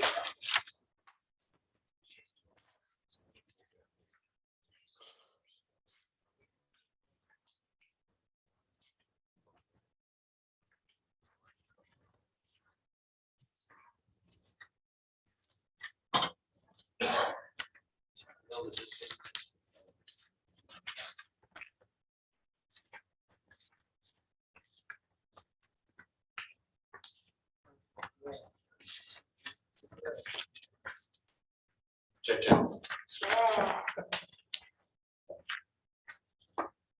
Hey, good afternoon. I've got the easy brief as usual. Jennifer does the heavy lifting. So anyhow, and taking a look after the last meeting, looking ahead, we had a staff meeting in the department, and we were really looking at number 2. And so how do we get at the issue number 2? So a couple of things about the brief before we jump into it is probably, I'll start with the bottom first, the disclaimer. The department doesn't have an opinion on any of this, and we're not providing any recommendations. So you're going to see some stuff in subsequent slides, and it's mostly stuff that you all have already talked about. But anyhow, that's the disclaimer. No opinions, no recommendations from the department. And the purpose of this is just to provide like a framework of thought as we look at this issue.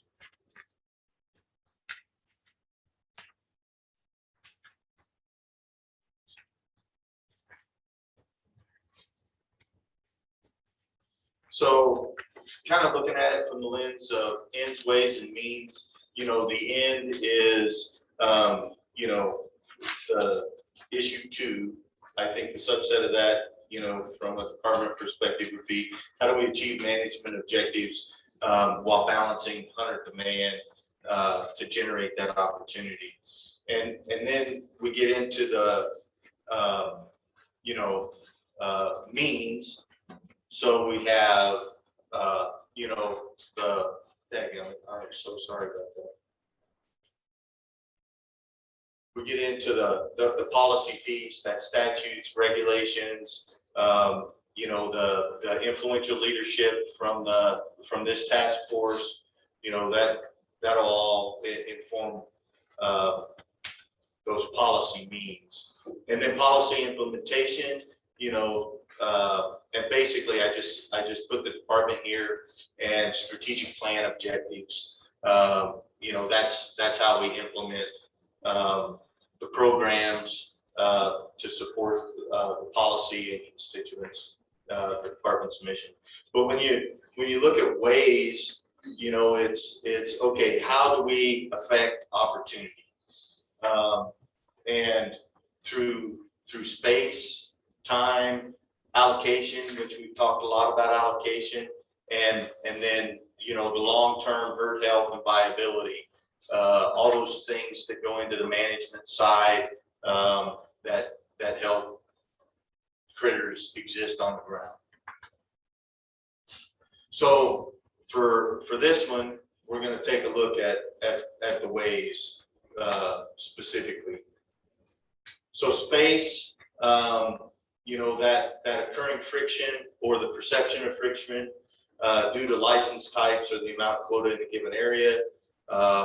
These are just some ideas and options. You can separate by the hunting tool, you can combine split areas. There are management concerns, special seasons, improved access, some of the challenges. A lot of these, this task force has talked about, quite a bit. There's only so much public ground, management's landowner relationships, partnerships, and then, all the hunter ethics pieces that go into, crowding and sportsmen being tolerant of others in the same space. So space could potentially be a way. Time, use the element of time to reduce the demand and pressure, the once in a lifetime, waiting periods, resident priority for leftovers, application timelines, early season versus late season, special seasons, shorter seasons, longer seasons, but time as a way. And of course, there's associated challenges in looking at time, whether it's, the policy processes that are out there, public participation and public understanding, identifying the management impacts with any seasonal adjustments, annual weather events, because some areas, simply aren't accessible after the snow flies. And then, loss of hunter flexibility. So just some challenges, some ideas, options when it comes to time. License allocation, we've talked a lot of these, whether it's some of the ideas would be, hey, do we want to address the allocation percentage splits? The big five recommendation, that was up there, previously proposed 90-10 legislation.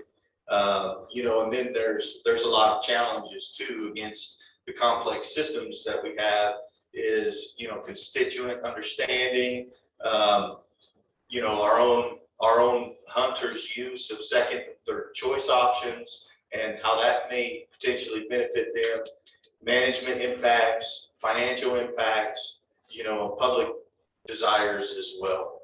So a lot of those challenges are there. And then long-term herd health and viability. This really kind of gets into the heart of management efforts. And that's, a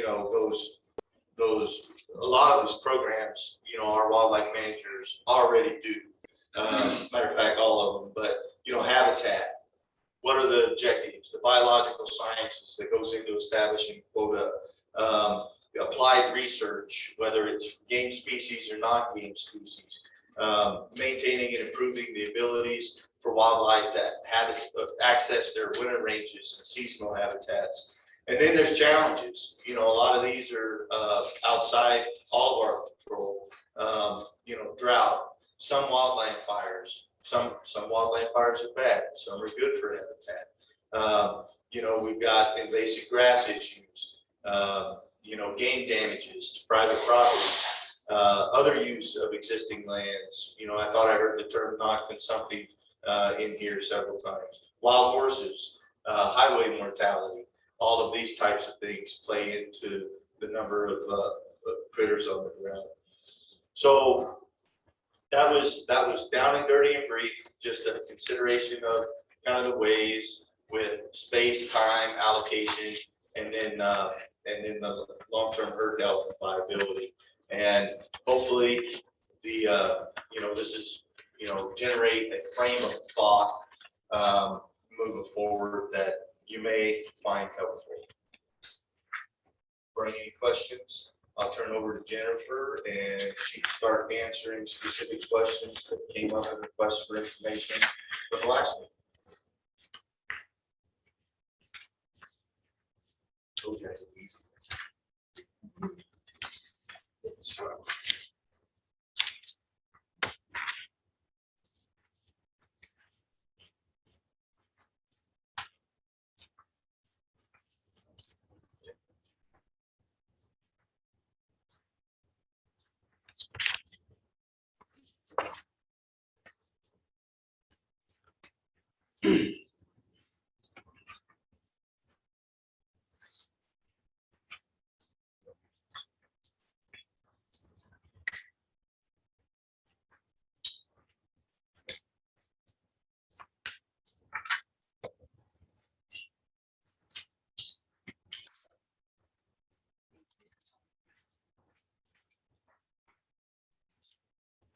Good afternoon. So this presentation really, I'm kind of taking a different approach because the last time I spent up here for quite a while, you guys, I presented lots of data and numbers and you guys were trying to all write them down and scramble. So you have a 27-page document of numbers in front of you to hopefully eliminate some of the number writing and are also somewhat designed for your public meetings you're having and the coffee shops that you could take some of that and hand it out or reference back to kind of what I'm going to go over in this PowerPoint presentation. I apologize, I forgot you guys had 3 ring notebooks, so I stapled them instead of hole punching, so that's a note to myself next time. But I'm going to just kind of walk through, I put this PowerPoint together for the public and those on video can kind of see some of the same information we're going through. So after the last meeting, we had a request of about 27 different topics you guys wanted data on. Most of those fell in licensing. I don't have all of that data today. Some of those were a little more challenging requests to get in the last month, but I am going to go over what were on those requests or other requests that you had from the first meeting that I gave presentation material to.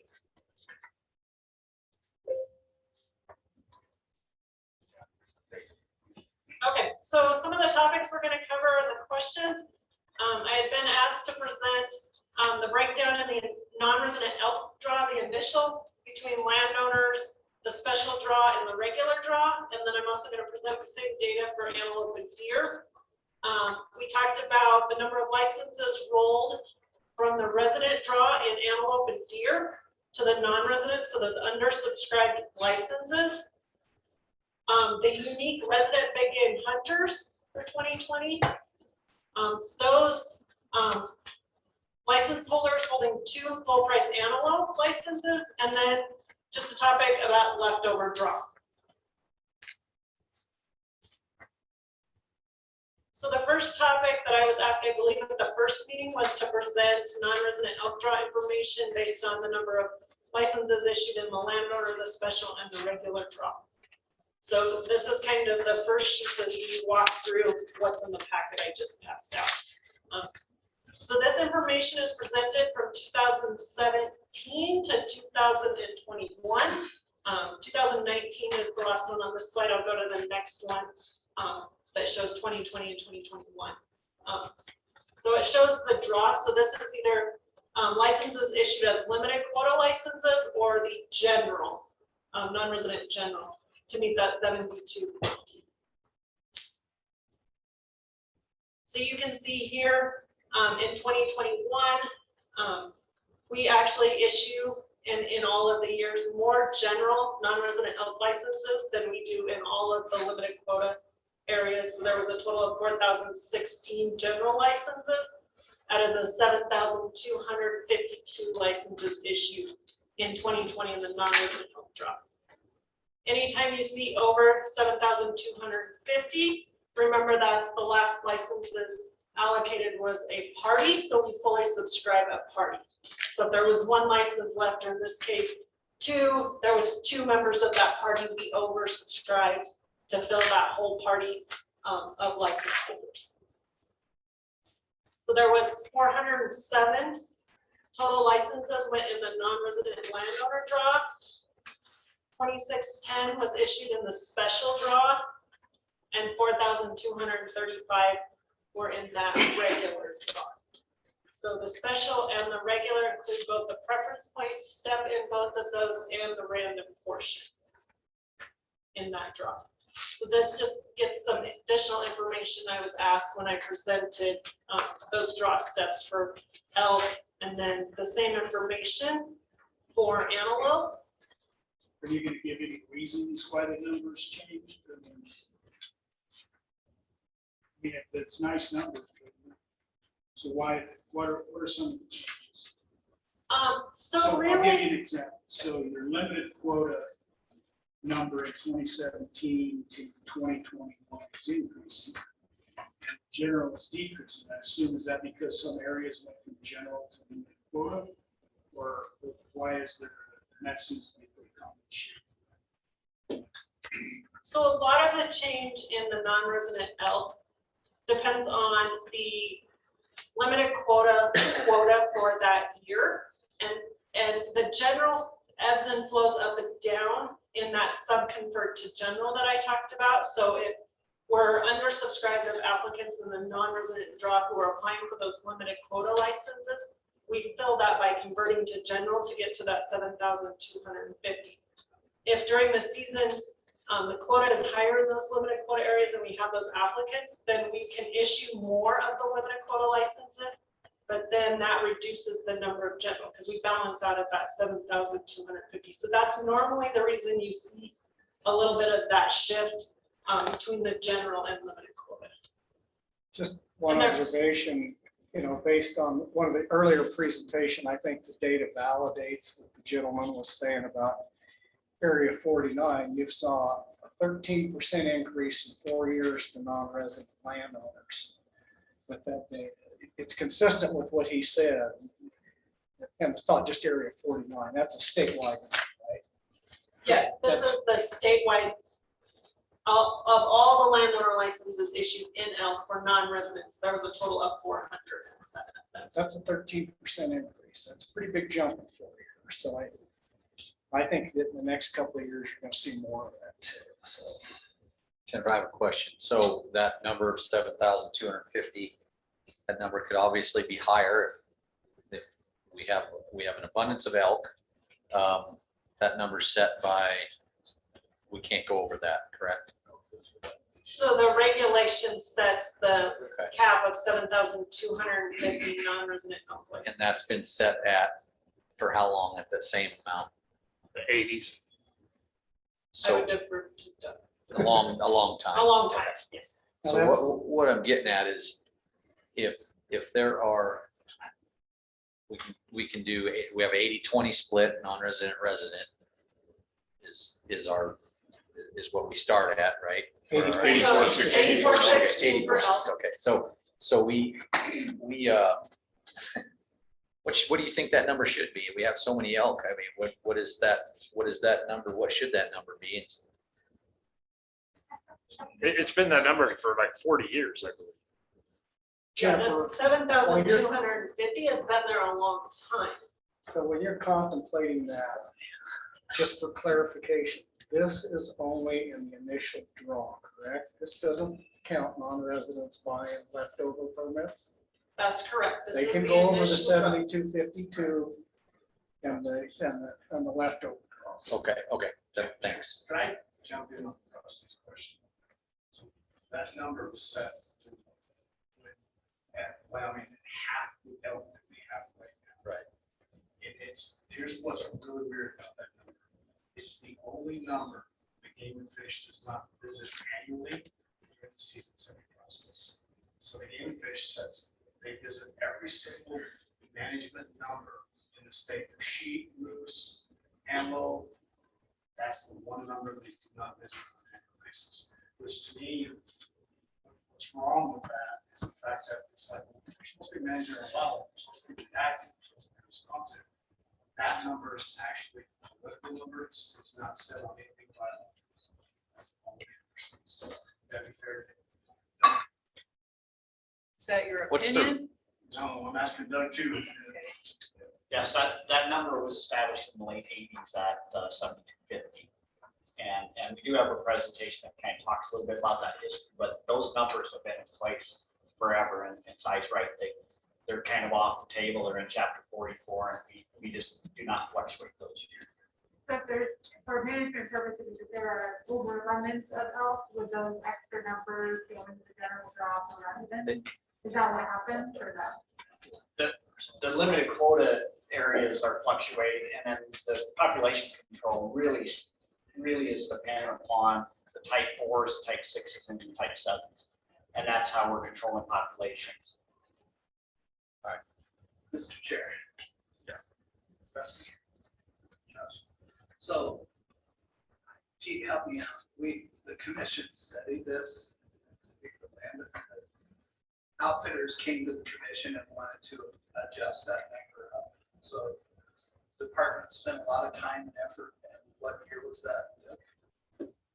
So since the 1970s, we've revisited this 4 different times, and the most recent was 2017, 2018, when SI asked the commission to consider some options. So it's 2017 and 18, we had a dispensing public comment, study during the commission and by commission meetings and by the department, and ultimately on a split vote. It was, maybe it was the commission decided not to adjust that up. I was a no vote, I believe. And my reason is that if you adjust that number up, I believe you will, I'm trying to remember why I voted no, but I believe you'll be taking away, you could have the potential to be taking away licenses from residents in the limited quota areas. And so, is that right, Ed? Yes. So if you adjust that number up, you would be allocating less licenses to residents in limited quota areas, and I feel there was a justification to do that, but there's a white paper out there that the department could present. I believe you created some kind of white paper that was posted online on the 7250 issues. So that it don't jump in the non-resident quota would not automatically take away from residents unless there was a change in population goals and we couldn't maintain that harvest structure. We'd have to do, like Greg said, is manipulate time or space.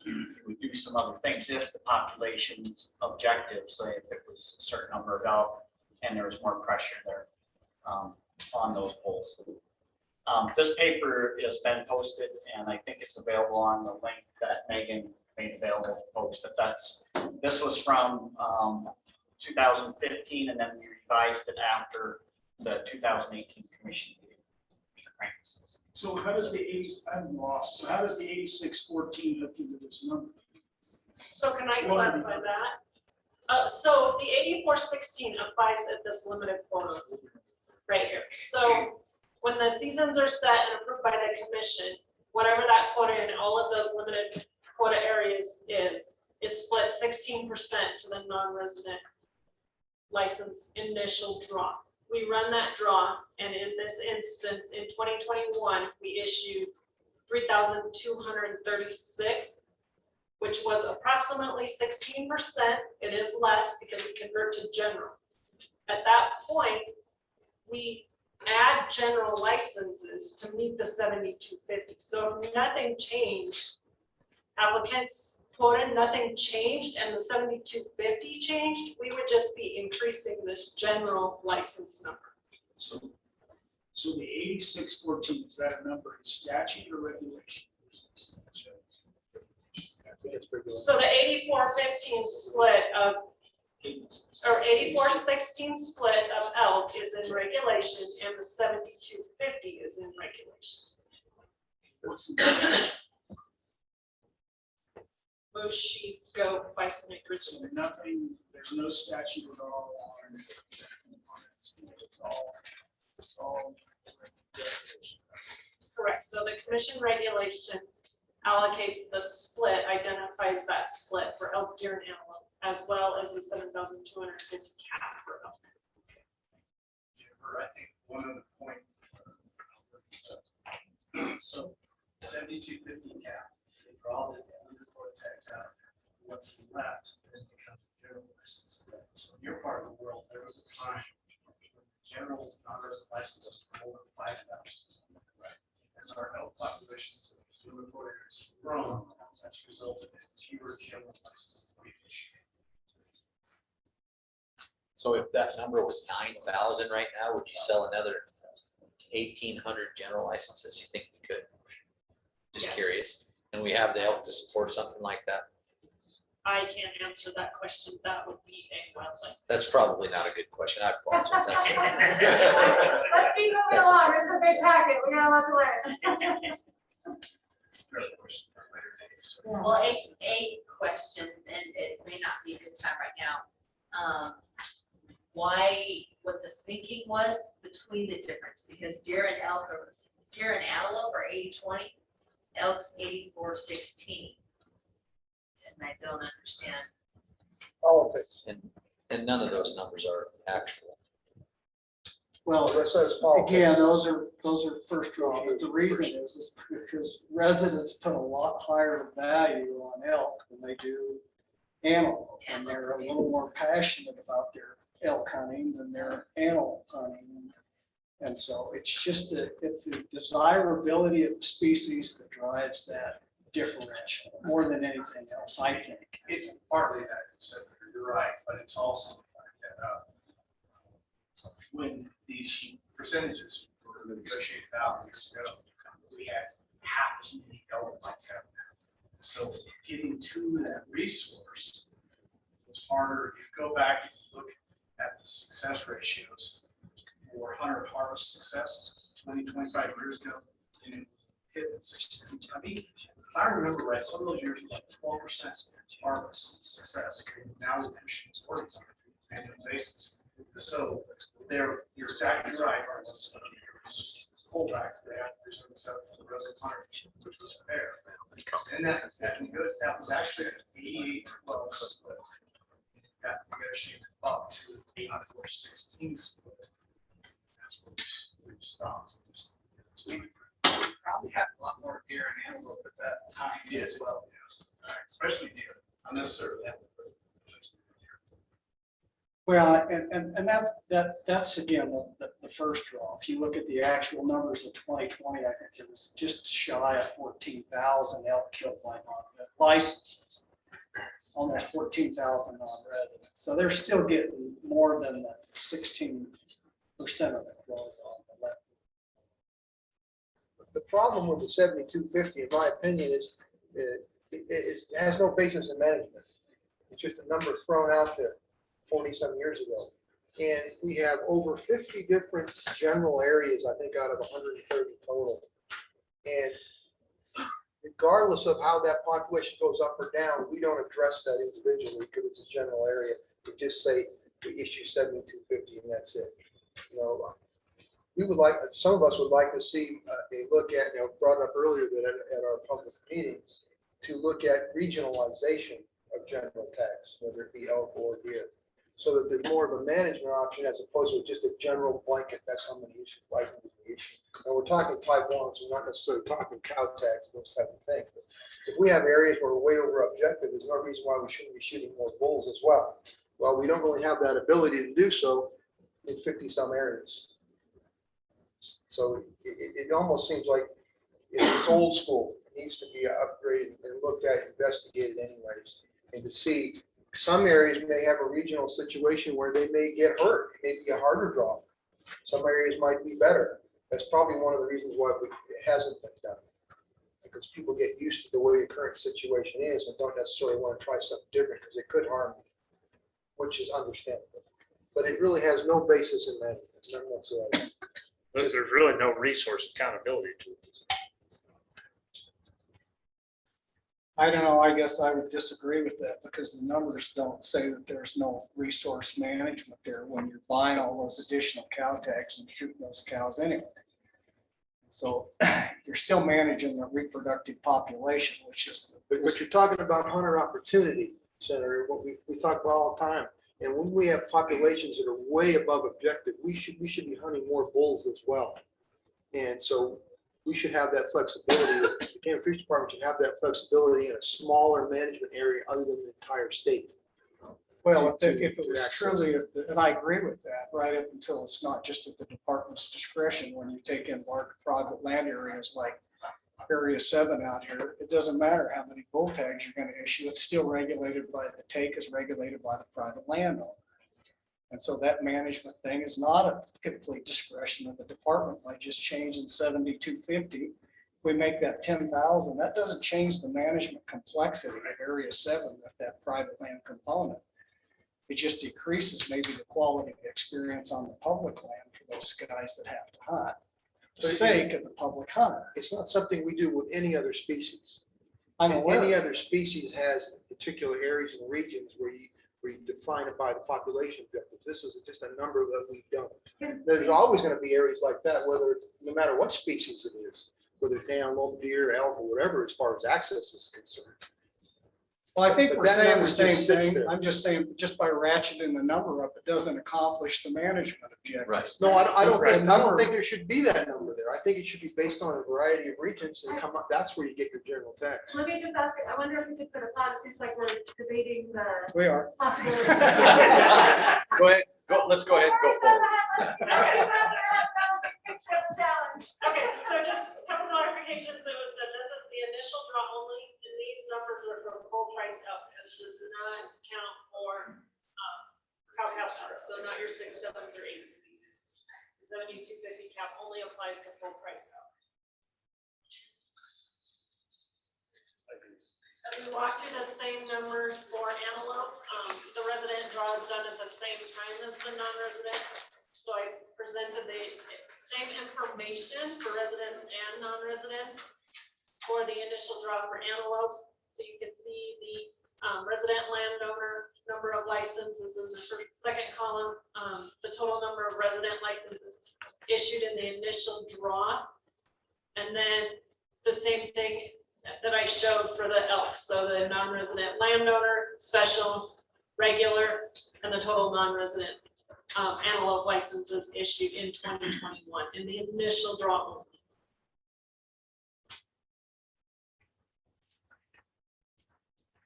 When we get to deer, I had to present these in 2 charts on the PowerPoint.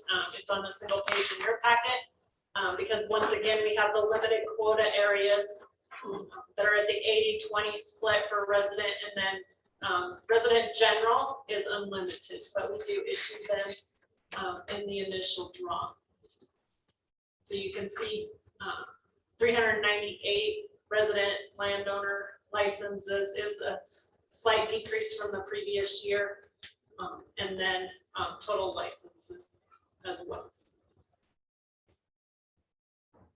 Looking at the same thing for non-residents. The general and non-resident is just the total number of general issued across all of those region general deer licenses. In this instance, there is a quota associated with each of those general region deer licenses. So same exact breakdown as previously. Any questions on these slides before I kind of move on to the next topic that I was asked to provide data for? So the next thing we're going to look at was the request of the number of deer and antelope licenses that are rolled from the resident portion of each of these draws into the non-resident, that quota that's undersubscribed by residents, that's added to the 20% of that initial split of quota. So this slide does show both full price and reduced price. So it has the antelope, Dauphin antelope deer, and Dauphin deer. In 2021, there was a total of 6,770 licenses, which came from 33 of the 124 total license hunt area type licenses that were available. So of the remainder of those 33, the difference, all of those, the whole 80% was taken by residents, and there was 0 rolled to non-residents.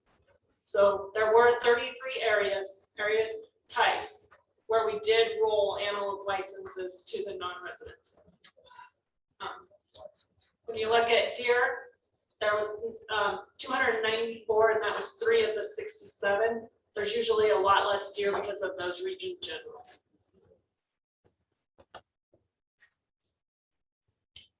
I got a question, Jennifer. So if you go back to that slide, those rolled into the non-resident draw. So if you just take the antelope and the doe fawn antelope, roughly there was, just call it 12,000 antelope permits. Were all of those then picked up by non-residents, or did some of those then roll into the next tier, which was the leftover tags after both the resident and the non-resident? Or did the non-residents pick up all 12,000 of those tags? They did not. There were, and there's slides in the leftover draw that I'll go over as we work through this, but there were leftover antelope licenses that went over to the leftover draw as well as doe fawn. And then do we know who picked those up, resident, non-resident? Yep, they'll be in additional slides later Thank in you. this presentation. You give me a couple minutes to get there. Well, depending on the number of questions. So just to look at this a little bit, and this is a slide taken out of the antelope presentation that was given at the July commission meeting in 2019, I believe, 20. And this is also saved in the PowerPoint of the read ahead materials that you guys were presented. And this just looks at, and I didn't update this for 2021, but it's fairly consistent. If you look at the slide previous, we had a little less antelope licenses that rolled over, but remember the quota was cut quite a bit this year by the commission for antelope. This looks at just, if you look at this, the resident number of applications that came in 2020 was just over 39,000 of those. We issued 20,865 licenses to residents. And this gets at the question about the first, second, and third choice or use of first, second, and third choice. So the total applications from residents with the first and second choice of the 39,000 was just about 22,500 of those chose to use the first and second choice. And then residents who chose to use all three options was just over 13,000 in 2020. If you look at it based on the number of licenses issued, unsuccessful residents, there were only 4,000 of them who had a second choice. And if you look at the percentage that says of those 3,690 or 89% included a second choice with 0% chance of drawing, which means there was less than 100% chance of drawing that as a first choice. So that leaves 0% chance of drawing it as a second choice. And then when you get to the first, second, and third choice applicants, basically there was 99.7% chance that number of those put in with a first, a second, or third choice that had less than 100% chance of drawing on. And so So Jennifer, just go ahead. Oh, sorry, thank you. So Jennifer, so this is where we're talking about the fact that people don't understand what they're doing because we have people putting in for the second and third choice with a 0% chance of drawing, they're not getting the big picture. Correct. I So was this gonna is say the just the same thing. understanding of first, second, and third choice and how it works. And that in Wyoming, our system is a vertical system. We go through everybody's first choice before we look at their second choice. Go through every second choice before we look at their third choice. So if I may, Jennifer, real quick, when we get into discussion on allocation here, this becomes extremely important. You could solve some of the concerns in the resident population, maybe, by just addressing that. And let me explain why. It's because their second choice, as Jennifer indicated, everybody's first choice goes, and then it rolls into the non-resident draw, correct? No, so we look in the resident draw portion in that third step. So we split, we do landowner. When we get to residents, we look at everybody's first choice. If there's still licenses available in that 80%, we go back through and look at everybody's second choice as a resident. If there's still licenses available, we go back and look at everybody's third choice.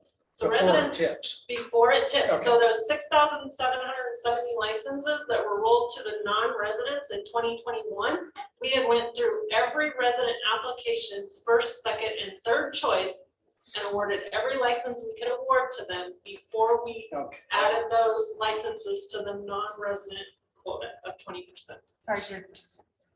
Yeah, go ahead. Just a quick question. How do we educate the people better to know that that's what's happening? Can we give them a cover letter and say, listen, these areas are hard, pick a better choice on second and third? Don't be an idiot. So I think it really just to that point, I mean, I think it really emphasizes, because you said this is pretty consistent year to year.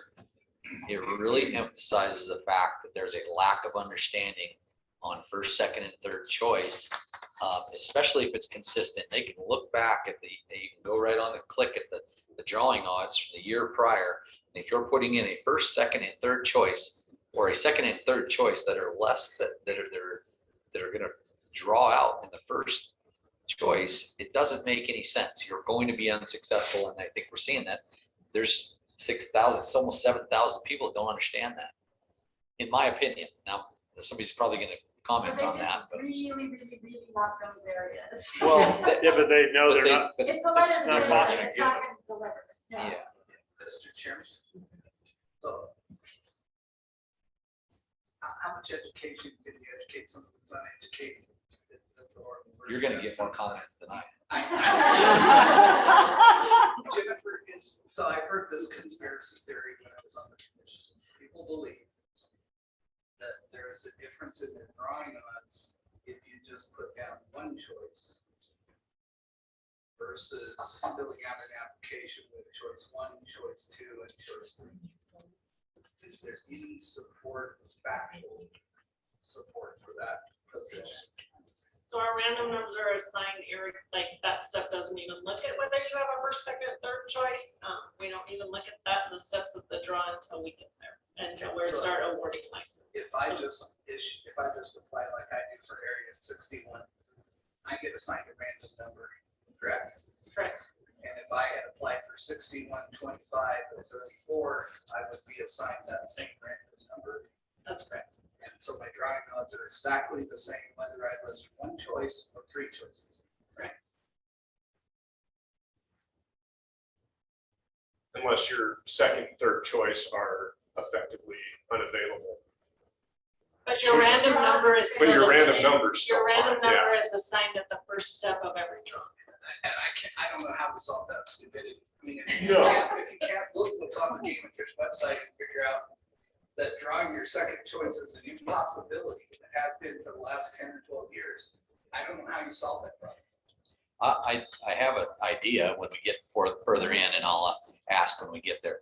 It's not going to help the premise, but it's going to help, I think, answer also Senator Hicks's question. I think there is having a leftover resident draw probably does make some sense. And I guess I can talk about that when we get to the leftover draw. So when we looked at those 7,000, or well, in 2020, it was 8,576 acres. It was a little bit decreased this year, but the total number of hunt areas affected was 32 in 2020 versus 33 in 2021. This is the area where those licenses roll to the non-resident. So the yellow in this slide is, there's 24 of those. They were type 1 licenses only. There was 3 that are highlighted in orange, had both a type 1 and type 2, where those licenses were undersubscribed by residents, and then the 2 pink were type 2 only. But all of these other hunt areas that are not shaded had no licenses that were undersubscribed by residents. Residents took their 80% in the initial draw in the first step, and these were not rolled to the non-resident.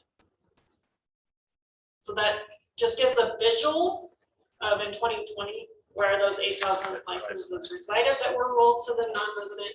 It's fairly consistent in 2021. It has been for several years.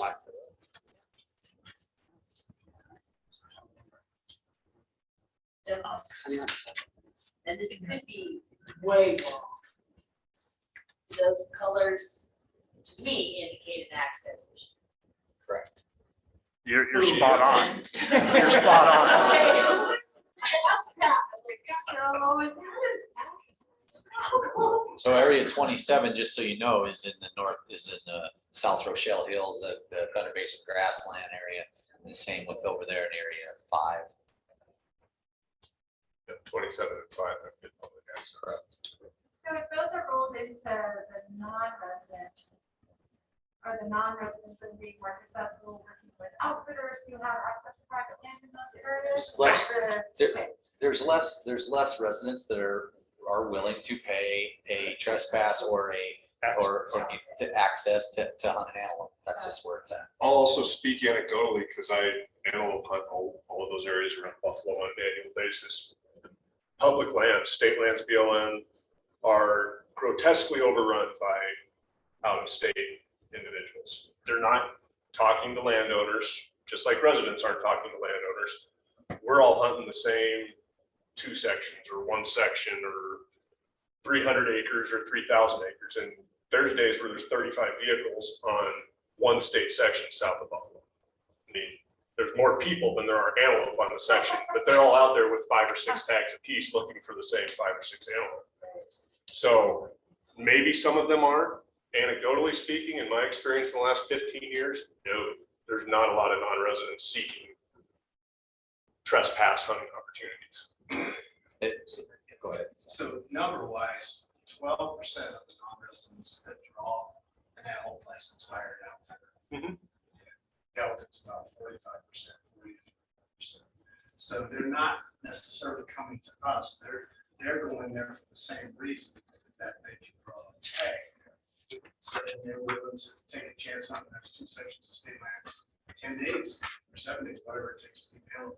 I also subscribe to the fact that the reason so many of these other areas in the state, Wyoming, are so valued by the rest of the hunters because I've lived here my whole life. I can only kill so many animals. That's just the reality. That's just me. 4 or 5 on the wall, that's enough. And these areas that are drawing out, like 61, which I drew this year, are the trophy areas. They're the high value areas. If I don't draw 61 or some of the other favorite trophy areas, I have leases in those areas. I don't buy a tag to shoot 12 and a half. That's just the reality. And so I know I'm not alone. I know there's a lot of residents who want to put in for good animal areas. If they don't drop their strip, move their hunting, elk hunting, whitetail hunting, they want to put in for high value areas. The other reason is because the population of antelope in northeastern Wyoming has been fairly good. So not only is there limited public access, but there's also high numbers of antelope. But also in the context too, of some of those unsuccessful applicants, they're not always like unsuccessful in that, like unsuccessful in less to pay all the for another time. It's not. Because when Pat was on the commission, testified about this, those tags are unwanted by the rest of the hunters.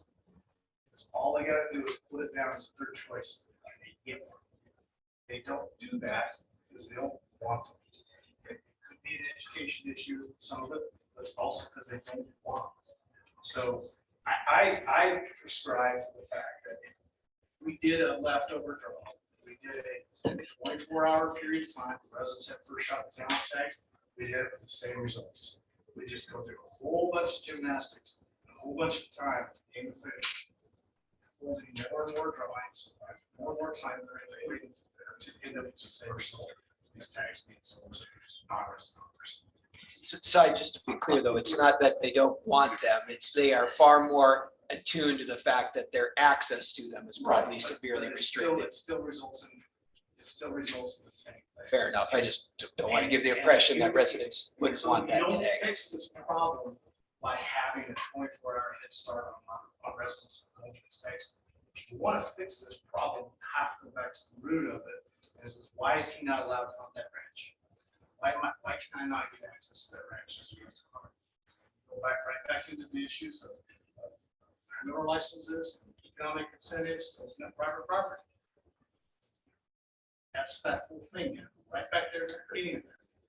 I'll let you go on this so we can get to the later versions. Yeah, well, I was just gonna say, Si's right about not wanting, but a lot of times it's because of that access fee, trespass fee, whatever you want to call it, those private landowners in our area that are in there that have extra ones, they do charge, most of them, charge a fee to the non-residents, and the non-residents are willing to pay that fee for a doe fawn, or even in some cases a buck, whereas Si's spot on, a lot of people, they're not gonna pay any access fee or trespass fee to kill the doe or fawn or whatever, unless it's a trophy, you're looking for a big buck. So that's also part of it, is not only do they kind of resist putting in for them, but it's because they don't want to pay that extra $100, even if it's $100 or whatever. So my only thing with maybe a 24-hour one is try to expand the youth hunting. You know, a kid, a lot of times, they don't care if they shoot a doe. I mean, that would open an opportunity if we could maybe provide a place for a kid to have a better chance to draw a license on those extra ones. And I think most landowners would be more receptive to let a 12, 14-year-old kid come in and shoot a doe or whatever than maybe an adult. So that might be something that we could take a look at. Yeah, and I would just expand on that a little bit, is it may not be very many to size point. That if there was a resident leftover, that could happen in the regular leftover draw anyway. They're under subscribed, and there's 10 or 20 or 50 people from around this that are residents that want those tags, and it's still gonna be undersubscribed. They should get those first. I think that's an easy solution to, I would say, a group of people that say, you know what, we either put in party and we didn't put a second choice for a hard area and didn't get that opportunity, or I just don't understand why I'm not getting my first, second, third choice, no matter how many times I put in. I'm going to look at that leftover list and say, oh, I can hunt there. I know, this person, and they'll let me hunt antelope there. And it just gives a fraction of those, or it gives that resident group of people another chance at an undersubscribed area. Anyway, I think we'll see that when we see how many residents put in for the leftover draw, which is probably coming up. Adam said something that makes a lot of sense too. I had never thought about that before. Of a group of 4 or 5 friends that put in for a first choice in a high value area. And then now they're kind of locked with each other all the way through the whole application process. So if we investigate being able to peel those individuals out, to where it's like, well, I didn't draw area 61 with my buddies, so now I want to go to area 23 and type 2, but none of my friends do what they have. I think he actually probably solved that in a lot of ways, as I thought. Mr. Chairman, Jennifer, if I apply as a party, does that party get assigned one random number? Yes. All individuals in the party are assigned the same random number. So I don't know if that would disrupt the balance. I mean, I'm going to continue to harp until we're done with this task force. We need to be careful about adding administrative burden to the department. And extra draws and administrative burden. So if the party is all assigned number 1, and then you want to apply for a second or third antelope area, somehow the department would have to assign them a separate random number. We can talk out the details of how we work later, but the concern is. Thanks, but I'm asking Jennifer a question. I'm not a computer programmer. We have really smart computer programmers who I'm sure can find something out. I don't like to speak up for them. But there may be ways to look into that. But I don't want to speak I for. think he's saying the same thing I am. If there's leftover, if they don't draw if they don't draw and they put in for party, and there's undersubscribed areas, there's leftover licenses in these areas. If residents were chosen up to the undersubscribed, they're still going to be undersubscribed, I can tell you. Oh, yeah. If residents drew those leftovers first before the residents did, it solves that problem, and there is no other draw. It's not adding another draw. It's still a leftover draw. You just subscribe to the residents before you subscribe to the non-residents up to that. I mean, I think it's the same thing. So I do want to clarify a couple of things, really just to make sure. So those 6,770 licenses that were undersubscribed in the antelope in 2021, only 1,009 of those actually made it to the leftover draw. So the non-residents are picking up a majority of those licenses. So there was 33 license area types that had licenses rolled to the non-resident portion of the initial draw. When that draw, all of the initial draw was completely done through resident, all of non-resident, second pass for residents, which gives them an opportunity at undersubscribed non-resident quota. At the end of all of that, there was only 4 hunt area license types that made it to the leftover draw. So I just want to make sure, and I'll talk about that later, to clarify that. So I actually have to change what I was saying because that's not what I was saying. That's why I wanted to clarify and just make sure. So in your packets, I was asking the number of licenses rolled to the non-resident portion. So the next sheets, there's a whole bunch of pages that show the actual hunt area type and the number of licenses for 20 and 21 that were rolled over by hunt area type, and shows those total breakdowns that I just summarized on those charts. So those are in your packet in detail. I did not put them in the PowerPoint in that way, but I can answer questions if you have questions. Just a quick question. So how consistent do you believe 2021 was compared to 2019, 18 prior to the pandemic? Similar or? I would say pretty close to similar. It fluctuates a little bit, but most of the fluctuation is based on the quotas approved by the commission and what happens with population. As to whether those the number, like this year you saw it went down to 6,770, has more to do with the quota that was approved by the commission than our application. Our application counts for residents were down slightly this year, but they have been on an upward trend as well. What about non-residents? Were they down as well? Non-residents across the board were up this year, or up there in it. So is there any way, there's probably not any way to model after the original resident draw, if there is a resident leftover draw for these areas, these are the ones that are going to be left, how many of those would actually get sold? There's not really a way to capture that, is there?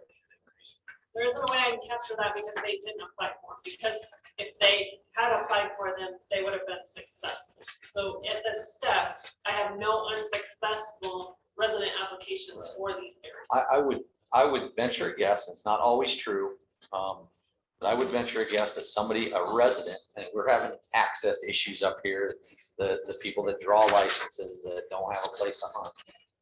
There's a higher, I would say there's a higher chance that a resident person is going to have a place to hunt than a non-resident person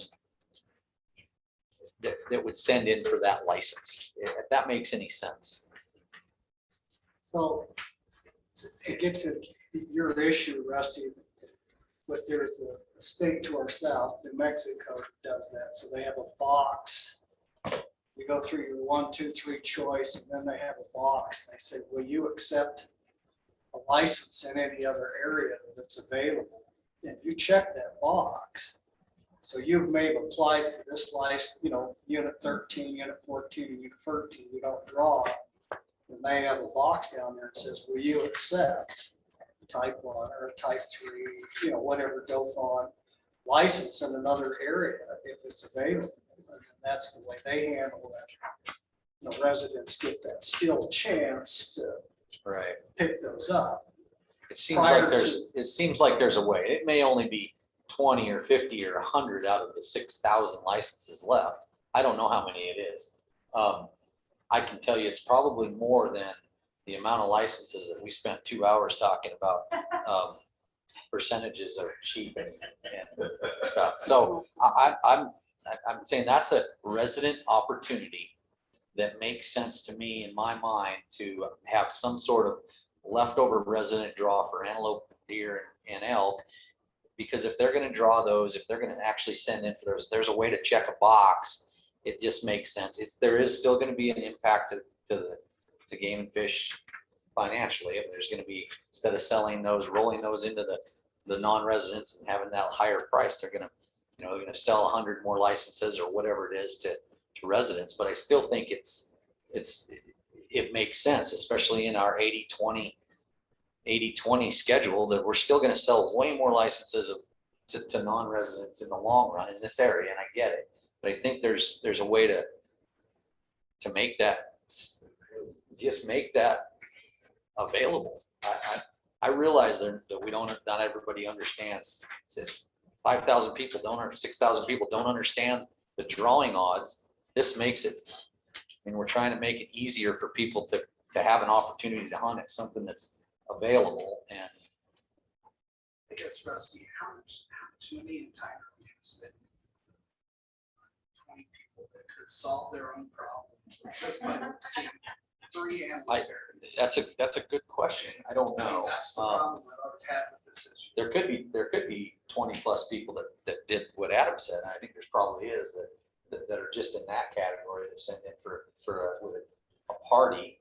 And so there's those, and then there's the ones that don't understand the draw. And then there's those that either forget to put in, or for years you could go buy this tag over the counter and now you can't. It's just giving the residents another step to at least be able to get a license if they didn't get it in the first. I get it. It might be a small amount of people, but it is an opportunity for resident hunters, but whether it be 20 or 200, that, go ahead, Si. You know, one of the things I've thought about, and I think that Jennifer and I actually talked about. So you put in for your antelope application digitally.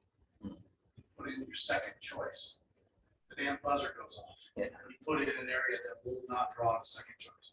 It's like, you can't put in for that. Yeah. Make another choice. And just until they finally just like. That actually makes sense. You know, when I put in for other states, I keep getting yeah, buzz sound. It's like, maybe I need to change. that's or at actually least I understand not it. bad. Yeah. The trouble is, and particularly when you get into something like cow elk or even antelope licenses, those numbers change from year to year. You know, you have a hunter kill, instead of having 500 doe antelope fawns in area 23, next year you got 50. Yeah. And you're ringing the buzzer on 500 applications. It's a little more complicated, I think. There's got to be a way of mentoring this.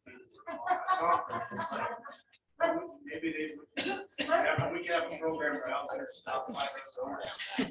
Jen, we better let you keep going, otherwise you're gonna be here all year. You're gonna be anyway. So, and just let me finish up, as I'm hearing ideas that are getting debated, I'm jotting down so that you might be, you will have your first time to debate all of those. So let's continue to wrap our heads around the status quo, so we understand that. Okay, so the last thing I want to clarify is all of these other areas that are not highlighted basically meet the 80% or higher percentage split in the initial draw. I can't believe you kept track of where you were.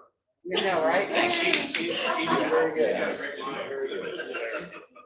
So the next sheet, after you go past all of those licenses for 20 and 21 that were rolled to the non-resident draw, you'll have a screenshot page that looks like this. This is the 2020 unique resident big game hunters through all licenses. So all the licenses they hold. So this isn't just initial draw. It doesn't just include leftover. This is at the end of the season when we closed out, audited all our books for 2020. The number of unique resident hunters and the number of licenses they have. And so in 2020, we had a total of 72,845 unique resident big game hunters. So these are residents who held at least one big game license. So elk, deer, antelope, doe, fawn, cow, calf, moose, sheep, goat, all of that. There was just under 73,000 of those, and they held a total of 150,683 licenses. This area right here shows the breakdown of that 150,000 by species. So we had 255 moose, 133 bighorn sheep, 83 mountain goat, just over 60,500 elk, almost 60,000 deer, and just over 30,000 antelope. Were held by resident hunters. So Jennifer, do we have any way to quantify those people that applied that didn't draw a license? In other words, do we have a total number? There may be somebody that only put in for, let's say, an elk and a bighorn sheep permit. They didn't draw either one. So they wouldn't show up in any of these totals because they weren't issued a license. Do we know what that number is? I don't know that number in these charts, but I can look at any unsuccessful applicants that were unsuccessful and had put in a big game application and report back the number of unique resident hunters that put in and just didn't draw any. license, but oftentimes a lot of our unsuccessful, particularly resident open deer, will pick up in general. Yeah. That number, that 72,000 number, we started tracking this in 2015 under Gene Cole. And it's always between 68 and 71,000. This is the highest it's been since we started tracking. It's amazing how consistent it stays at 70,000. I'm just curious as the people that apply that don't draw anything. I'm sure there's a wife or a friend who's in one area. Yeah. And if they don't draw it, they're not going to hunting here until they draw that one area of particular interest. I'm sure those people exist. That's not really consistent. We got one over here. Yeah, Lisa didn't draw anything. Why don't we have, why is bison not included? I'm just curious. So bison by definition isn't a big game, big game species, so we haven't included that when we started doing these numbers. So to be consistent with what had been provided previously, as I said in 2015, I stuck with big game. Wild bison isn't a big game license. So if you look at the bottom of your chart and this slide, I put that in, these are the number of licenses held and the number of residents that hold that. So there's 30,000 residents that hold just one big game license. There's 23,000 that hold two. There are 23, one license holder who holds 23 big game licenses. And you can see, but we dropped just over 2,000 at 5, and then after that we drop under 1,000 for 6 or 5, and then drop to single digits at the 10 licenses. So that's, your doe fawn that you can get 4 doe fawn antelope, you can get 2 full price antelope, you can get a total of 3 elk, depending based on between elk, full price and cow calf.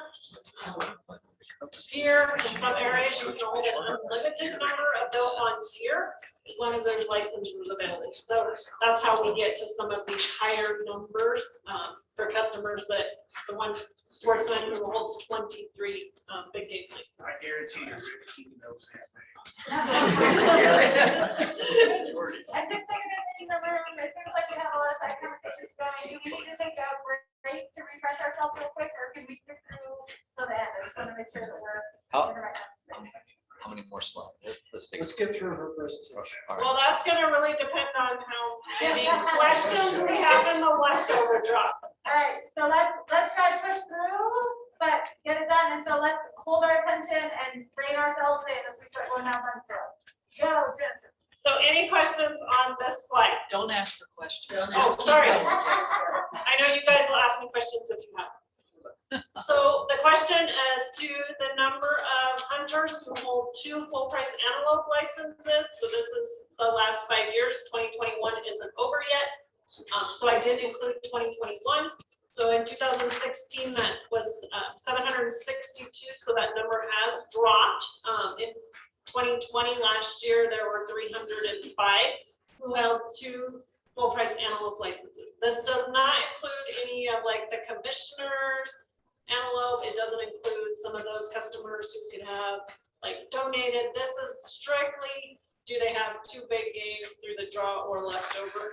Doesn't include any of those specialty licenses, since what you guys would, I anticipate we're looking at was limiting that through the draw to 1 license. So I didn't want to include those specialty licenses in these numbers. Does this speak to dropping demand for those, or? Go ahead. So this really shows that trend in that conversation that you used to be able to pick up a full price type 1 or type 2 antelope license after the initial draw. In 2016, we went from the initial draw straight into a first come first serve. In 2017, we implemented the leftover draw, which I'll talk about when I get to those slides. But also the demand in those people just picking them up, and there being less leftover licenses available after that initial draw. And you saw those numbers just in the comparison between 2020 and 2021, the number of licenses rolled over. And then at the end, when I show you the leftover license numbers, you can only get one full price antelope in the initial draw. So if you have less going to the leftover draw, first come, first serve, the opportunity to have two is reduced. I would just say that number is probably for 2021 is quite a bit lower than that, even when you agree, Adam. Guess we'll find out. For the number of license holders, a whole more than two. Yeah. I expect it to be pretty close to about the same.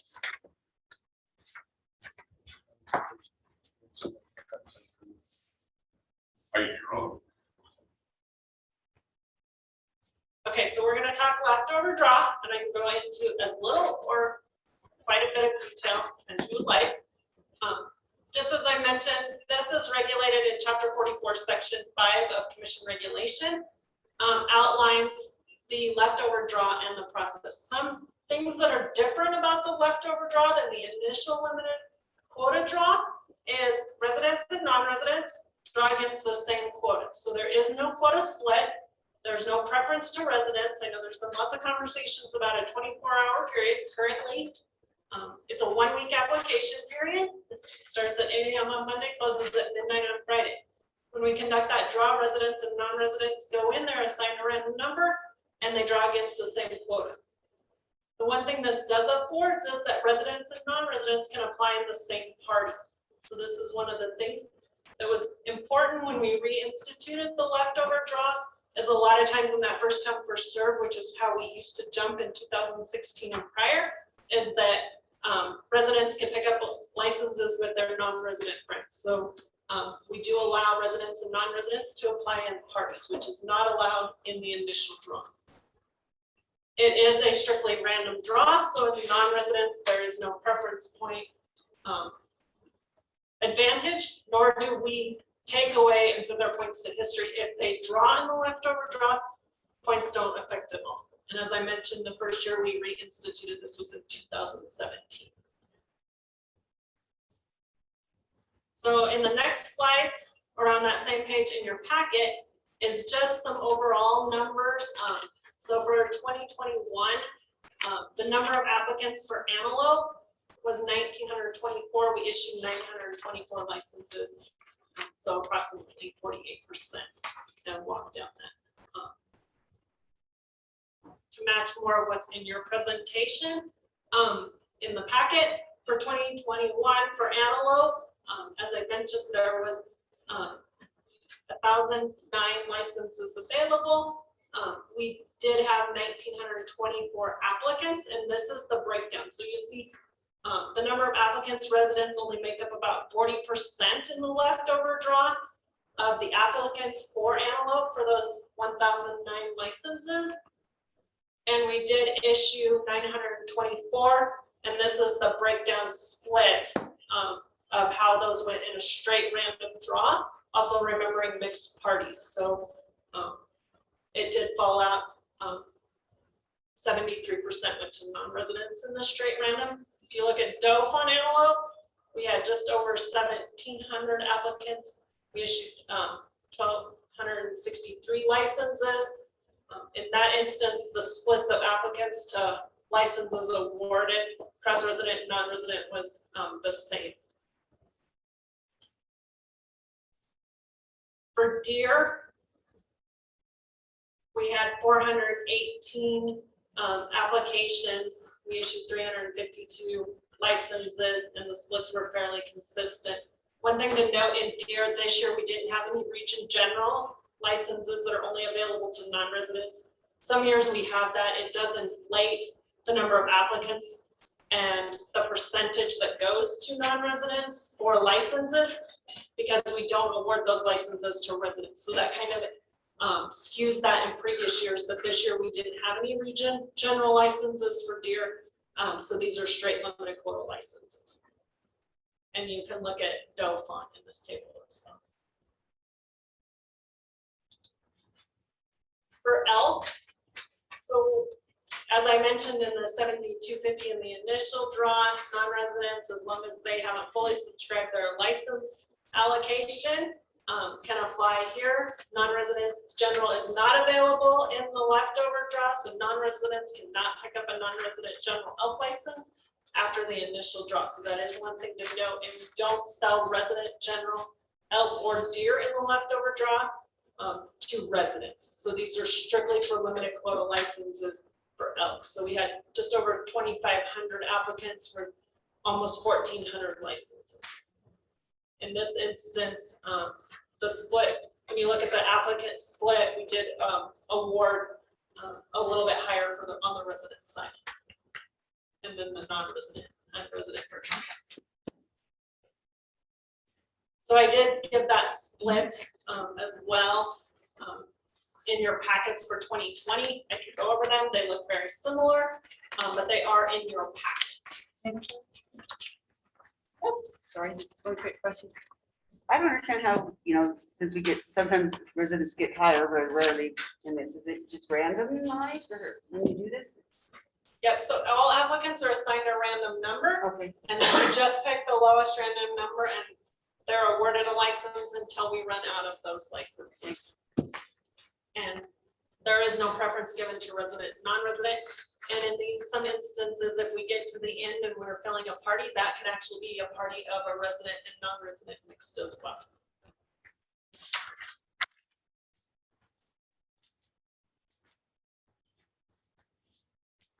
And so go just a little bit more into detail. In your charts, this shows for antelope, as I said, there were 1,009 licenses that were available after the initial draw. So the 6,770 that I talked about were rolled to non-resident quota. And at the end of all of the initial draw, we had just over 1,000 licenses that made it for antelope into the leftover draw. Jennifer? So if the department instituted a 24-hour pre-authorization for residents to go into the leftover draw. So if you have on the first area there for antelope, you had 777 applications. So potentially there could be 777 residents that were issued a license. Correct? I highlighted exactly what you're talking about. Yes, So if they on applied for areas that had up to 700. So every one of these, the total number of residents that apply actually have potential to be the total number of licenses issued to residents. If they applied in the areas where there's license. So if you go to this chart in your packet, which is this slide that I had up there, this actually shows, so this is area 10 type 1. We had 93 licenses available in the leftover draw. If you go over here to first choice applicants, for resident, there were 92. So potentially, if all of those 92 of you had a 24-hour application period and all 92 of those applied in that 24-hour period, and that's how the draw was conducted, then yes, of those 93, 92 would go to residents. So I think this chart shows a little bit better detail, Commissioner Newby, as to what you're getting at. So this is actually the 4 hunt area types that we had 1,009 licenses. Well, I think to his question though, to Pete's question, there's 777 residents that were interested in a license after they didn't draw. And if they were able to send in potentially before those other licenses were rolled into the non-resident, I don't know if that'd be higher. No, but that's not what I'm talking But- about. I'm Go going ahead. strictly from Okay. the leftover draw that we have Gotcha. currently right now. Okay. If they had a 24-hour time frame, if they put it as their first choice, 777 would have been issued. If they applied in the correct areas that we had licenses. Right. That's right. No, yeah, I didn't go to that step. But those 777 did put that as their first choice, right? So on that slide, on this slide right here, this 777 applicants is broke across those 4 licenses, area types. So you'll see that 777 right here. So 92 applied for 10 type 1 as their first choice, 97 applied for 23 type 2. 31 applied for 24 type 2, and 557 went against the 107 licenses in area 38 type 2. So even if we had a 24-hour preference, there would still be substantially unsuccessful residents because of the 777, 557 of them wanted this area 38 type 2 license where we only had 107 available. And to Rusty's point, if you backed up and we didn't roll over licenses to non-residents, those numbers would be even higher. And then the opportunity for residents, if they chose to, would be even higher yet. Correct. So if you go back in your sheets in 2021. Sorry, let me flip really quick. 38 type 2. We rolled only 166 to the non-residents. So potentially, depending on how they apply, or if they could have been successful in the initial draw for their first choice, because you can only pick up one license in the initial draw, potentially those 166 could have had that as a second choice. And picked it up. So what I'm trying to figure out is if there's a way to figure out the impact of the department, if there's probably a way, a roundabout way to at least estimate what an impact would be to the department if people that are still interested in an area, enough interested to send in for leftover, if those all drew roughly, they drew in those areas that are on that map that still had leftover before it rolled over into the non-resident draw, that there's, to see what that impact would be, we could probably sort of figure out a number. So I could probably, so at one time, and it wasn't 2020, I looked at what the impact would be just so the department, if we didn't roll those licenses and just sent them straight to the leftover draw. And ended at that point, because I don't have applications for residents in that, I could look and see of these 777 based on their customer information. Did they apply in the initial draw? Did they already draw one license? So it wouldn't have mattered if they had that as a second choice or not. Maybe they were a party application all the way along the lines. I could look at some predictive model over like a 3-year, but it would still be kind of a best guess because I don't have I don't have 6,000 applications for those 6,000 places. Even if we just said, okay, 777 went to residents that wouldn't go to, and that's our top dollar, we would at least know that number. The other thing to keep in mind normally, the way the regs are written, if we chose to do that, it's across the board, so it would apply to doe fawn, antelope, deer, and elk, or deer and doe fawn, deer.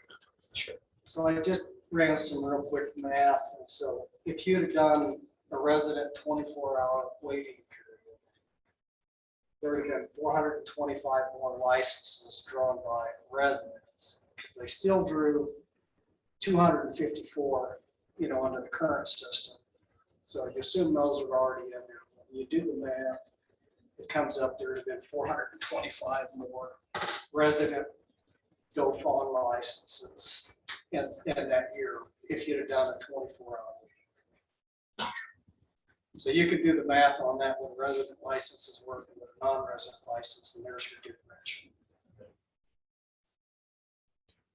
The one thing we'll have to remember, because we have mixed parties, is what we are going to do with those parties. So we just then say, if you're mixed with a non-resident, you don't get that 24-hour preference. It would have to be dumped into the second day draw as well. So that is one thing when pointing out the mixed parties. Based on this year's numbers, we had 777 residents who were still seeking a license after the whole first draw. So they had chances to put in for 3 licenses. There were 777 people who were still seeking a license after all that process was done. Is that? That's right. That is correct. So after the initial draw, we had 777 residents who came in and were seeking a license. They could have been a successful initial draw, looking to pick up their second license, or they could have been completely unsuccessful, they're picking up their first, or they could have just decided they didn't want to play in the initial draw and came in and applied in the leftover draw. So That's just those 4 areas. correct, because this is all that we had left over after the initial draw, was these 4 areas for 1,000 licenses. And after the initial draw, before we rolled the licenses, we had subscribed licenses in 33 areas. 33 areas, yep. So the 777 might be a little bit higher. It's possible. I mean, but we're having all this debate over 1,000 people. We want a second annual license, I guess, is the whole list. And who could solve their own problems by listing. That's my point. I get it. Jennifer, how many residents got a second one? So in 2021, I don't have those numbers. In 2020, it was 300 and 308. So if we move that forward to say the same number of 20, basically 400 residents were looking for the first. And actually,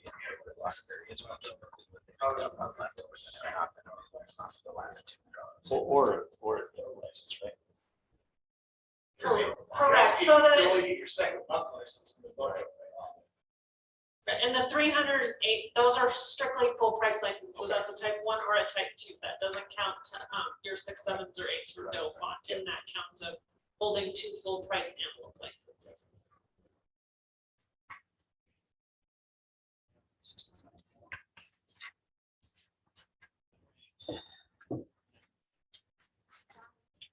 So I have the same data up here for doe fawn, antelope. There was more areas. Unless you have questions, all of this is in there. Deer, as I mentioned, there was only 3 areas left over, and they were type 3s, which are white-tailed deer only. You didn't have any resident general, non-resident general deer licenses, so that didn't skew that at all either. Doe fawn deer, we had a lot of leftovers, even after the roll. There's lots of pages of this when you try and put it on a side where people can look at it. Elk, we had quite a few areas, but you'll notice most of them are type 4s and 5s, a few type 9s, a couple type 2s, but most are your 4s and 5s. When we get to the leftover draw for elk, just a thing to remember is elk license limits. In the initial draw are 1 full price elk, 1 cow calf elk. When we go into the leftover draw and subsequently, you can hold a total of 3 elk licenses. Only one of them can be a type 1, 2, 9, 0, or a general. So you could have a general and 2 type 4s, which are all considered full price elk after the initial draw. So after the initial draw, we refer to type 4s and 5s as exceptions. So for elk, you can hold a total of 3 licenses across elk and cow calf elk.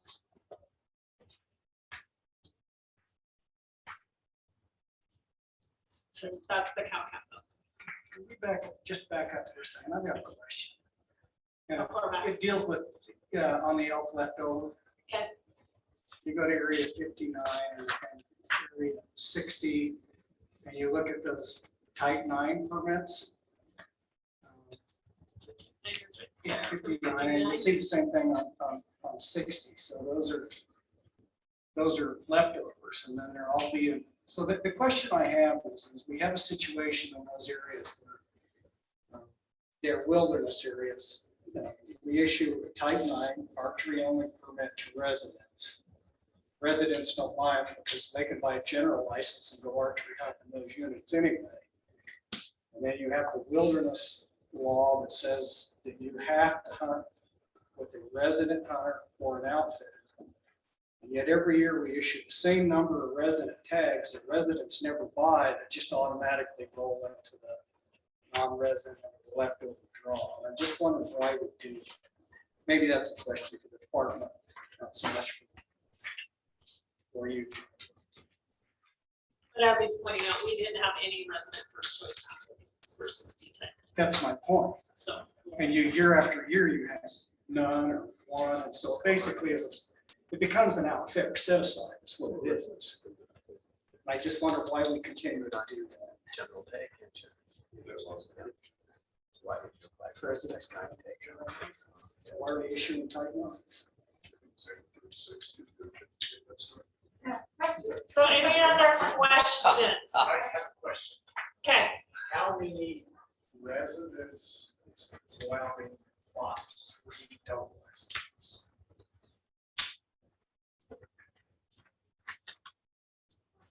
How many lots? 3? You can have 3. Yep. How many residents actually? I will get that number. 1 for sure. I had 3 last year. I do it just so you can. I do it because I got 3 growing kids. And they got a house. It's a question. I know why we started doing it, because it couldn't sell all of our cow-calf tags. And it's never really, it's an opportunity question, is the reason I'm bringing it up. I know we're the only state in the West that that's a reference. So it's one of those states that can start to other states.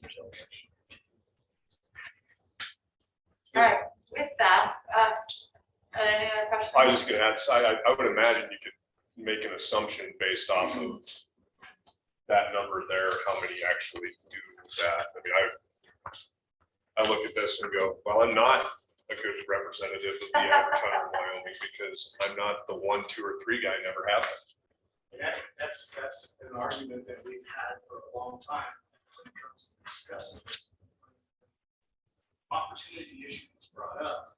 It's like there's only 30,000 residents that are currently buying 1 license. And I know Buzz, I saw where he bought 8 this year. There's only 246, I believe is what that number says. Residents of Wyoming have 8 licenses in their pocket.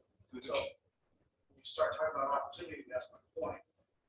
The opportunity is incredible. And so we're having this whole discussion on how to increase opportunity when it's not even being utilized by the vast majority of Wyoming hunters now. I think the opportunity that's being defined by the uproar that we're hearing from resident hunters is on those specific areas that are coveted regardless of how we allocate licenses. We can do 100 and nothing, and there's still gonna be 3,000 people ticked off at Wyoming Game and Fish that they didn't draw type 1 area 7 elk tag. I appreciate you saying that. Yeah. So there's still an acknowledgement of the relative scarcity within certain narrowly defined areas. Definition of what constitutes opportunity. Yeah. Opportunity for Right. or just opportunity to hunt meat. In general. There's different opportunities. Any other questions? Jennifer will Thank still be around. Any other questions before we let her go? So I do have some more stuff in November that was on that list, that were the harder ones, so I will be back for some more detailed presentation. And I will bring back those other numbers that you requested as well. Thank you.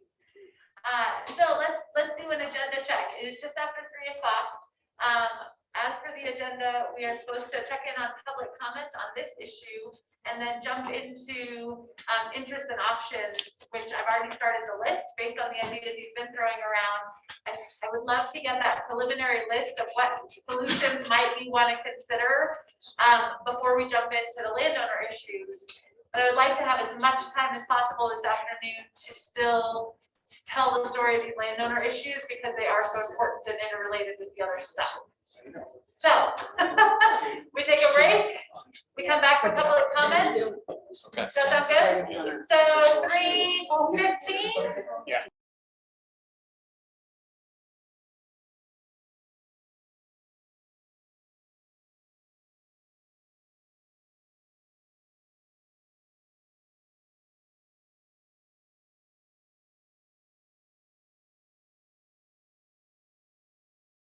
For our record keeping, sorry, Dwayne. It sounds like we've got a handful of folks in the room and then one online. Rusty, do you want to say anything else before we kick off the public comment piece here? No, only that we still have a pretty full agenda of things we need to get through, and so, we don't have a lot of public comment here, but we have 3 in here and then 1 online, so we'll try to, and I'm gonna let Jim go first. I swear I guess. Jim. And Sorry. You want to make public comment? I signed up on the landowner issue. so wait till the next round. Let's wait till the next one. Let's wait till the next one, okay. Thank you. Then I got Rob. Rob's up. I'll just remind everybody as Rob's coming up. Let me just step up and see if we can get everybody else in. Yep, that works.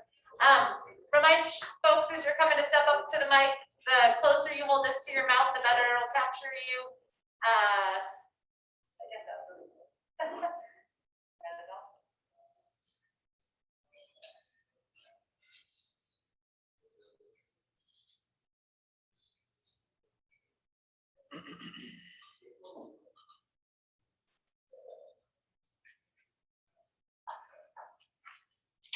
Do you want me to wait or start going? Yeah, they were coming, just like.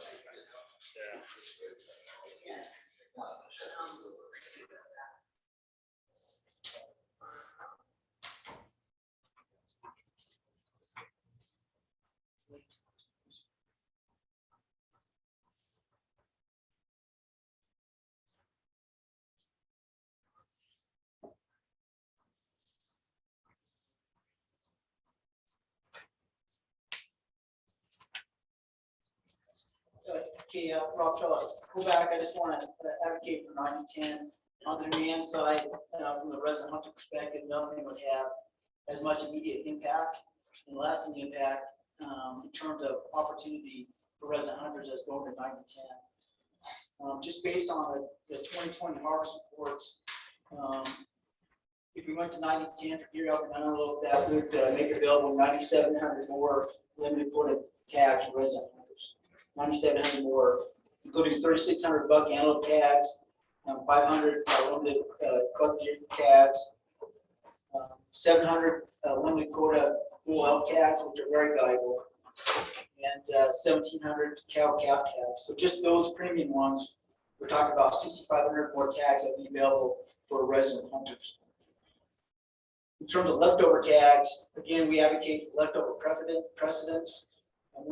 Preference in terms of leftover tag sales. One idea that I have presented is doing a 24-hour head start and just go first come, first serve. But there might be another way to do it via some type of draw system where the residents have a draw preference. But just based on this year's leftover tag sales, residents only got 28% of the buck antelope tags, 55% of the deer tags. Full price sale residents got 63%. In cow calf elk, we only got 40% of those leftover tags. So again, there should be a resident preference. Just a couple more issues. I know that there's been a lot of discussion about how they put in for antelope tags, first, second, and third draw.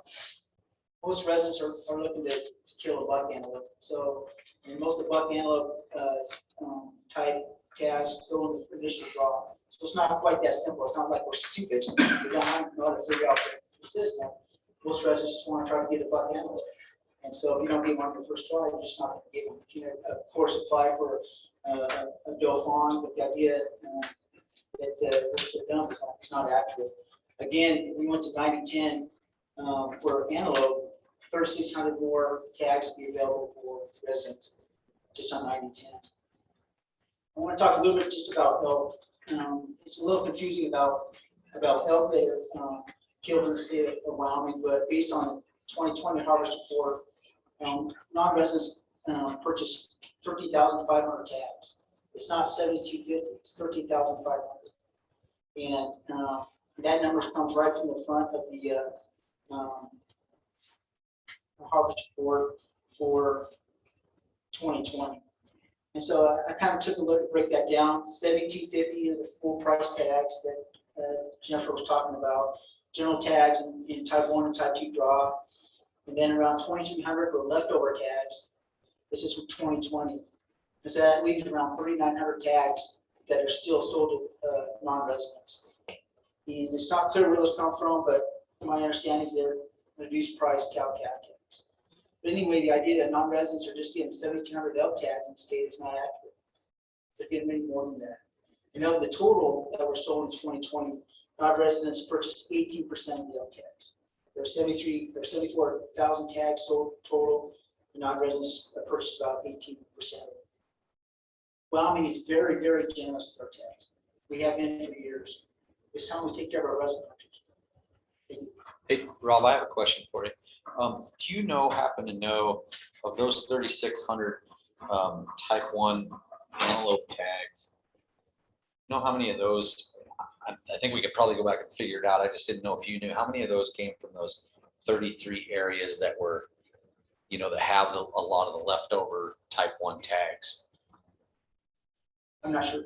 The reason I ask is because those. I imagine there would be a big portion of them because there's so many more antelope over there. Right. A lot of these would come from Western Wyoming too, for the rest of the state, which is. That's kind of what I was getting at, what those coveted tags, which would be the other 100 areas or whatever it is. I'm curious how many of those would have been out of those if they're, I was just curious if you had that. I haven't broke that down. I think that some of those antelope tags may not be purchased, as you saw, because there's access issues for residents. But that would make it a huge difference in other parts of the state. Mr. Chairman, question for Robin, and I don't know if I'll ask this right or if you have the data, but if we move to a 90% allocation in that first draw of limit entry tags for elk, sheep, or elk, deer, and antelope, based on your analysis, would most of those get picked up by resident applicants right now? Is the demand great enough in first choice resident applicants that they would pick those up if they were available? My assumption is that it would definitely be so for elk. This is, type 1 or type 2 bull elk tags. Antelope is not as clear because of access issues, but on the western, she saw, that the places that are undersubscribed by, all those places, a lot of those be picked up. And most of deer for residents is general. So there's very few limit quoted deer tags. Based on the 90-10 for what limit quoted deer tags are, there'd be 500 more available for resident hunters. I'm not super familiar with that, where those would be. I know there are a few in Western Wyoming. I spent the night last night in an area like that, but I'm not sure. So I'm not sure exactly how many of those will be available, but in general, especially the cow-calf elk tags and the bull elk tags and the buck antelope tags, those are valuable tags for resident hunters. Anybody else have any questions for Rob? Yeah. Oh, go ahead, Al. Mr. Chairman, thank you. Rob, this is kind of awkward testimony, but, on the mule deer thing in Western Wyoming and kind of general mule deer license, what should we do with mule deer? I've heard your 90-10 thing, but in general, should we have pick a region? Should we still just have a standard on? What should we do on the mule deer? What's your thoughts? What are you hearing now? The demand, especially for region G and H, and me and Josh have talked about this, but it's hard to describe what an incredible resource or value those deer are for Wyoming. It's an incredible treasure, and the demand for them is just incredible. You see that in non-residents in the websites and everything. So one thing we don't have a good handle on, and this came up at the Applicants meeting, was how many non-residents hunt there, because we cap their tags. We don't know how many non-residents or residents hunters. I'm sorry, we don't have any non-residents hunters, we don't have any residents hunters. And so last year I asked the Game and Fish, and they can only guess at non-resident hunting numbers based on hunter surveys. And so for Region G 2019, what they said, well, there were 4,871 resident hunters there, 441 non-residents. Region H, 3,900 resident hunters, 593 non-residents. I suspect a lot of those resident hunters are going to those areas. Anyway, the pressure is incredible. I kind of like the idea of either a limited quota or some of these high yield area for residents. Kind of like we do for antelope for some of these high yield areas. And then if not that, go into general tags, but pick your region. you have to stick in the region.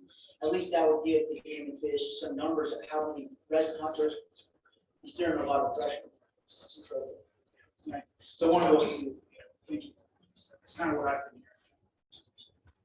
All right, thanks, Rob. Next we have Buzz.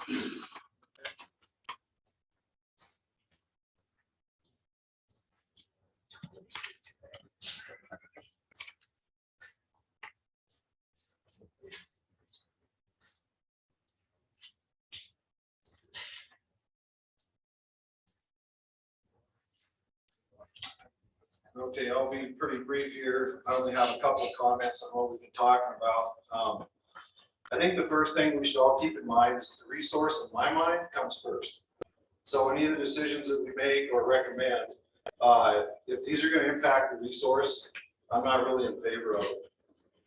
Specifically, the type 9s, I'm kind of opposed to type 9s for the most part. And in particular on the big 5.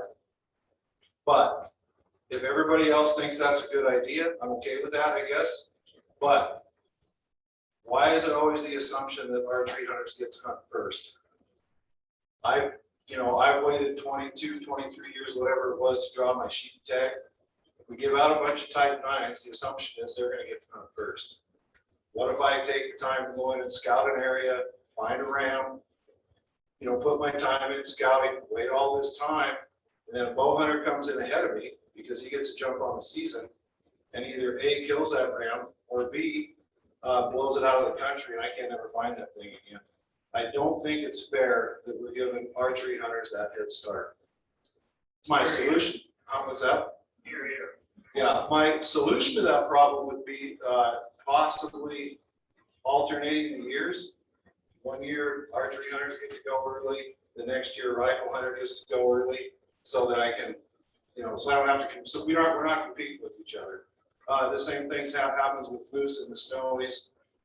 Probably a half a dozen to maybe 10 of the better bulls are killed during archery season before a guy with a rifle even has a chance to go. Those bulls are dead, or either dead or pushed around enough to where it makes them really hard to find.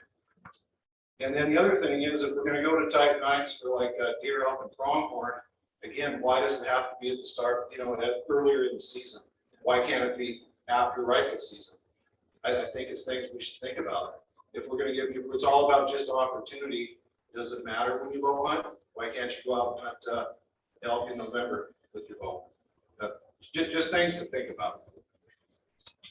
The other one I want to talk about just briefly is the 7250 cap. I was involved in some of those discussions. I remember this. And one of the things I asked Brian Nesbitt at that time, who was not the director then, I said, what general areas do we have out there that really need additional elk pressure put on the bulls? And his answer to me was none. Those are all managed under recreation management, which is 18 to 25 bulls post-harvest. When we start adjusting this cap up, we're probably going to start impacting those bull cow ratios. And the commission's response to that is either shorten the seasons or eliminate a portion of the bulls from the harvest, which is usually spike harvest, is how they do that. They just take away the opportunity to kill spikes. And I don't know how many people on general areas. I usually do because I suck in the draw. I don't ever draw my first choice. So that's primarily where I hunt. And I gotta be honest, I don't really need another 1,000 non-resident hunters out there competing with me in the elk woods. I just don't. I mean, I think that the 7250 cap works. I think it gives a pretty good opportunity for non-residents. But each time we raise that cap, it's just more and more and more people that are shoved into those general areas, and it makes it really difficult for the resident hunters. And then the other thing we got to keep in mind is the number of general elk resident elk hunters is also going to increase over time. So if we have more residents hunting these areas, plus we have more non-residents, it just becomes a crowding issue and a quality of hunt issue for me. And with that, I guess I'd take any questions. Yeah. So I agree with you. If we look at raising non-resident tags, would you agree that it has to be in conjunction with regional elk license? general elk license. The reason I say that is because what's happening is there's no way of placing them general hunters. You know, I hunt in an area that's overcrowded with non-resident DIY hunters. Right? We don't need, we don't have any way of placing those general hunters like we do with deer where they need to go. Would you be willing to look at a system like that? I think so. I think that does make sense because obviously the distribution on, I think especially on non-resident hunters, I think a lot of it's a function of where they live. If they live in Utah, west, they tend to hunt your spot first. If they come from the Dakotas, the Midwest, Nebraska, they tend to hit the Snowies and the Sierra Madres just because it's a lot closer. So yeah, I think there probably is some merit in talking about breaking it out for region wide. And what about like the Comax's non-residents? What about like a type 9 general and a type 1 general? So let's say they come up with region H. Okay, 500 tags. You put in for that tag. Put in for type 1 or put in for type 9. There's still only 500 tags. But those, I'm talking about non-residents. So when they draw, they either draw type 1 or type 9, same draws, same 500 licenses, but they're declaring at the time they make an application that they're going to either be a bow hunter or rifle hunter. Still only 500 tags. I think that's a discussion that needs to be had with all the hunters in Wyoming.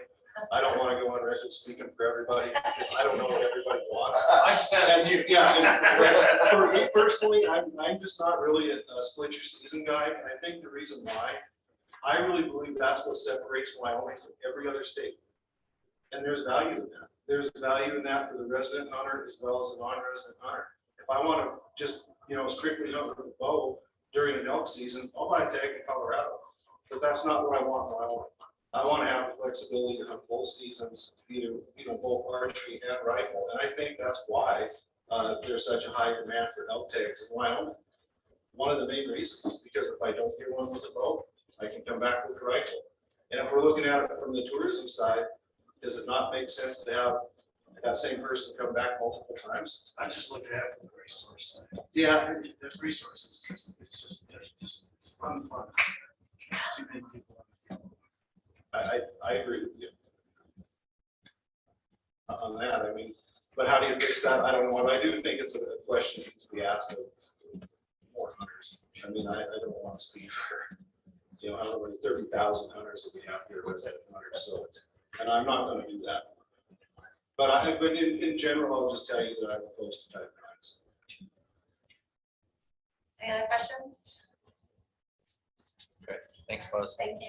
We have, is there anybody else in here that has any comments? On issue 2, Okay, we have Wyatt's on.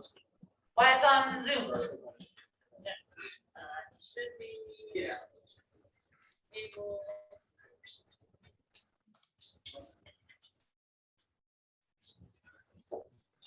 Wyatt, are you there? Yep, I can't turn my video on, but can you hear me? We can hear you. Go ahead, Wyatt. Okay, let's see, there it is.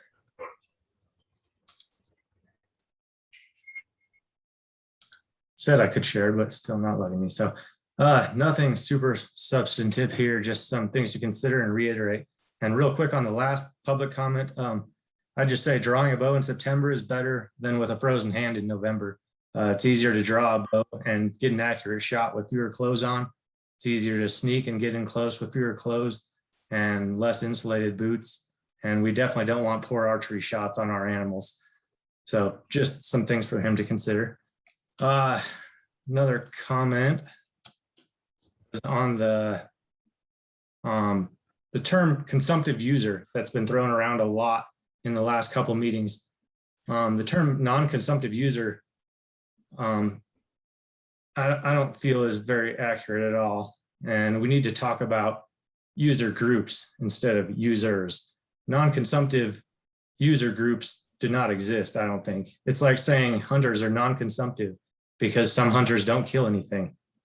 There may be an individual non-consumptive user, but I doubt any non-consumptive user groups. Photographers, climbers, hikers, birders, and sightseers all drive into and throughout our state. One person may not hit a deer with their vehicle, but some people from every one of those user groups cause big game highway mortality. they may contribute even more to indirect mortality. It's all semantics, but maybe we call them incidentally consumptive users. Next comment, and keep in mind for those selecting a second or third choice area they can't draw, some don't check to see if the quota has raised and just hope it could have been. Some whitetail quotas have been doubled in the last couple of years. Folks sure don't know how other people are going to apply either. There are multiple elk areas in the state that are closed to bull hunting every other year or open only every third year. Nobody can apply during some of those years. So adjacent areas may have a big swing in applicants from year to year. So we can't assume all those that apply for tags they can't draw that year don't know what they're doing. I think it's fine that some people answer with no clue and no prayer, I guess, but there's not a lot of harm done having them in the draw. You guys jump around in topics a lot. Sorry, I'm just regurgitating a little bit from everything. For elk, as stated, raising the 7250 allocation for non-residents would simply flood the general areas. It wouldn't impact the amount of opportunity on any limited quota areas. They're fully subscribed as is. So why even talk about it unless there's a concern with wanting more or less non-residents in general hunt areas that are already crowded. Maybe we need to lower the 7250 for a better general hunting experience. We can take the herd management objective of it off the table because non-resident antlerless tags and leftover draw and over the counter aren't limited by the 7250. So I don't really see a lot of value in talking about that unless we specifically think those general areas have an issue with how many non-resident hunters are in it. The last thing for pronghorn, I'd agree we have problems with the license system as is. At least give an option on party permits to go individual for a second choice if the party doesn't draw their first choice. As was stated, a party puts in on a shared desire for a first choice and can't agree on a second choice. They don't draw and don't get a tag at all. They may all want tags for individual units, but as it stands, those tags have already been given to non-residents and there's no opportunity left. We could allow residents a chance to keep their tags through the full initial draw and have an opportunity at them first in the leftover draw. With that, there will be some residents that drew their tag in the initial draw and then get an additional tag in the leftover.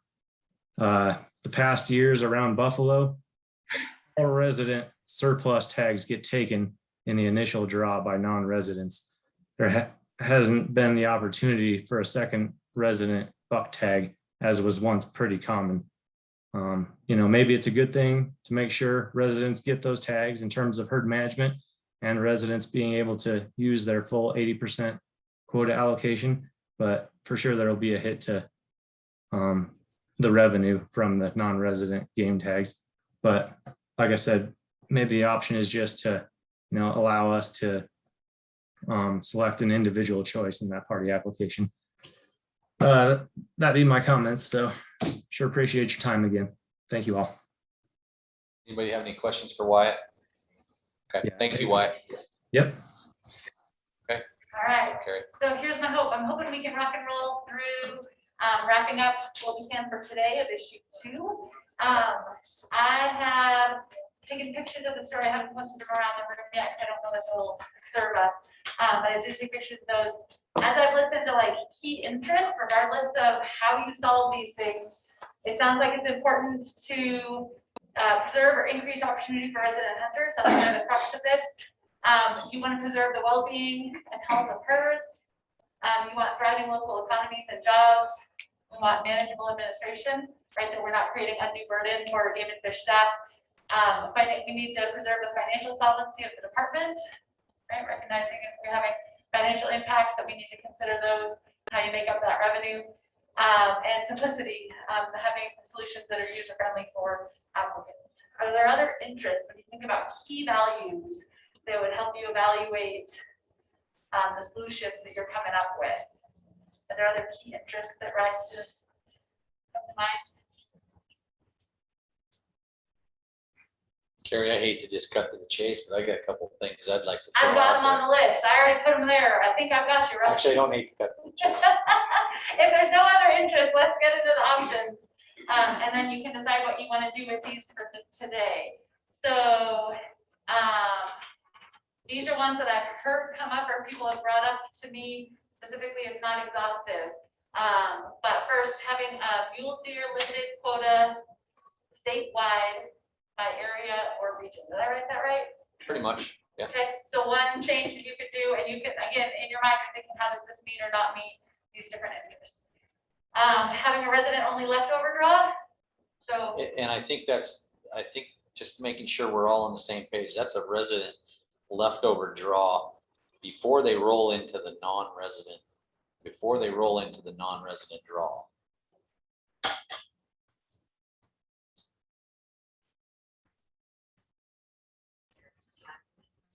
Well, I'm open to a time limit. I don't think it matters the time limit. I mean, 24 hours would be the shortest, 2 or 3 days. I don't think that matters. You have to give the opportunity is my thought. I think that gives the opportunity for the resident to access those licenses up to that 80% that we have set right now that they don't have now. so let's get through like the big picture of what all these might look like, and then you can start picking off ones that you want to drill down and put specifics to, because a lot of these would need some more specifics to it. With limited quota tags, and in places where you have maybe probably like less than 25% odds, have a 3 to 5 year waiting period after a successful draw, regardless of harvest. Adding waiting periods for limited quota tags, you've got low drawing odds. Essentially, if you hit the jackpot and get one of those, you gotta wait 3 to 5 years before you put back in. So is that for any type one, or is that for hard to draw area type ones? Because if you go hard to draw area type ones, you just move that. You turn a bunch of areas that are 26 to 40% all of a sudden into hard to draw areas. Like the So pressure. if you draw a type 1 tag and you're talking a waiting period, you're out of the type 1 for the next 3 years. That's about the only way you can relieve that pressure. Otherwise, you're just going to displace it. Yeah, that's a good point. That's great.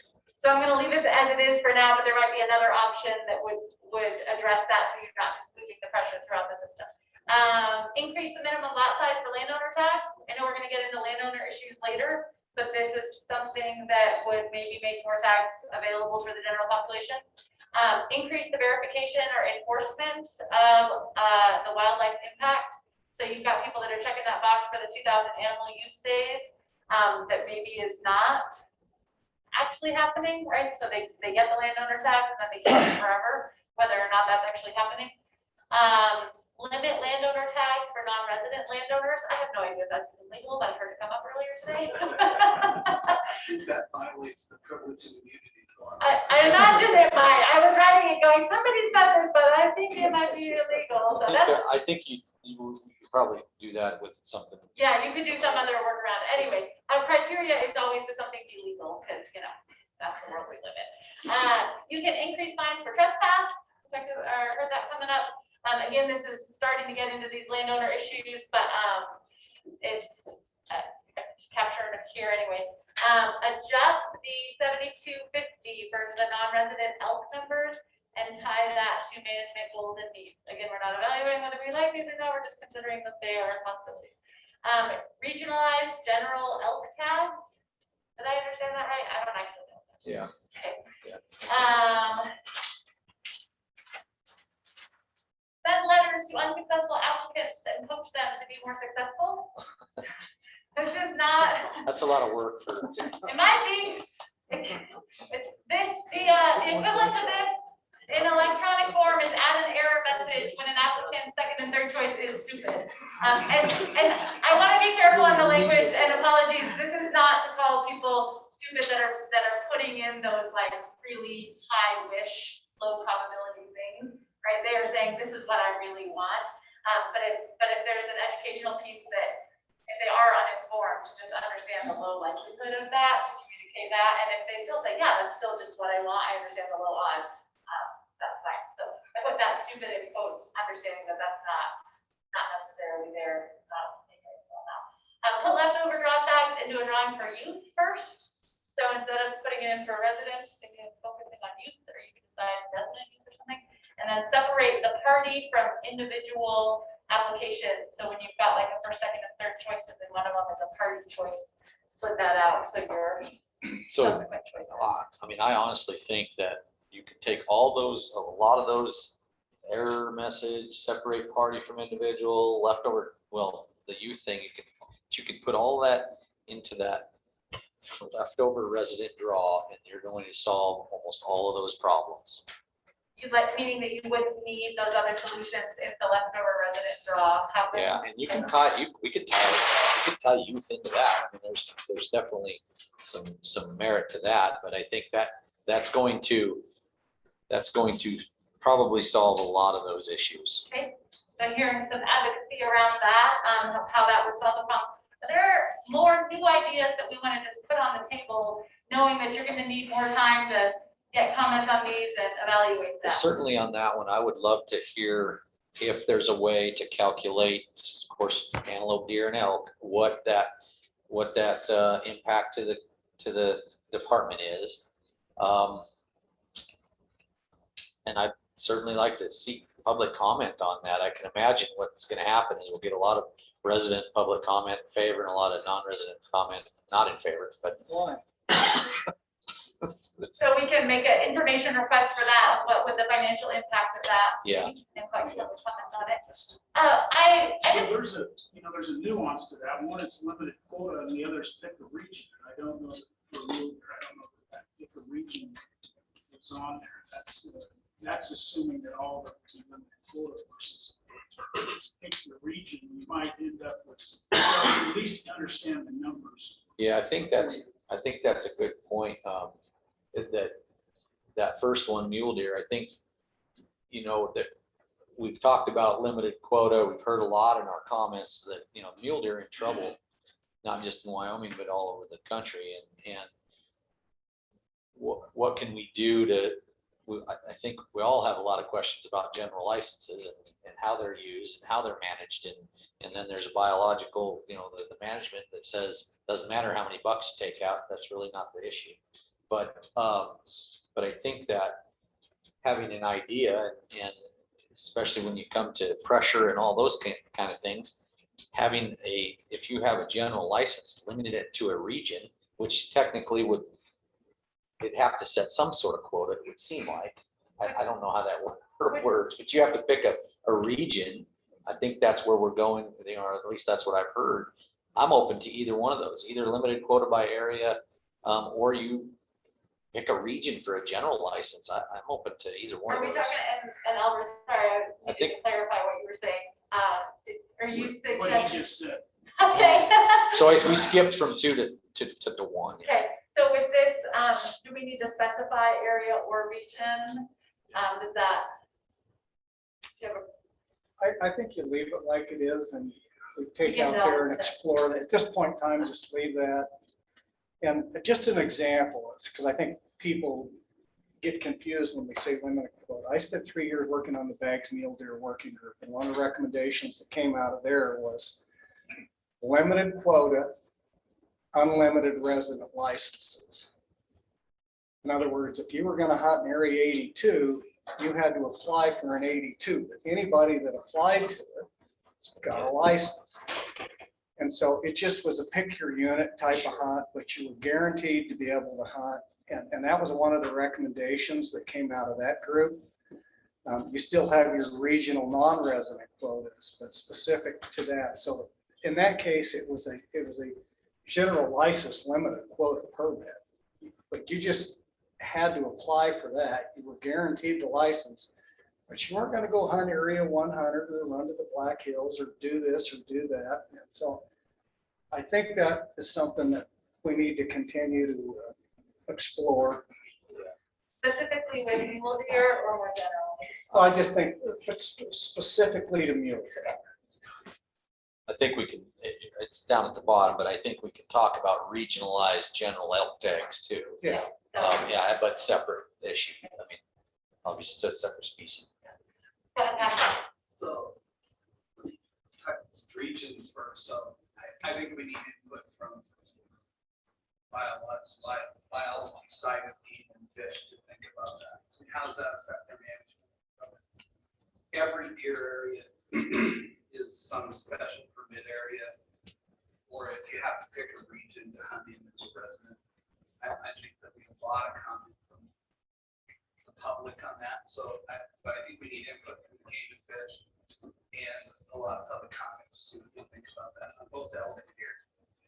So we can list it as a topic to be discussed in the future. Okay, good. And then on this whole additional antelope drop, And I would just clarify, that's actually not just antelope. That would be antelope, deer, and elk. okay, that makes even, I'm sorry, but Rusty's riding a dead horse and I'm here.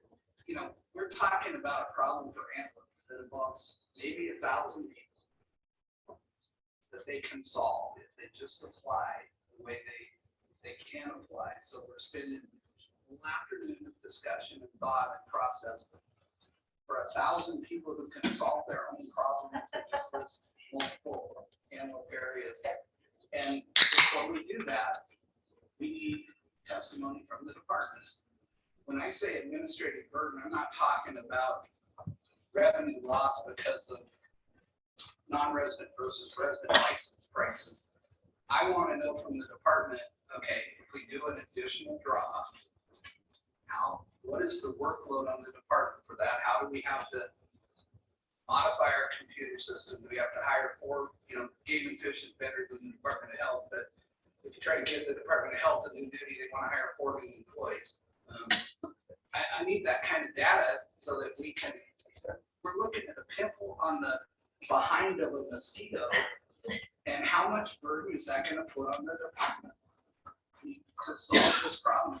We only had 100 leftover deer licenses. Okay. So I clarified. I'm totally pushing back against going forward with that idea of an additional draw. So before we go too far into the weeds with what we like or don't like about these, I'm wondering if there are new ideas. And Pat, I did clarify that this manageable administration is about workload and what's your return on investment for really changing that workload? How significant would it be? If that's what you want to clarify. So I think you had a. Well, I think that's totally correct on the issue, because we have to hear from Jennifer and that department on what the mechanics look like to have an additional draw, because it's not just 24 hours of magic licenses here.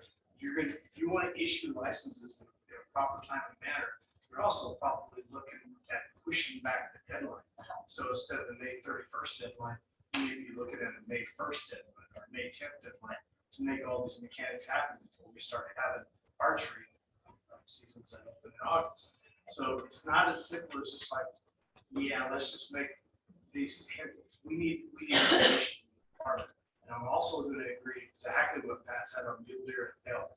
Okay, these are great ideas, maybe, and I think they're great ideas, but that doesn't mean that biologically it's the right way to go. So I think it's way more important. We've got 2 months for all doing the shit for the next 9 months. Why can't we just have the department come back to us with what regional elk licenses would look like? What regional mule deer or other deer licenses would look like, because we know they don't hunt. So they're going to go sit in front of their computer and do all the reports for us while we're out hunting. November 8th, we come back and everything's going to be ready to go. Appreciate that. I'm hearing an echo here that we really need impact on the management. Remember, at this point today, we're kind of just getting our preliminary list and these information needs with them, so that at future meetings, we can debate them and see which ideas actually float, right? So we don't have to do that work now, but we do need to identify what else we need to know about an idea, so we can have it ready for the next meeting. I added, and this was an oversight, change the initial allocation across these 3 species to 9 to 10. That's like what the drumbeat has been around this issue for a lot of things. I realized I didn't include it. Go ahead, Albert. New idea, please? Yeah. Yeah. So it's not new, but we kicked it around. Yeah. And that's the whole technology issue. Oh, yeah. We changed that in statute a few years ago but we did it in a very limited way. We gave authority to the commission. It seemed to me like on 3 kind of broad areas, and I'm wondering, I would really like to visit about whether we should give the commission more authority to address evolving technology. And with the evolving technology, this is tied to how we preserve fair chase, right? This is the big issue, the rest of the issue there. Everything from GPS, selling GPS nuts to, you know, you've heard about the long range stuff, you know, I mean, there's a variety of those things. And, you know, everything changes with time, so I think it's time to see in the legislature, and that's what you guys all think. So let me be clear, and this is where I need our lawmakers and Game and Fish Commissioner brain. It sounds like some things are regulations that Game and Fish already has control over, and there are still some things that live in statute pertaining to technology and fair chase. You know, Larry might have a different recollection than me, but it seems like we gave them authority in 3 different areas of technology. That's my recollection. That was a huge fight, by the way. Oh, I know. It was not simple to regulate our commission. That's my preference. That's what I'm trying to do. But we never got into the ongoing, what I would say, raging debate among sportsmen themselves. It was more along the lines of using technology to sell location of animals. That's what it was all. Is what we dealt with. So we never got into this long range shooting, Yeah, well, use of drones. actually, it was laser guided rifles, selling a GPS and live real-time game cameras. Live real-time game. And it would be handy if the legislature would authorize the commission to handle some of these things because they come up very quickly. Yeah, I don't New things come up very quickly, and the way the system works, then we have to wait for you guys to meet, you guys to pass something, and we get it, then we talk about it, we just come up with some plan, put it up for public comment, a year later, we're gonna vote on it. So you're almost looking at 2 years before anything can be done. So it would be handy in the commission sense if they were given, I wouldn't say blanket authorization, but at least authorization to regulate and look into those types of fair chase issues. So looking realistically, they're not No, probably not. tell you, we find out what license. It's a very involved I think legislature. this one's winnable. I like him better than you. I don't think I won't argue, but if you want to put it in there, fine. I think maybe Hicks and I defended on the Senate floor. Might be better to not do it this year. That was more where I was at. Take a bite out of it, go some more. Well, we need much more detail than the broad concept that we're talking. I here. guess I would like to know, because I haven't looked at it recently, but what are the new Game and Fish, what are the department regulations on what we have now on technology? Are there current limits? So is this an information act? And I can look it up, but maybe we can put it on we can put it on our website so we can look at it. So wanting to know what the current rates are on this, to see where there's maybe room for improvement that would meet our interests. Yeah. Okay. Yeah, I think technology is good, but as far as recommending legislation at this point in time, we don't do very well with giving out blankets. As I said, blank checks don't float. But specifics, I think we can get something to the department. You know, a narrow focus. It's an interesting case to see who's empowered where to make what decisions. But if this group came out strongly in support of X solution, get the right people on board for it without necessarily needing to give a blank check. Overall, it's the body for power. One of the issues that we don't have up there that we have talked about multiple times now and heard from the public is type 9 licenses. And be specific, what do you mean? Type 9 is an archery license. I know that, but do you want more type 9 licenses? Do you want to change what they do? Not This really. is the solution phase. Yeah, so I would say type 9 licenses expanded. Whether that's every other year or however that works. Can we broaden that just a little bit Sure. to say primitive arms? Yeah.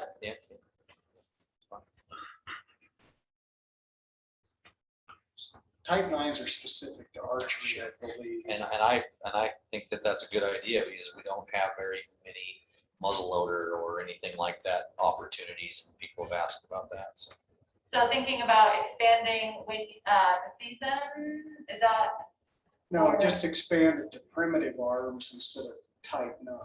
So expanding the definition, so it's not just archery, and are there other forms of expansion? Well, we're talking, I mean, Black more, powder, yeah. muzzleloader. Yeah, well, but I think what you're asking is we want more, potentially look at more of those later season, earlier season, whatever, however that works. I think that's all tied together. Okay.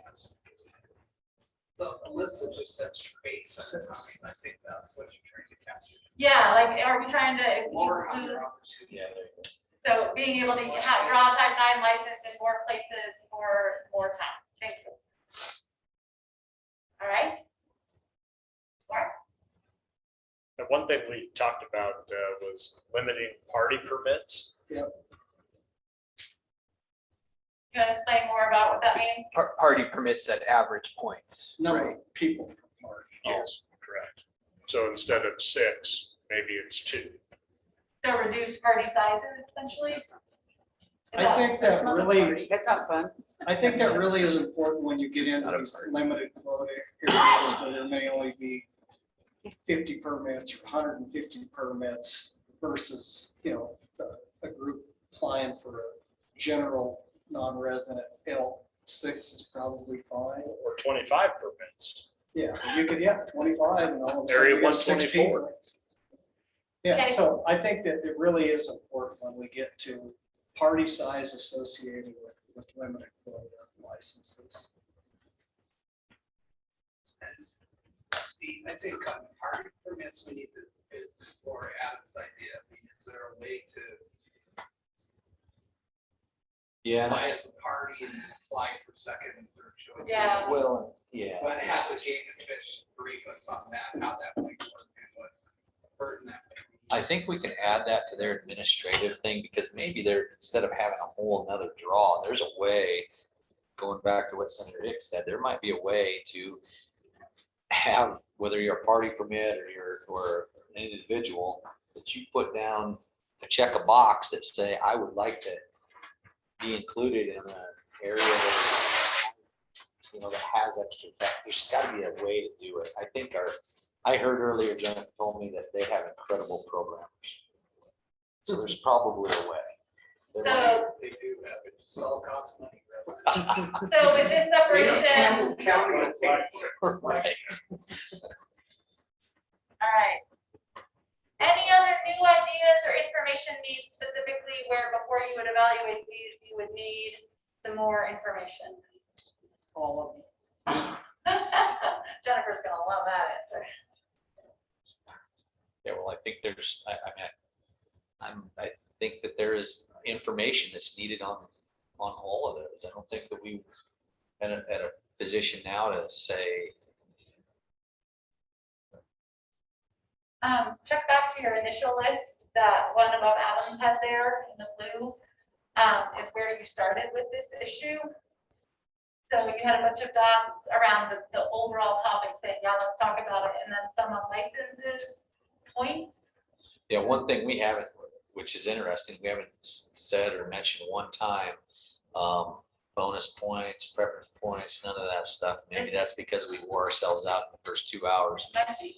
but, So you for know, these Well, species, for points deer, elk, are and antelope, just, they don't exist for residents, and I don't think residents want them to exist for deer, elk, and antelope, at least what from I've heard thus far. I know there's a handful out there that will speak in favor of preference points, but well, I think, I'm wondering when folks put their dots on that before, is that because they thought there was an appetite for a conversation for residents? Or because there was appetite for conversation as points apply for non-residents? so I think non-resident, I'm just talking resident right now because non-residents have a system. Residents, every time it comes up the legislature, you guys can correct me if I'm wrong, it is a very split 50-50. I mean, it seems like to me it's very split on whether to go that way or whether to not. And There hasn't been a system brought forward that people were confident enough to pass it at the legislative level. Well, we've been having such a good conversation about it with the big five, I can see. But I don't know what everybody's expectation from this committee is, and on that and what that opportunity is. When, Josh brought up a waiting period, really that is an equity thing.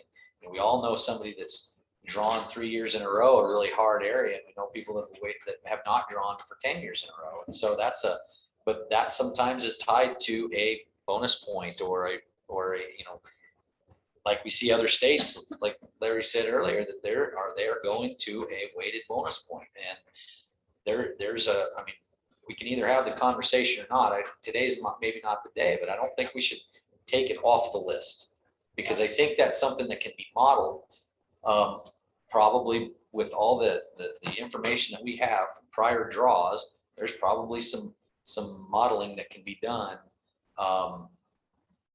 Whether some of that even makes sense at all. Yeah, so I guess I would ask if you want it was on that list, and so I have a question of if we want to add it to this list. I think that's what Pat would say, but I wonder if there's. Why don't we, how about if we break this out into licensing?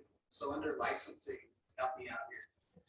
We have possibility of resident preference for deer, elk, and antelope. We have an additional antelope draw. We have possible weeding period for hard to draw areas. Youth draw, What? a youth draw. Youth draw. I mean, maybe we should have a license discussion. And we're kind of mixing apples and oranges, and that's because what Larry says is true. If you pull a string, it unravels the hemp.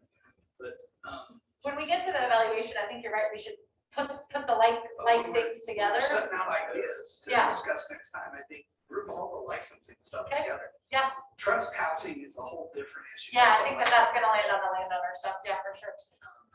I guess my question is, do you want that issue to be on the list of things that we consider at our next meeting? I would say yes, but this just keeps reminding me of something some folks have mentioned to me now from the audience.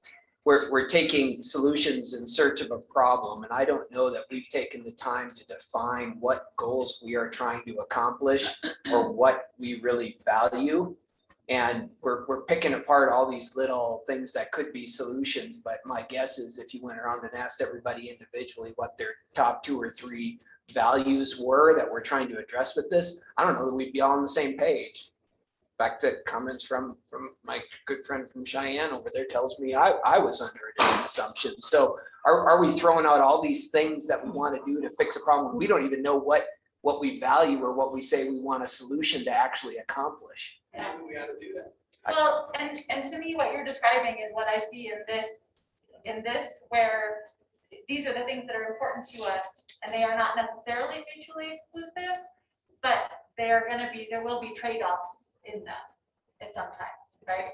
Sure, but those are pretty broad Sure. statements that we could all interpret in very different ways. Okay. I don't know, but that takes time for us to process through until we understand what that is. I don't know the best ways to do it, but otherwise we're trying to guess that Adam values the same things I do, Larry or Lisa, and I don't know that that we are all on the same page. I would say, having worked with groups like this before, even if you spend a lot of those times, you will find there's a whole rainbow of values and that folks prioritize them differently. And the best you can do is get as much as you can of all of them. You're not going to get on the same page. So you would suggest that we probably would be an I'm exercise. I'm not saying that there's, I think it's great to spend more time talking about these for sure. But the expectation that if we talk about it long enough, we will all agree and being on the same page with them. I don't know if it's realistic. Like to use the example of our Constitution and our kind of founding principles of life, liberty, and pursuit of happiness, right?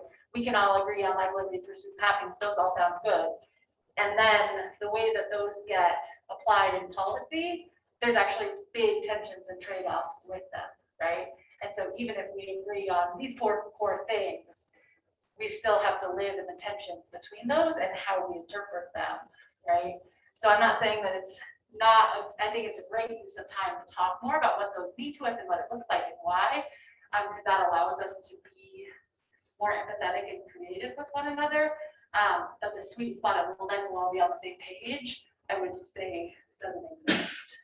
Perhaps, I mean, there's whole books about it, but. I guess what I would try to avoid is us coming through, asking Game and Fish to model a bunch of stuff, come up with a complex solution, set it out there, say, yeah, but that's not really what I meant by opportunity. Totally. That's what I'm trying to Yeah. avoid. Yeah, no, that is smart. And goes down to the feasibility and the workload of it. Like, we can be curious about a lot of these things, but whether or not they're actually meeting our interests, we should hit pause to see, is that gonna help any of these things, right? So I think going back to what Pat said, taking out those, what I would say licensing issues, putting those in one category for Game and Fish to talk to us about. And then the other things for them to talk to us about would be probably more like the mule deer and elk area, general region areas, and keeping all those enforcement and or those landowner issues and Keep those separate. to those trespassing issues separate. So. Is there anything else from this initial list that you want to make sure we don't lose? Quota splits, outfitter only, type 9 is on there, choose your weapon, all got summed up. We get licensing issue is 90. Yep. That's. Yeah, that's I on. got it. That one is here. Well, and I think your choose your weapon is somewhat in that type 9 conversation. That's that. Okay. Quota splits, outfitter only? Got a lot of that before. I think when we have the discussion. The 90-10 after the official license about it. Federal only licenses or what is supposed to. That conversation. Other licensing issue that It's a Larry licensing raised, issue. Larry raised this morning that we'll have to address eventually is landowner set asides. I mean, that's a landowner issue. How do we incentivize our landowners to raise us a lot of game? Right. Feed them, take care of them, keep their ranch open and not subdivide it. Right. Landowner set asides is a licensing issue, but it also is. Right. So I'm going to leave our list of options for now.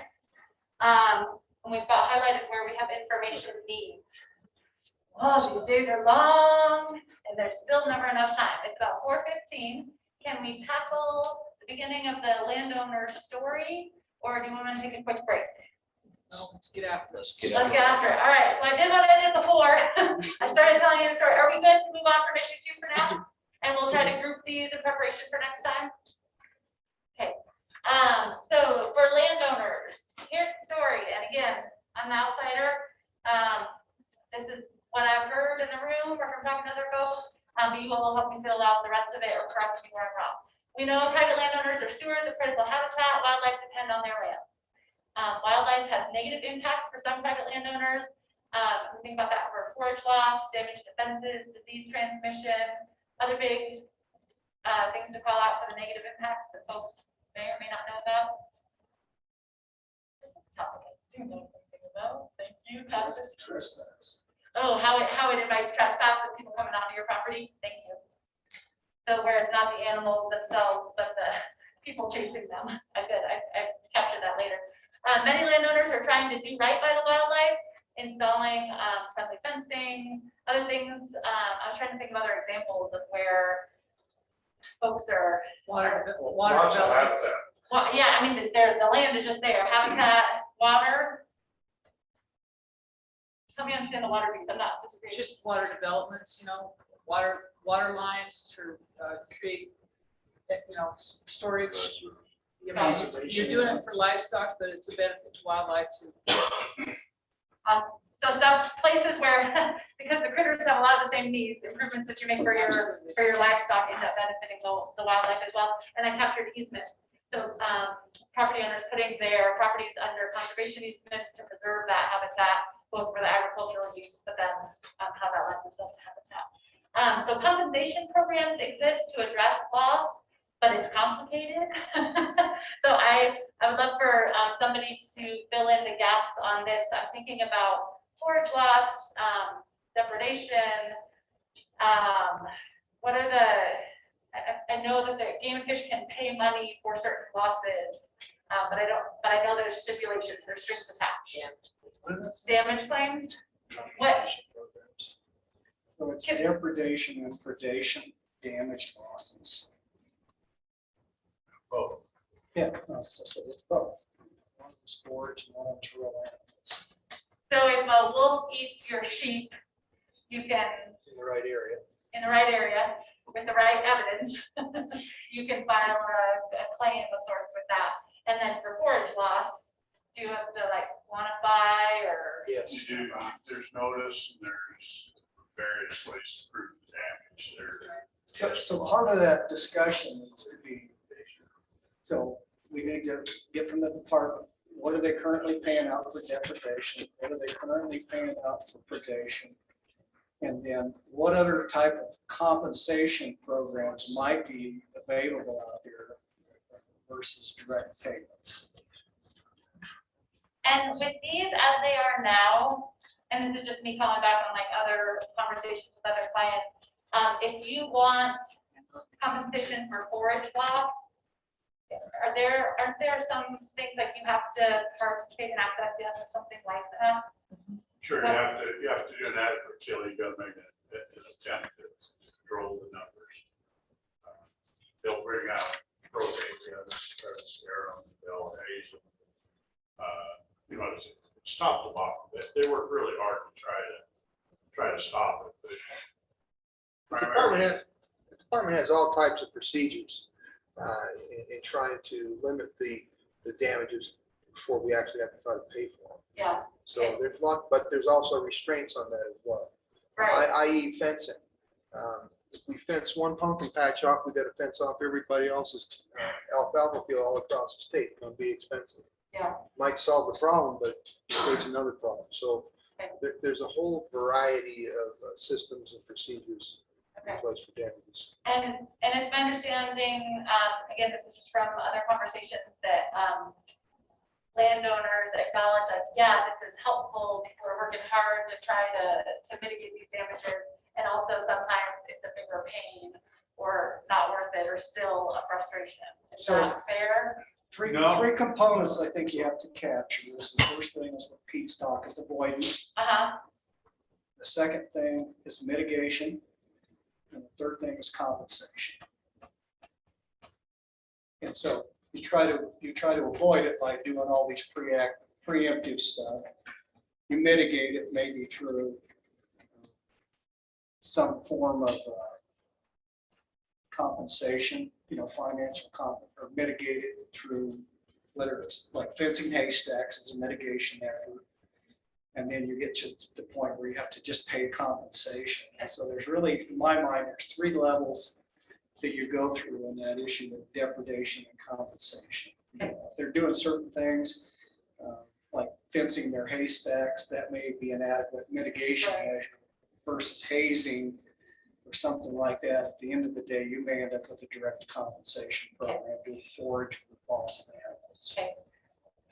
I guess my question is, what are we wanting to accomplish with that? Well, I come back. Do we think? What I would like to accomplish with that, Pete, to answer specifically your question, are the programs that we currently do. I'd like to hear from landowners. Number one, are they adequate? Number two, is there something we haven't considered that might be used in lieu of that? So let me give you an example. A guy is having depredation. You're having quite a bit of excessive forest loss. Your hay fields are getting raided.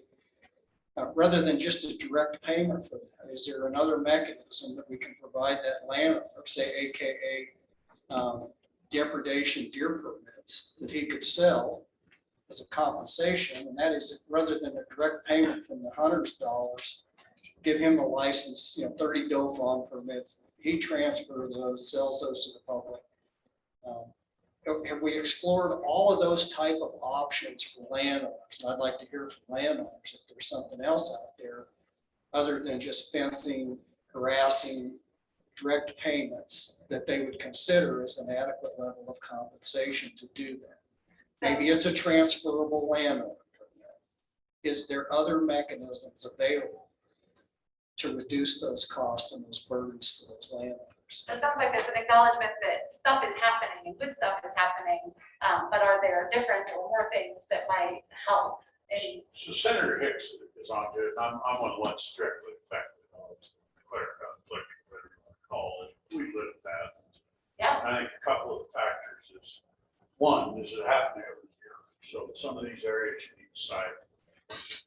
Or is it drought? Those are the factors. Yeah, if you're in the middle of a historic drought, you've got 500 antelope like that that show up on the center. Do you want to go in and try to kill those antelope, or do you want to go ahead and make an affirmative deal where we place some feed and keep antelope alive? That's one of the deals. I can tell you on our area, we've been through this cycle 3 or 4 times in my lifetime. And basically at one point in time, in that general area of my ranch, we killed 3,000 deer in a couple of years. And it set the deer hunting back for about a decade. And that's why I talk about this firsthand. You've got to want the game. Now, you get to the point that it's going to break your livelihood. It's one thing that it damaged and you don't like. It's another thing that you're going to lose your range. At that point in time, the game starts to disappear. And that's one of the happy mediums across with landowners in general is game tolerance tends to raise with the ability to have it enhance your living. You don't want anybody that's heartless enough that drives down his driveway and hates to see an elk or a deer. We all like to see them. The day that you get up and you're going to lose your range because they ate everything you own, and all you do is fight. I went for 3 or 4 years. I never missed a commission. We were fighting for game fish. Those are done. They're hardships on people, and they're really different. Senator Hicks hit on the deal. It's how do you do that to tolerate? Because most of those areas where the damage reoccurs are game factors. There are a lot of your license sales. So where do you get a happy medium? And how do you compensate reasonably at the landowner? And I tell you, some factor meetings I've had. I just had one with a guy that was like, it's our game and you have to feed. And I said, well, that's fine. We can find that there isn't any game there. And so you really do need to look at it.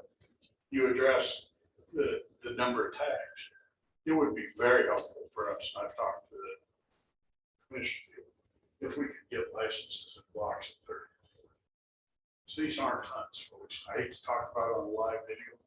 These are management numbers. And you inadequate kill numbers. So we turned our field over to Game and Fish for the last 2 years prior to this year. And they were unable to get adequate kills off the field. It's an 800-acre parcel and next to the national park. They all in the park. So really the hunts need to be back to your long range rifles, silencers on the haystack, and you truly need to use it for herd reduction if that's what the wildlife people want to do. Our ranch is willing to say, look, we'll take it either way, but you can't break me in the meantime. By the way, we don't want one. Never have. I want hay to live. We run our fields to produce feed for my cows. And I really don't need to find out in paper that they paid me $58,000. I want hay. We're not in the business of cash cows. We're in the business to feed our cows. And that's really crux of part of what we do here is how do you work hand in hand with private landowners to enhance game management and what we have, because that's where the real work comes. Landowners, game fish, and sports all go down the road hand in hand, and they all feel like they came out something beneficial. Hunters, better game, more game. Ranchers have game and still have the ability to make a living. Game and fish have the ability to run their agency efficiently without major damage claims. And there's ways to trade claims off. Sometimes you tolerate, once again, back to us. We tolerate our 400 irrigated acres. We tell these fish, we tolerate up to about 500. Run it, that's true, nothing like that. When we get over 500, we no longer produce. Right now, today, we've got cages out for damage. The deer are keeping ahead of the hay production right now. Our hay from now till frost will stay at half a ton of hay. They literally eat it off the cages. You can see it a quarter mile away now. It's a foot tall. That's real loss, folks. On $300 hay, it's scary what the costs are. And by the way, we're still running sprinklers. It's not like we're shutting off the wet. We're down there still feeding the deer. Without it, those deer are going to disappear. A huge part of them are going to lose body condition and die. And maybe that's natural. That's the fact. My place isn't alone. When you go into nearly all of these irrigated corridors, Sheridan, across the state, they're loaded with white-tailed deer, and they become a problem in the fall. So that's something I hope that this task force deals with is, one, do you want the deer there? Do you want those numbers? If you don't, help us control it. If you do, figure out how to come up with a symbiotic relationship so we're all happy. So Ogden, from that, and thank you for sharing that, this is where those personal stories and those personal experiences are so important. I added those population numbers can be huge and really problematic. We're not just talking about a couple critters, but like giant herds. And that ranchers have to feed their livestock. You're not looking for handouts. It's just a pragmatic thing. How do I keep my livestock fed? We'll take a loss. Right. I wrote too that the damage varies year to year, that 1 year, with drought in particular, animals might be especially driven to those irrigated lands. And that I love the way you said this, game tolerance increases with your ability to make a living. And so if this is really being challenged with drought, economic conditions, all the other things, your tolerance for game goes down because you just can't afford it. I can't afford it. And with that, there's still that love of the animals. But when it's getting in the way of your ability to sustain and hold your ranch together, how impactful that is. Thank you. So, pile on just a tiny bit. Elk are a huge problem in eastern Wyoming. We heard damage claims when I was on the commission with Pete, where a guy who'd never seen an elk on his place in like Newcastle or Upton or something like that, Game and Fish was going out there and counting 1,200 elk on his center pivot. Alfalfa center pivot on any given night. So part of it is game management. I mean, it's not just white-tailed deer, I guess. Elk are worse. That's, newsflash. They tear down the fences. Coming soon, there's going to be elk hunting on every acre in Wyoming. The elk herds are on the move. 30 years ago, we had no elk near me. They're killing in the hundreds there now. We got elk routinely go across our ranch. Back to Newcastle. Elk showed up this spring, literally cleaned out 3 or 4 landowners. Passions ahead of the cattle getting ready to go to the mountains. They literally just went pasture, put the fences down Dave Mountain. They called me, these herds are monsters. I think favorite animal is mule deer, and I think we have elk out and feed mule deer every day. It's a huge part of our mule deer. So, like you say, it's all symbiotic, it's all tied together. We need to do something about elk. That's more of a management problem. It's a tricky one where we need to be reminded of staying in our lane of the policy decisions, but the consideration of the overall management and herd size is worth considering that. I think one of the issues is where do you get the money to use this? Yeah, for sure. Let's keep laying out the story because I can tell we're starting to itch into solutions but let's make sure we're on the same page with the story. I have here some landowners allow access for hunting, some at a cost and some for free. For others, it isn't worth the hassle. And thinking about bad hunter behavior and the logistics of it all, that just isn't worthwhile for some landowners, while it is for some. I've got a suggestion for that. Hold on to the access solutions side. for now. Let's wrap our heads around the landscape of the problem. Connecting landowners and hunters is tricky. I'm thinking about Rusty fielding calls, and people say like, I've got a tag and know where to hunt, like, can you connect me with the landowner, right? The logistics of that is tricky. I have access, yes, helps. That is a tool to try to connect those folks. And so that's another one that we could look at, what exists and what improvements might be made for that. Some landowners depend on access or trespass fees. I put trespassing quotes because they're paying for it as an agreement. It's not actually trespassing anymore, but not access fee. Landowners with 160 acres and 2,000 animal use days are eligible for landowner tags. Those are intended as a gesture to acknowledge the burden. So it's not like this makes up for it, but it's a way to kind of acknowledge the burden that they shoulder, recognizing some landowners have a greater burden than others, and this is not tied to acreage or damage. Landowner tags are sometimes abused. Parcels are subdivided to maximize the tags, right? And there's unintended consequences of that, of disrupting or breaking up habitat. Illegal trespass is a pain and a problem for landowners. And then these are the last two from August. Anything else that we need to add to the story? Yeah. Put down Al's suggestion. Where do we get the money? Yeah, that's an Yeah. issue. So the part of the story is there are limited funds to pay for remedies. Yeah. Yeah, the issue is where do you find the money to solve these problems? Well, it's out there. So I think you're a couple. Some of it's not money involved, it's trade-offs on what you get. So that, access to licenses potentially. Right, it's, yeah, true. So that's non-monetary ones. Part of it's just flat management, flexibility. Truth is, if you want to deal with, in particular, damage problems, but in some areas, access. It just requires sit down with the landowners and have flexibility on how you do it. If you only go down the path of providing landowners tags to sell, then you market people out of ever being able to hunt in that area that aren't rich.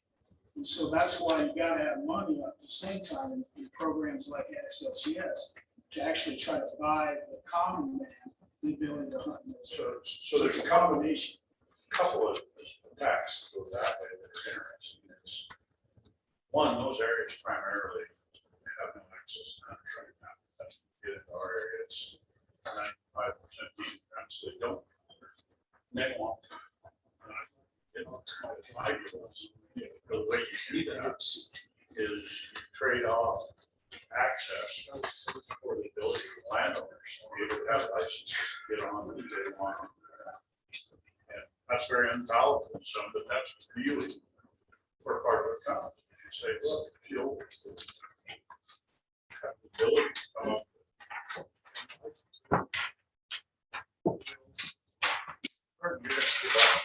licenses under the same terms for a draw for a resident. And that's unpalatable tech to some people, but it's better than no access. And the truth is, these large encumbered landowners are getting bigger, not smaller. We've got massive amounts of 100, 200,000 acre ranches that have no access. So I've got a suggestion maybe, because this, we can recreate a lot of wheels with this discussion. Would it be something that the committee would like to see is, I mean, we're not the only state that's grappling with this issue. Almost every Western state has some type of program. Where's the money? How do you get the access? Would it be helpful to go through and see what all those other programs look at from Oregon to Arizona, and see because we're gonna recreate a lot of wheels here. I think there's at least get us focused on what's out there and what's working. Is that something that we'd like to do at the next meeting? So the question is, what other states and programs might we learn from? And I do that with all access across the board. We've got our own, there's other access. Well, it's access and it's landowner compensation. So how do they do these and relative to depredation and predation issues? I just think there might be some nuggets out there that we can pull out versus trying to recreate. And that addresses Representative Summers to some degree as well. So when you go into some of those trade-offs, almost all of them, 100%, you no longer qualify for any damage. If you're collecting 100,000 a year in damages, the trade-off is you're not collecting damages. And I think most places that have non-predatory damages, okay, bears, wolves, but non-predatory flexibility will make a lot of that go away. And I think that fair duty. I have a still expense. Didn't say big fish. It's a 100-acre circle. They pick for the fencing on it. I put it in. You know, we've not had a problem on it since we've done it. It's been 25 years. That part of my ranch, deer used to go between my 2 irrigated acres through the park. That side has no problems. So Good to hear those success stories. they are, they work with us. I'm telling you, I will tell you, I'm not here to bash the game of fish. They've done everything. We've tried to be good. We turned our entire irrigated area the last 2 years up till last year has been managed by the game of fish. We get caught. We get killed. So you're not giving us some tools. And that's part of what I'm here now is I'd like to start doing deer next week. I know somebody can help you. It's green and it's growing. We can literally harvest deer right now. Right. November, I think. Right, yeah. With the interest in time, we've got some information needs, including this about can we learn from other states. Go ahead. Just on the access side of things, I have a question for landowners. And I don't even know how this would be feasible or implemented, but like a model hunter or mentor hunter or some type of master hunter certification that residents could either apply for or earn that would put them on a short list that landowners could look at. So instead of me walking to Ogden's door and he not knowing me from the man on the moon, and I'd like to hunt on your place, I can show you on the Wyoming Game and Fish website that I'm a master hunter because I've taught hunter education for the last 5 years. Right? I've been in a mentor hunter program. I've got a clean record criminally and game and fish wise, volunteer X amount of hours. I think that's good. We kind of have, we've got probably 40 hunters that have been coming in for 12 years, still hunters now. But we just started, we have guys right to that. But you vetted them over that time frame. Yeah. What I'm saying is this does. You know, we know they're not going to drive on the fields. We know they're not going to shoot things up. I know they're not out doing what they're not supposed to. And those guys, they come in 5 tags beast. Why didn't you let me? You shot the horn. Other landowner perspectives on, put something like this as kind of a vetting program, would that be something to boost the level of confidence and thus increase access? Tony, do you want to? Well, I'm just, and it kind of goes along with that as well, but, you know, part of the story is, you know, in times past, when you go back, when I was a young person, you know, most of the ranches were working ranches where those landowners, they really needed that forage, they needed their fences intact, they needed that help. There are a lot of ranches now in our area that are, again, private property that are either non-resident owners or they are really not concerned about their working ranch. If they lose some cows or they lose some forage or what, it doesn't really bother them. They purchased that ranch to have that hunting privilege for themselves. And again, with the residents and with the working ranches, you know, years past, geez, you helped them gather cows in the fall. You helped them brand in the spring. You helped them feed cake or hay in the wintertime. You know, you offered to help and do those things. And my family did that for years, and I still hunt on the same place because they know. But today, they don't need help branding. They don't need help gathering cows. They don't need help feeding in the winter. They don't want your help. They don't ask for it. They don't expect it. So the whole process in some of these ranches is not the way that it used to be, and they don't care if they're losing forage or I mean, that's not their big thing. They bought that place to control, Have a second home, The have a hunting- hunting license. to have control the hunting for their friends or their, Right. their people that they bring on there. And they do get compensation. Certainly they get a lot of money. They Yeah. probably get a hell of a lot more money for that than they do if they were trying to sell a cow or a ton of hay. Yeah, so I want to acknowledge that not all landowners are the same, right? And there's this turnover from Yeah, you get- multi-generational ranches The to guys are now. out there scratching, trying to Right. make a living. Right. That's important. I mean, they really need that help. Right, and so the relationships that happen when you're a part of the community is different than you're an amenity rancher or absentee, out of state, second home or whatever it is. And that unravels those relationships more too. They don't have the same motivation. And I think over the long haul, we are seeing a shift to more amenity buyers. And what this has the potential to do is to keep more family ranches and family ranching. And then you don't get the amenity buyer that creates a sanctuary and it just creates problems for other people and you never get to hunt anyway. I mean, there are people buying up these places hand over fist. And the longer you can keep kind of the old style rancher on the landscape with some incentives that includes incentives for hunters, the better off you're going to be in the long run because you're going to lose acres. You're starting to lose acres. Rapidly. So the consequence to the precarious state of ranching is if these family ranches go out of business, the consequences for wildlife and what happens to that land and hunter access is only going to be worse or down.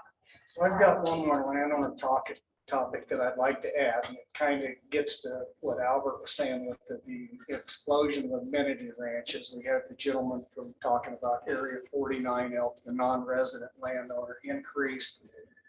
The data that Jennifer presented shows we had a 13% increase in 4 years in non-resident landowners, but just at some point in time, I think this is the right place to discuss this, we have limited quota for resident hunters and non-resident hunters, and the way the draw works now, we set a quota, and those resident tag, or those landowner tags come right off the top. And I think, and some of the other states are already doing this, they cap those number of landowner tags. And so, especially when you get into these really hard to draw units that are high quality, high demand, and you run into a situation because of the amenity buyers that are coming in here, you just restricted the number of people that are going to hunt. And some of these units, and I think at 124 in my area, at 58 elk up in Park County area, there's 35 permits or 25 permits. There's enough eligible landowners to gobble up the whole bunch. All the tags, because those come right off of that quote. And so what some of the states have done to address this is they just cap the number of landowner tags on those units. And so whether it's 50% public land, they say only 50% of the landowners. And then what they do is they put them on a strict rotation basis based on a pure preference system, that if there's 10 landowner tags, but there's 20 eligible landowners, every other year you're going to get one. But I think this is an issue that I guess really wasn't on my radar screen that much, but based on looking at the data, the increase in amenity buyers. I mean, I looked at a place just, on Crooks Gap, and it's advertised right off, guaranteed landowner elk tags, guaranteed antelope tags, guaranteed deer tags, $2.1 million for 560 acres, and I think it sold in about 4 days, and it wasn't to run cattle on. And this is increasing, so I think we need to look at capping those in some instances. There's already a game and fish rule. I mean, record that there's less than 100 licenses or something like that, can you still get a landowner license? Yep. Oh, yeah. Yep. Rick, did you hear that question? There's no quota right now or cap on landowner licenses. They go into the draw first. Those are all issued and whatever's left of the quota goes to the rest of the draw. We see what other states are doing.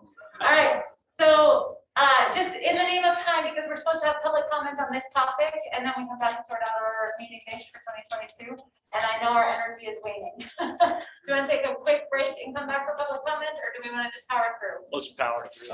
Power through? All right, so take care of yourself. If you need to stand, or, sneak out, use the restroom or something, do so, and just be mindful of giving the public as full of our attention as we have at this point in the day. So I know that, Jim, I think you had signed up to speak on this topic. I'm not meaning to call you out, but I know I've heard your name 3 times now. All right, perfect.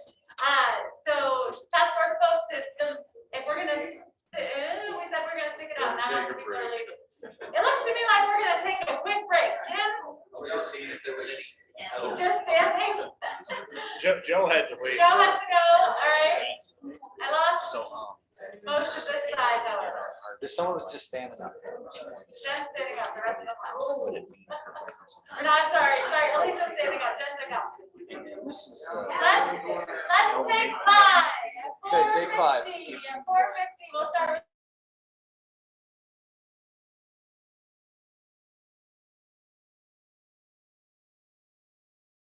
Folks are coming back. I love a group that says, can we power through? You need a break? No, power through, and half the group leaves. Quick break, yeah, and only half the group is coming back. Can we wrangle folks from the hallway? It's like herding chickens. I tell you what, herding chickens, I usually say herding cats, but. Jamie wanted to make a point of clarification on some of our previous recommendations. So I'm gonna give her the floor for that, and then we'll move into public comment. I just wanted to say I had misspoke earlier when I talked about our vote in TRW on the 90-10. It was a voice vote. It was not a roll call vote. So it was just show of hands. So majority rule. So I just wanted to clarify that. All right, thank you for the clarification, Jamie. All right, public comment on issue 3, landowner issues. Jim McGavin, I know you were on the list. We have this fancy lectern now for folks to stand at. Do we have other folks who signed up on this one? Oh yeah, and there's one more step. This is the agility test. You didn't know there was an agility test for this thing. I got out of this by falling down the bottom of my face there. That's true, it's true. Well, thank you, and I appreciate the opportunity to address the committee again on particularly this important topic of the relationship with landowners. And I think I'll be brief, but I kind of want to set the stage a little bit for this discussion. I believe it's in line with some of the comments I've heard here earlier. As I look back when some of these programs were created, obviously the damage programs, the compensation programs there, the landowner licenses, the concept behind that was to give landowners something because they've been harmed. The wildlife were eating the forage, or landowner licenses, or they got into my hayfield or my haystack. So compensation for some harm that's that. The culture and climate of ranching has changed a lot, and a lot of my focus, I see as important, is to the extent that we can influence it, avoid these ranches all going to out-of-state interests who just have a playground, and keep viable ranching. And for us in ranching, that means looking at a much broader array of what we do with our ranch than what we historically did just raising cows. I like to think of ranchers who say, I don't sell cows, I sell grass. The cow is just the instrument to harvest that grass. Well, that's kind of true with the wildlife. The wildlife is another instrument to harvest the forage off of my ranch. And with that in mind, I hope we kind of look at this issue in a broad sense from the perspective of how can we help a landowner to embrace raising healthy wildlife populations on their land and allowing the hunting of those populations, because it's a positive contribution to the integrity of that ranching operation, rather than looking at it as we have to bribe them because it's a nuisance and it's bad to have these wildlife out there. And I think that today our ranchers have to look at numerous sources of revenue to make the ranch viable. It's not just selling the cow or the sheep. We're looking at carbon sequestration payments. We're looking at recreational opportunities, ecotourism, you name it.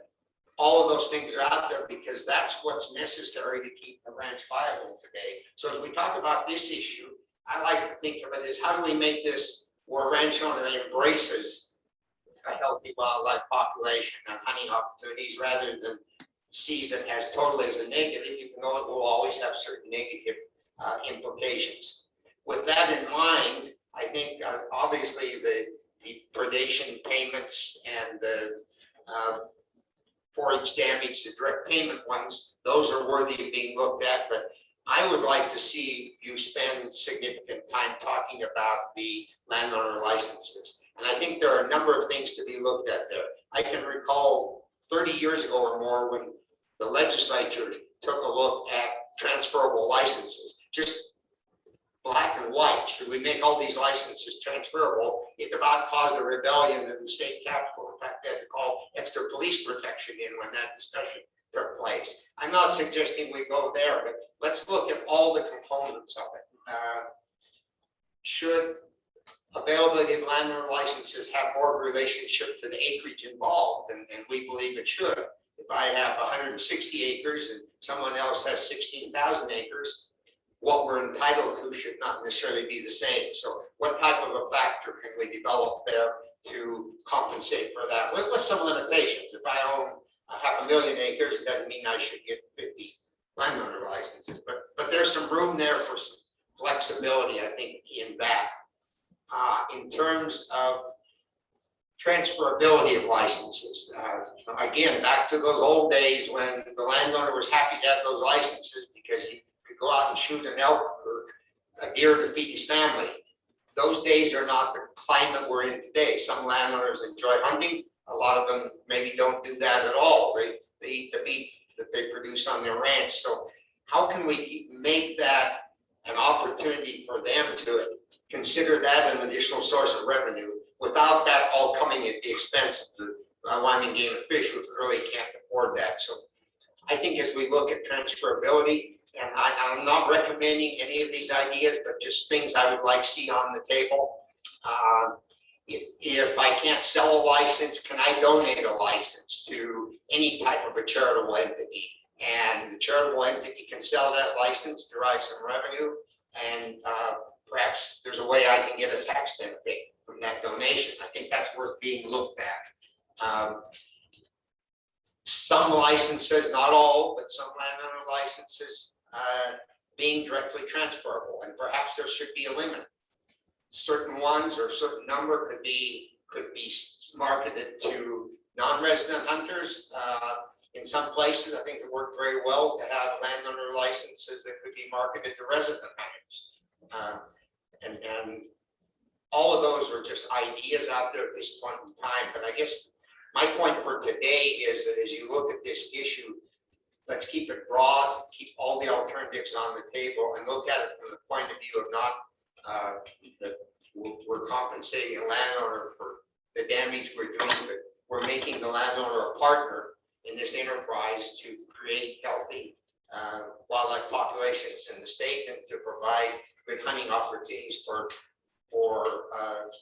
our sportsmen, both resident and non-resident in the state. With that, I would just, if there are any questions, would be happy to address them. Otherwise, I know it's late in the day and there'll be more opportunities to discuss this. Any questions for Jim? Okay.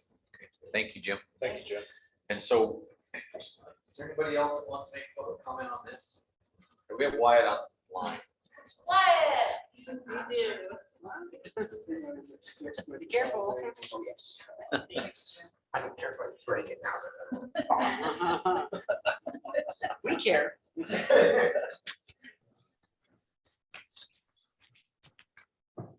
I'm back again. Can you hear me? Yeah, it's a little wonky. Go ahead, say something again.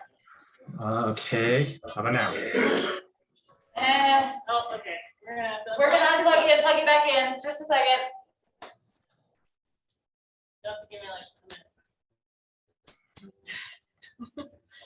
It's so weird that sometimes the speaker works just fine and then other time I go. I feel like it gets tired. But it'll take a second to read this to the. Sorry. Let's go ahead and try it again, Wyatt, if you can hear us. How about now? I can hear you. Yeah, we're good. Thanks, Wyatt. Okay. Okay. I realized, and it's been said, that private landowners are raising the wildlife that belongs to the public. And depending on their lifestyle, this may be at an expense to their business operations. Is that appropriate rationale for them to be entitled to a coveted tag?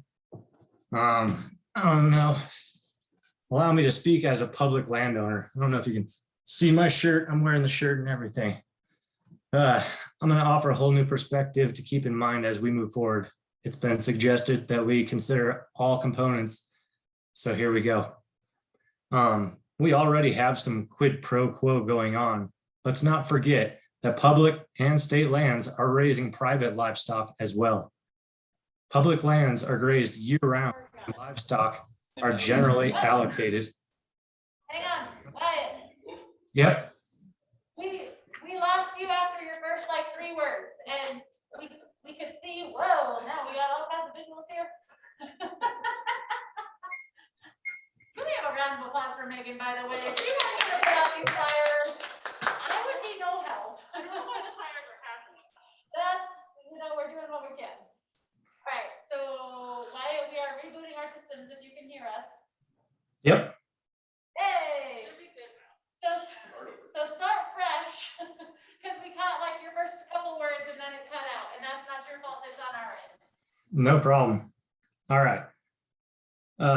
I realize, and it's been said, that private landowners are raising the wildlife that belongs to the public, and depending on their lifestyle, this may be at an expense to their business operations. Is that appropriate rationale for them to be entitled to a coveted game tag? Allow me to speak as a public landowner, which is why I stood up. I was wearing my shirt, not the public landowner shirt, but I'm going to offer a whole new perspective to keep in mind as we move forward. It's been suggested that we consider all components, so here we go. We already have some quid pro quo going on. Let's not forget that public and state lands are raising private livestock as well. Public lands are grazed year-round, and livestock are generally allocated 50% of a current year's forage production. If more preferred forage is left on public lands, maybe less wildlife would be on private lands. Fences that impede migrations and or kill our wildlife are constructed on public lands for livestock operations. I'll say that the grazing fee on public land is $1.35 to host the equivalent of a 1,000-pound cow and her unweaned calf, or 5 sheep for an entire month. So there is some nominal compensation to the federal government on public lands. In many areas of the state, private landowners or guide services associated with them have exclusive access to landlocked public lands for hunting too. So our public lands are raising their livestock and the wildlife for them to hunt and make money on. Landowners may be losing money by having the public's wildlife on their land, but landowners are making money by having their livestock take forage off public lands. And I say landowners, not ranchers, because in order to have a grazing lease on public lands, a person must own a base property. So they must be a landowner in order to have that grazing lease or sublease or however that may fall. But I realize that not all ranchers have a federal grazing lease, but according to a local news article, half of the cattle operations in the state use a federal lease in their operation. That's not to mention the leases on state lands. It may be that not every rancher has that benefit. I'll say we as public landowners feel your pain, as public lands feed animals owned by someone else too, even though our public lands are often the less productive lands, hence the reason they were not homesteaded and deeded in the first place. Also, for those that are familiar with an ecological site description and state and transition models for rangelands, they suggest that many of our public lands are in a degraded state. But those degraded states likely don't support the number of wildlife that they should. State and transition models suggest that improper use of rangelands may be the reason for a site to have moved to a degraded state? Why can't we just call fair and say compensation is already happening for private landowners? Personally, I do think we should give landowners tags, but let's give them tags that help them manage the herds and manage damage to the property, which are antlerless tags. More tags for more acres may even be fine for antlerless tags, in my opinion. Why incentivize landowners being good stewards of public wildlife if the public doesn't have any access to that wildlife? If landowners get a guaranteed coveted tag, the public is less likely to have access to that wildlife. I've spoken with Wyoming Game and Fish Department employees who have said landowner tags represent one of the most significant impediments when it comes to establishing public access and adequate game management. In reality, there aren't many landowners with a guaranteed tag in their pocket that look at trophy game animals in their pasture and think that every citizen should have equal ownership of that animal. Yes, wildlife moves from private to public, giving the public access to those game. But I'd guess during hunting season, the greater movement is from public to private lands. Providing both wildlife habitat and public access is what needs to be incentivized. And programs like Access Yes are perfect for that. Landowners get a monetary benefit and public hunters as a resource to help manage their wildlife. The landowner that deserves the tags are the ones least likely to accept them, probably. If we can't agree to completely do away with giving out highly coveted tags, I propose that those tags only be offered to Wyoming Game and Fish Department Landowner of the Year recipients. Those individuals that work with the department for habitat improvements and public access.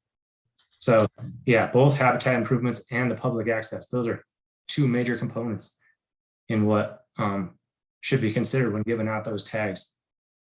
Landowners, those landowners of the year, they're model citizens for fair opportunity, conservation, ethical use, and stewardship of our public wildlife. There's potential for one landowner of the year selected for each game and fish region, so a maximum of 8 landowners per year statewide. Though there would be no guarantees a region has someone that meets the criteria for those coveted antler tags. For the rest of the landowners, in reading state regulation, chapter 44, section 9, and Wyoming statute 23-1-302, section H, there is no clear indication that landowners are entitled to the type 1, 2, or 9 tags. It just states that they may apply for and receive full price tags. They could be issued full price antlerless tags, so long as they're not subject to the competitive public issuance process for those tags. Though the regulations should be updated to specifically exclude tags for bucks and bulls, in my opinion. According to the state statute, the issuance of licenses should serve to promote wildlife management objectives, but giving out buck tags and bull tags in reality serves as a hindrance. Cow-calf and doe fawn tags are a better herd or property damage management tool, and they're drastically less likely to be abused. Speaking to the perception of fairness, we currently have a publicly owned resource that's in high demand. Opportunity is limited, but only for the non-landowning majority of the public. Since 2008, resident landowner license issuance has increased 61% for pronghorn, 41% for deer, and 19% for elk. That's according to the landowner slide that you guys provided for the task force stuff. So it goes through 2009 or 2020. There's been a 43% increase in elk issuance for non-resident landowners, even higher in 2021 as was presented today. Are we seeing a 60% increase in habitat maintenance and wildlife management effectiveness associated with these increases? Or are we seeing a 60% increase consistent with increased abuse of the tag system? please recommend changes be made. I think tweaking the acreage requirement or criteria for receiving bull and buck tags is, using an analogy from last meeting, putting a new muffler on a lemon car. This vehicle is broken. Let's completely switch to antlerless landowner tags and satisfy the intent of the state statute. Those be my comments. I sure appreciate you guys' time, and I will definitely take some questions if you have them. Yep, Senator Hicks. Yeah, Wyatt, I've got a question for you. You kind of honed in on the, the high demand, the limited opportunity, but I would be curious as your view associated with commissioners' tags and governors' tags that they all go into those high demand, limited opportunity areas. They don't own any land. They don't support anything. They take those opportunities away from both resident and non-residents. But I'm just curious as your thoughts as to what we ought to do with those tags being marketed, because to a certain degree they're marketed to the exact same clientele, so that you're saying that we shouldn't be marketing some of these landowner opportunities too. So just what do you think we ought to do with those tags, particularly when they go out to organizations that have nothing to do with wildlife, and even some of the wildlife organizations that get those just use those for a percentage of it or a lot of it for administration, personnel, infrastructure, fixed cost, electricity bills and all that stuff. What do you think we ought to do with the commissioners and governors tags? You know, compared to the amount of non-resident tags that are given out, I don't think they're nearly as significant, so not as big of an issue. We could impose more limitations on those as to where they go and what that money is used for.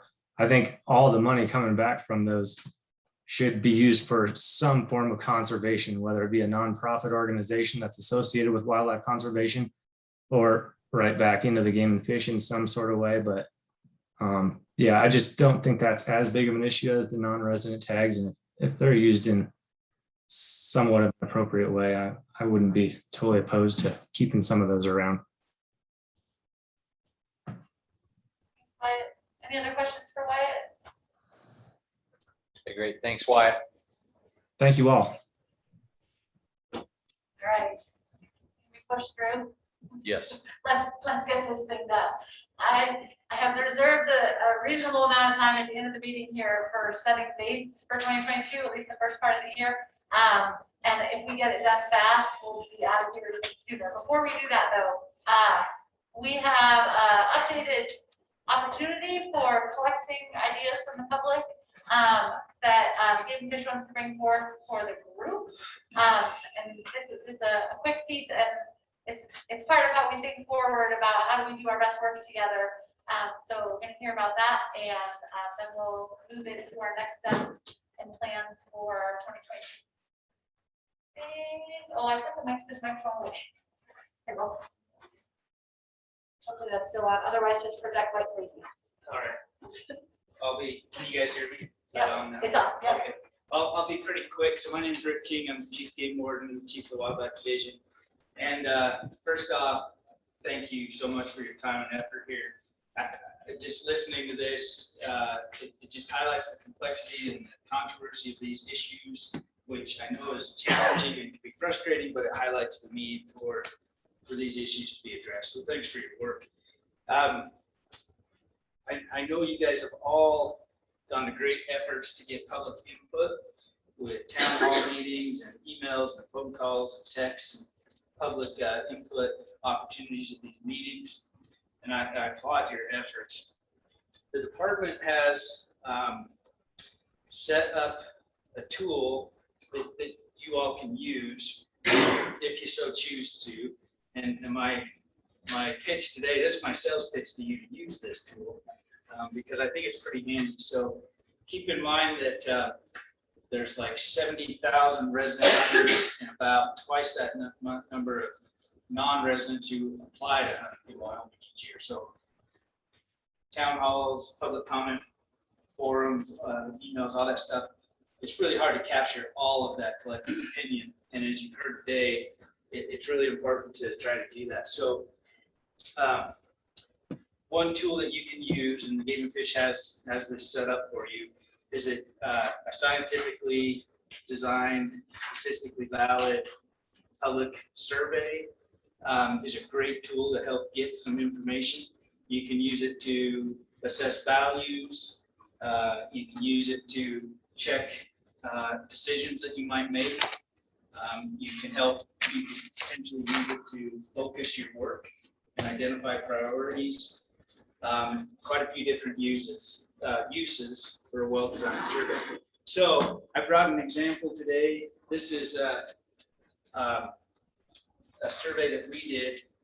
So what we have in place for you is the Wyoming Survey and Analysis Center at the University of Wyoming is a great partner for us to work with to run surveys like this. We used them in 2018 for our hunting technology survey, which the hunting technology topic came up multiple times today. And so what we did was we did some internal work that kind of brought up a bunch of issues. We talked to the commission about it, and then we went out and assessed public opinions. And then from there, we came back to the commission, ultimately had some recommendations that were brought forward to the legislature, and then in turn put into commission regulation.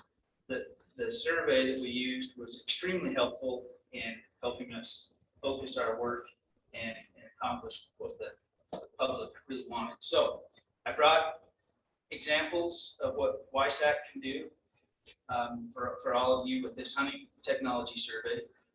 And you have the department, thanks to the commission's budgeting, we've got the ability to run probably about 2 of these surveys for you. So when you're ready, it's a tool that we can put into place. And I'll pass these around. You can look at these as an example of the work they can do. We're willing to help you formulate questions. The YSAC folks are really good in terms of you don't have to worry about the sampling design. They'll help design the questions so that they're not leading or misleading, et cetera, et cetera. So, and then just as a teaser, some of the choose your weapon stuff, within the first maybe 10 pages of this report, there's some pretty interesting stuff in the survey related to that. So that's just a teaser to get you over. Anyway, with that, Do you have copies that everyone's gonna be able to take one with them, or is it just like pass it around and Nope, speak now? I've got copies for all the task force. Perfect. Thanks. Thanks, Rick. Okay, thanks, Rick. Any questions? So you all will be able to look at this. Any questions from the get-go in terms of capabilities, limitations, understanding how you might use a tool like this? Sounds like there's budget to run something maybe twice. Two larger surveys and then potentially 1 to 2 smaller surveys. Okay. Any other questions about it? Rick, what's the time? If we had $1 million survey for you today, and ask you what time frame would we have result? So in this particular case, we left this survey open for 60 days. We could leave it open for a shorter amount of time. We're probably looking at about, from the time we finalize your list of questions, roughly 60 days-ish to get it all done, maybe up to 90 days. How many questions are those surveys generally written? Is there a standard there? No, they can be small or they can be large. Of course, a smaller survey we can push out and get done quicker. A little larger survey, it'd take a little bit more time. I think this one had about 40 or 50 questions, and that's probably like a mid-size survey. How do they determine the demographic that it's going to? So we gave them our licensee information, and from that they conducted a random draw.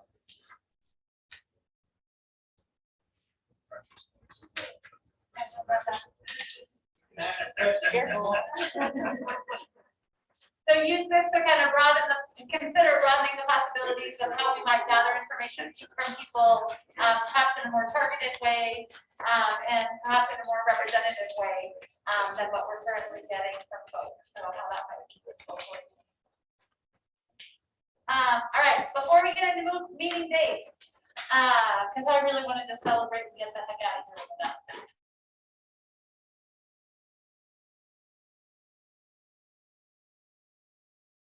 Provision for sheep and moose. So we've got the winner of the straw poll so far as kind of our lead horse, but we want to collect some public feedback on that with the hope of coming prepared to make a vote or recommendation if we can on sheet moves point stuff.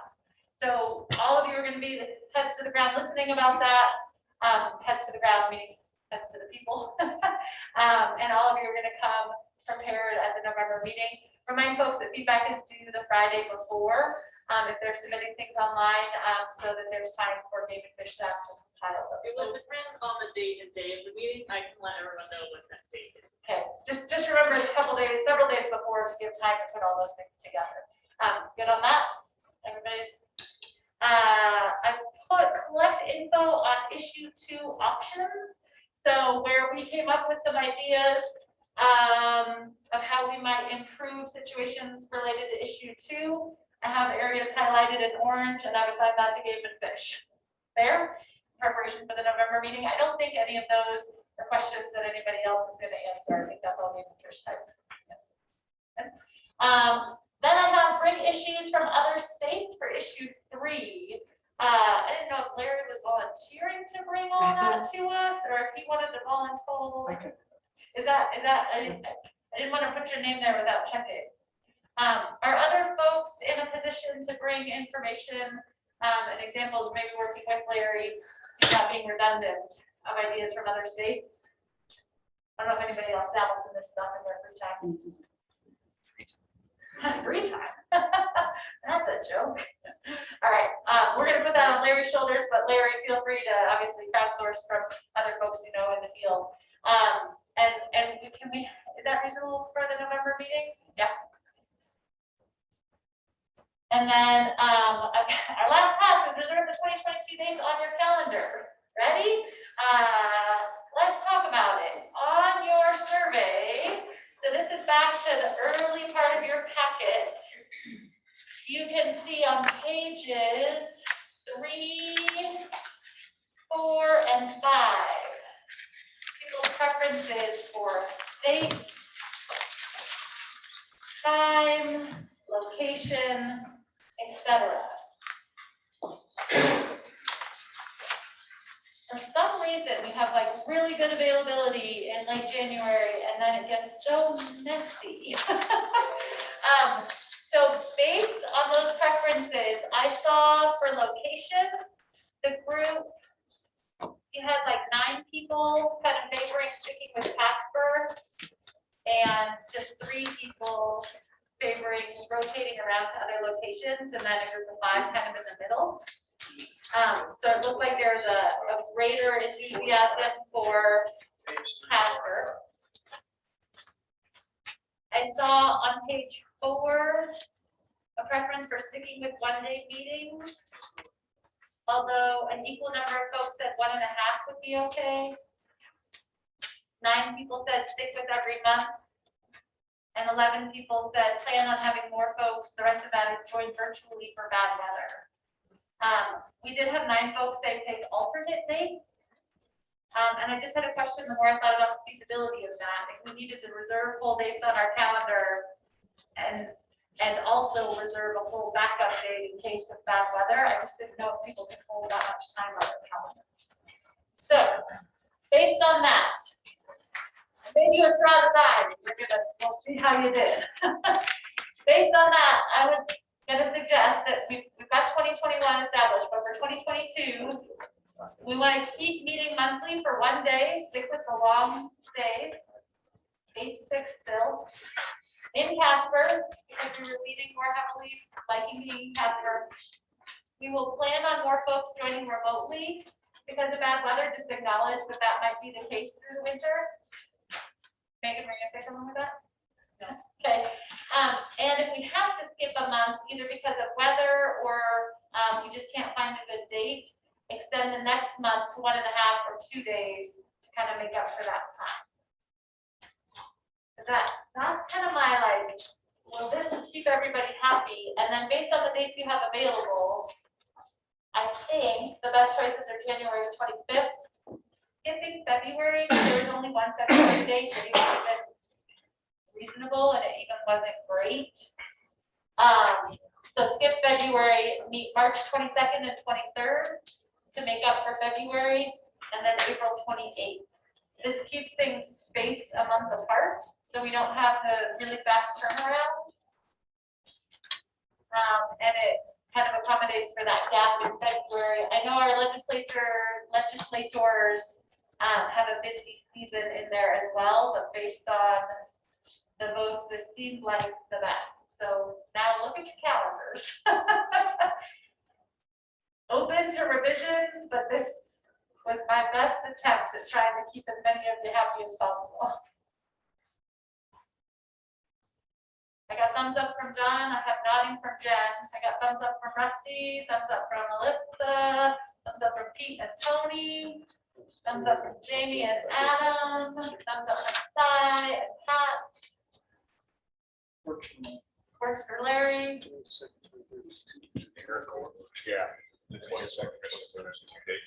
22nd and 23rd, yeah, so do we want to plan on this being 2 days?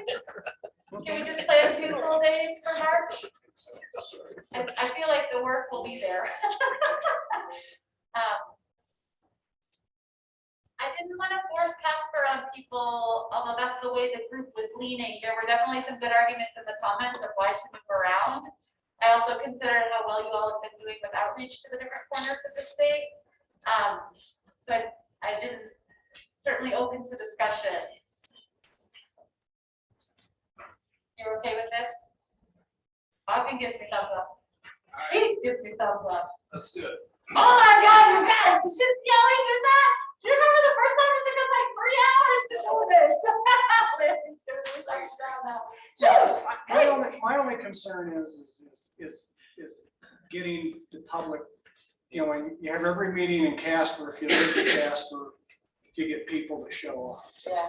Somebody can't drive here from the other corners of the state, that they may, if it's an hour drive, come to someplace. I just worry about lack of, to me, it's worrisome when we don't provide every opportunity to other people around the state that want to actually come and physically participate. And maybe given the level of participation we've had, that's an issue. I just wonder if we had someplace like Rock Springs, if there would be more people would show up, or if we had one up in Gillette, if more people in the northeast corner would show up or not. Just that's my concern. Yeah, fair concern. I'm open to whatever. I put it on my calendar. I'm gonna be wherever we decide. I don't care. Legislature never moves out of Cheyenne.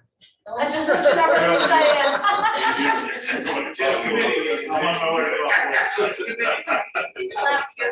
See, we have this thing in the Constitution that says the legislature will meet at the seat of government. We can Wildlife divide our Taskforce is seat. not in the Constitution of the state of Wyoming.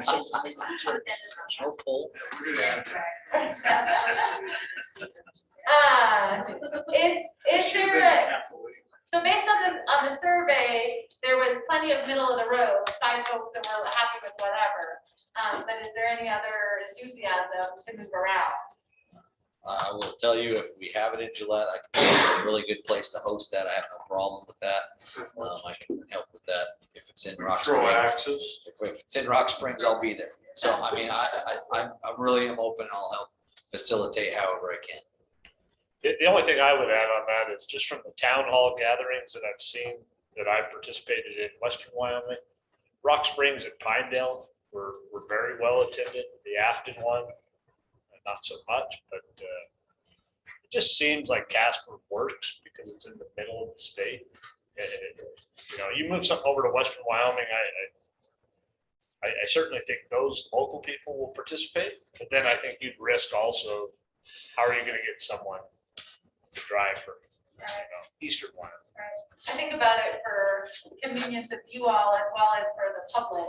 And for both of them, you're splitting the difference for everybody. Yeah, Well, some people are like, we're home. And for the others, you're advantaging and then disadvantaging. Right. It's just a teeter totter. Well, we've kind of set a precedence. I think it's probably consistent to keep it. Right. Megan, you had a comment, you were pointing to the computer.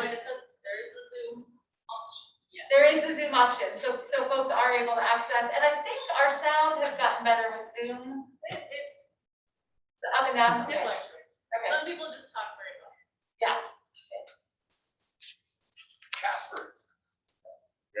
It's in the center of the state. A lot of Riverton's in the center, Casper's not.